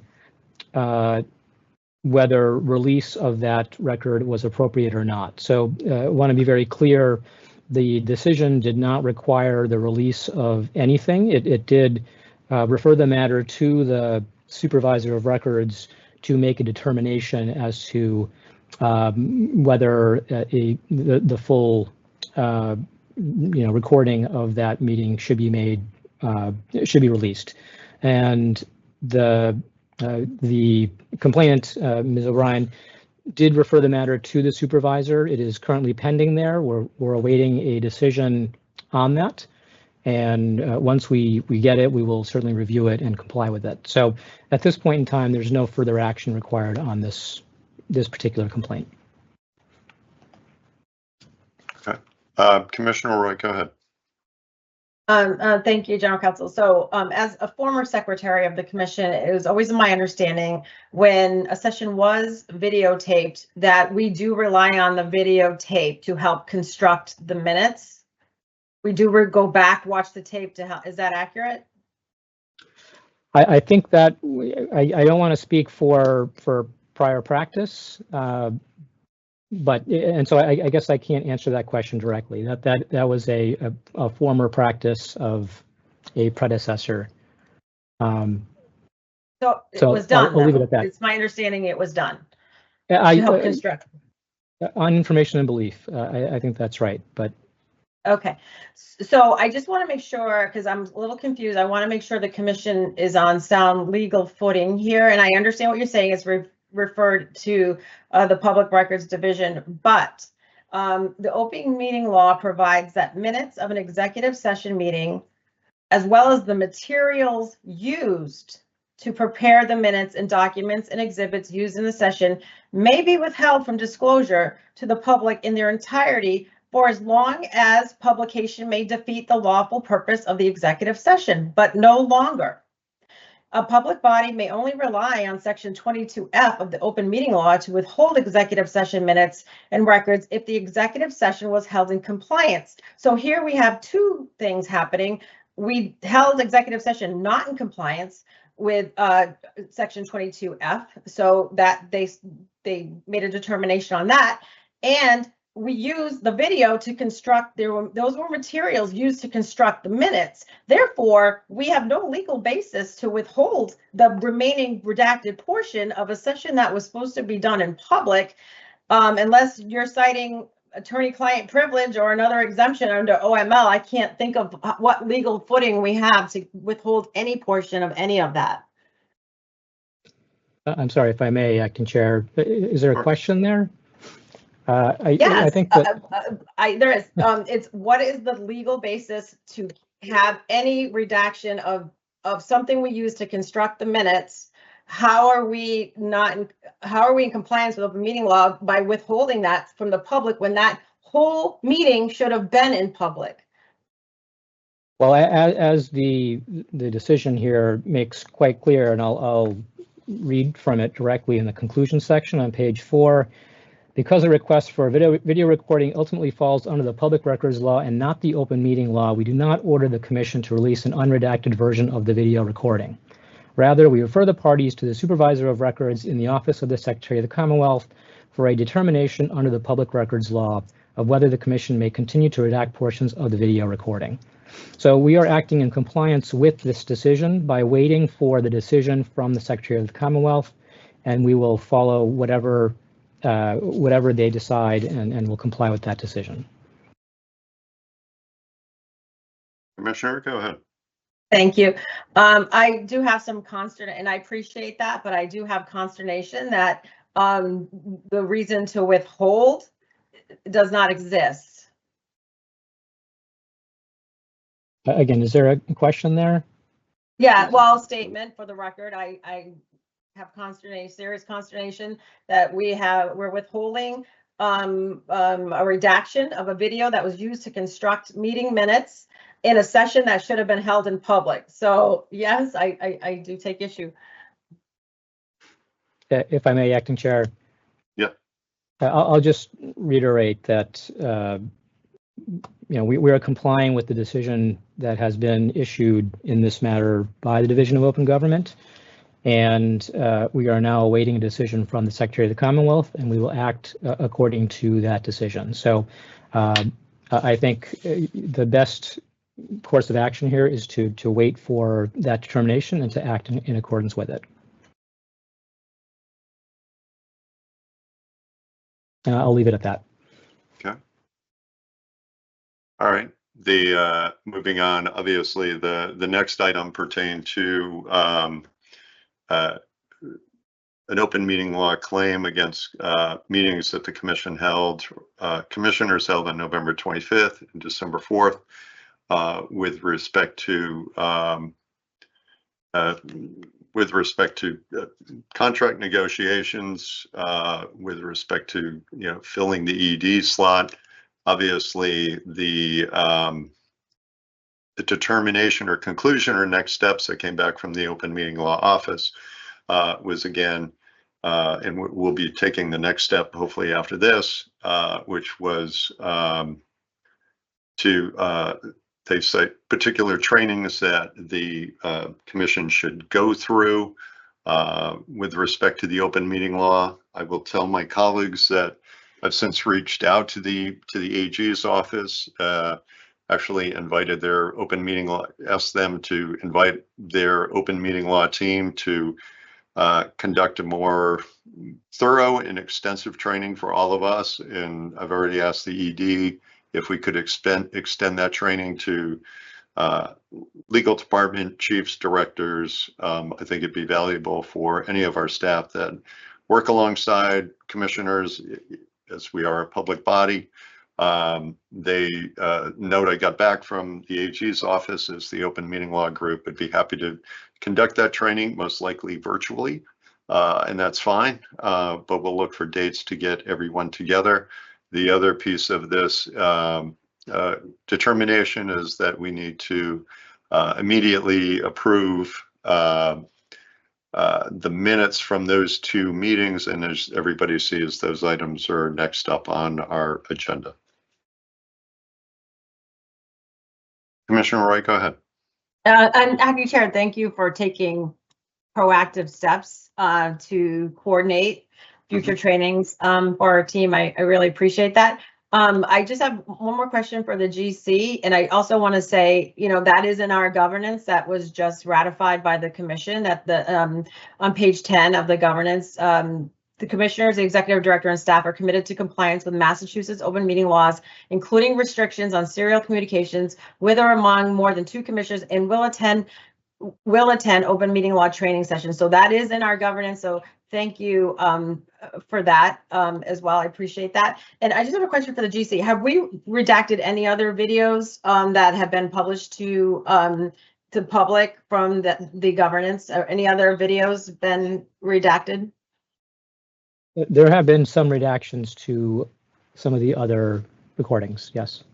Okay, thank you. And I appreciate this training because the determination was if we do this again, it's going to demonstrate intent. And right. Obviously we don't want to do that. Yeah, to your point, you're correct. As I look at this, and I've certainly been involved in public bodies. It's obviously when I was at the Gaming Commission, there was an open meeting ruling on how the Gaming Commission was conducting its business. I know our ED, because of his role with municipal government, has certainly been around, the efforts to comply with the open meeting law. Certainly don't think, and I know my colleagues well enough, there was never any intent by anyone here to violate the open meeting law. But, the complexities of the law, again, are a good reason that, the AG's office has this team in place to not only work with other state boards and commissions, but boards and commissions across 351 cities and towns across Massachusetts. So we will get the training on the schedule for everyone. I know we're starting to fall into folks being away on vacation, but we will get the training schedule. And again, I invited the ED to kind of expand that training opportunity to other senior leadership members of our team. So any other questions on these 2 points? All right, if not, we will move on to, we have executive session minutes to approve. Again, if there is any conversation that any of my colleagues wish to have on any of these sets of minutes, we'll need to adjourn into executive session. But as I mentioned, we have the aforementioned November 25th, 2024 meeting, the December 4th, 2024 meeting, and the March 13th, 2025 executive session meeting minutes, which are before you. Is there any, go ahead, Commissioner Roy. Yeah, just for edification, so I noticed these are heavily redacted as well. Could we just have a little clarification around that? GC? Yes, thank you. It might be more appropriate to do this in executive session.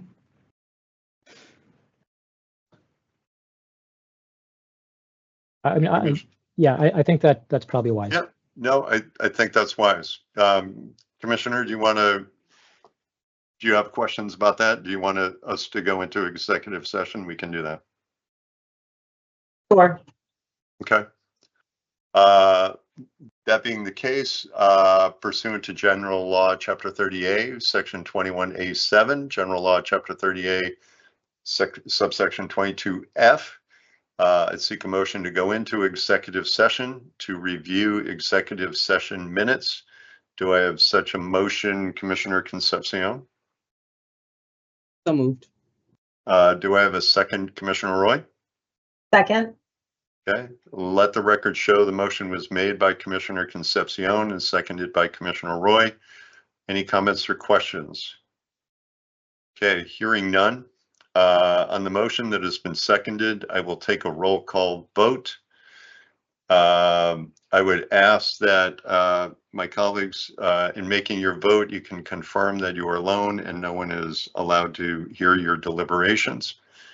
Commissioner Concepcion. I'm alone and no one can hear my deliberations. Okay. Commissioner Roy? Aye, and I'm alone. No one can hear my deliberations. Okay, and Commissioner Stebbins, I vote aye, and I am alone and no one can hear my deliberations. Let the record show the motion was approved unanimously.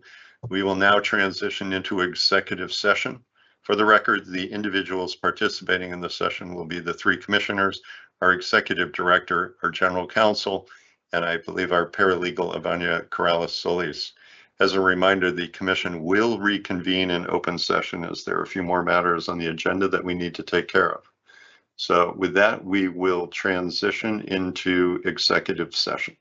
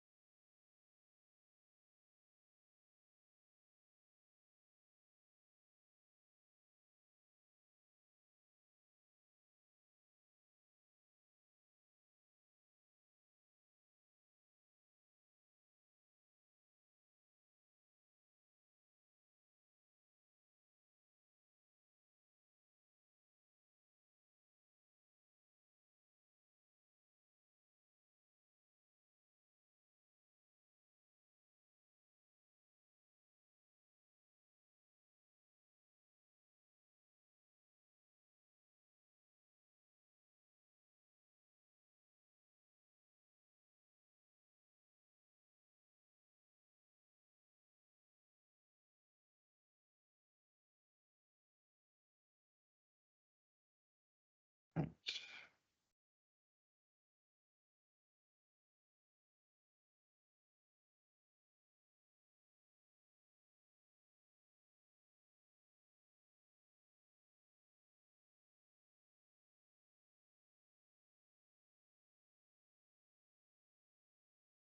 right, Commissioner Roy is back. Let me just, and ED is back. All right, thank you. All right, we are, apologies. We are now resuming the open public meeting. We have executive session meeting minutes to vote on. We'll take these we have to take these individually. I would first seek a motion to approve the executive session meeting minutes from November 25th, 2024.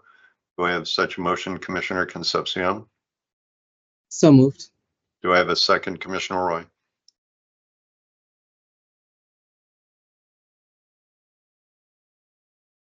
Sorry, second. No worries. Motion been made and seconded. Any further comments or questions? Seeing none, I'll do a roll call vote. Commissioner Concepcion. Aye. Commissioner Roy. Aye. And Commissioner Stebbins votes aye. 3 in favor, none opposed. Next, I would seek a motion to approve the December 4th, 2024 executive session meeting minutes. Do I have such a motion, Commissioner Roy? Do I have a second, Commissioner Concepcion? Second. Motion been made and seconded. Any further comments or questions? Seeing none, do a roll call vote. Commissioner Concepcion. Aye. Commissioner Roy. Aye. And Commissioner Stebbins votes aye. 3 in favor, none opposed. And the last one is the executive session meeting minutes from March 13th, 2025. Do I have a motion to approve those executive session meeting minutes, Commissioner Concepcion? So moved. Do I have a second, Commissioner Roy? Second. Motion been made and seconded. Any further comments or questions? Seeing none, I'll do a roll call vote. Commissioner Concepcion. Aye. Commissioner Roy. Aye. And Commissioner Stebbins votes aye. 3 in favor, none opposed. Thank you.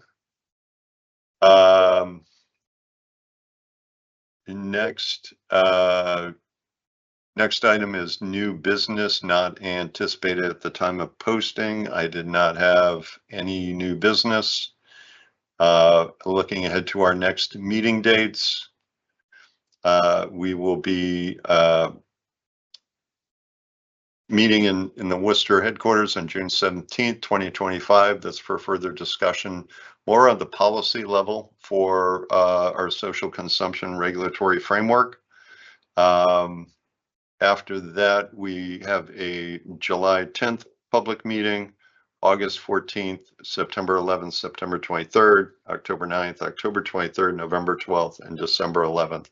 I would just raise a note with my colleagues that as we move through the approval process or the beginning of the promulgation process, hopefully for social consumption regs, that we might be adding some dates both in toward the end of the month of July. But obviously mindful that we're getting into the summer months where folks are on vacation, so taking all of that into consideration. All right. ED, did you have anything that you wanted to share before we close out? I did have something that I shared out that we received in the mail, and I haven't had a chance to, I believe that this individual probably was at Canra, but I didn't get a chance to talk about it. But we got in the mail the 2025 Cannabis Regulatory Data Transparency Scorecard from a group called the CRB Monitor for public data accessibility across cannabis regulatory agencies. It references the fact that they've graded at least multiple years because they've increased the scorecard for the state of Massachusetts from 12 out of 15 previously to now 14 out of 15, which stacks up very favorably with our colleagues across the country. And so I provided this data out and I will confirm and try to pull the previous documents that we received from this group, but obviously a lot of work that has gone into, I think documentation that's available online and trying to, that's always been an effort, obviously, of the commission and trying to make that more readily available for the end user. I think it's probably a large part of this, but I will track this down and see if we want to go anywhere else with this. But I did share this out with the commissioners, received through the mail, and a A- for the state of Massachusetts. Excellent. Thank you for sharing that. All right. Any other comments, questions? If not, I will entertain a motion to adjourn. Do you have such a motion, Commissioner Concepcion? So moved. Do I have a second, Commissioner Roy? Second. Okay. Motion been made and seconded. Any further discussion? Seeing none, I'll do a roll call vote. Commissioner Concepcion. Aye. Commissioner Roy. Aye. And Commissioner Stebbins votes aye. 3 in favor, none opposed. Thank my colleagues, thank our incredible team, thank the ED, GC, everyone for their work today, Director Koval. Thank our counterparts from the our colleagues in government from the Department of Industrial Accidents. And again, also echoing my wishes for everybody. Have a great Father's Day, and we'll see everybody next Tuesday on the 17th. We are adjourned. Thanks. Thanks, everyone.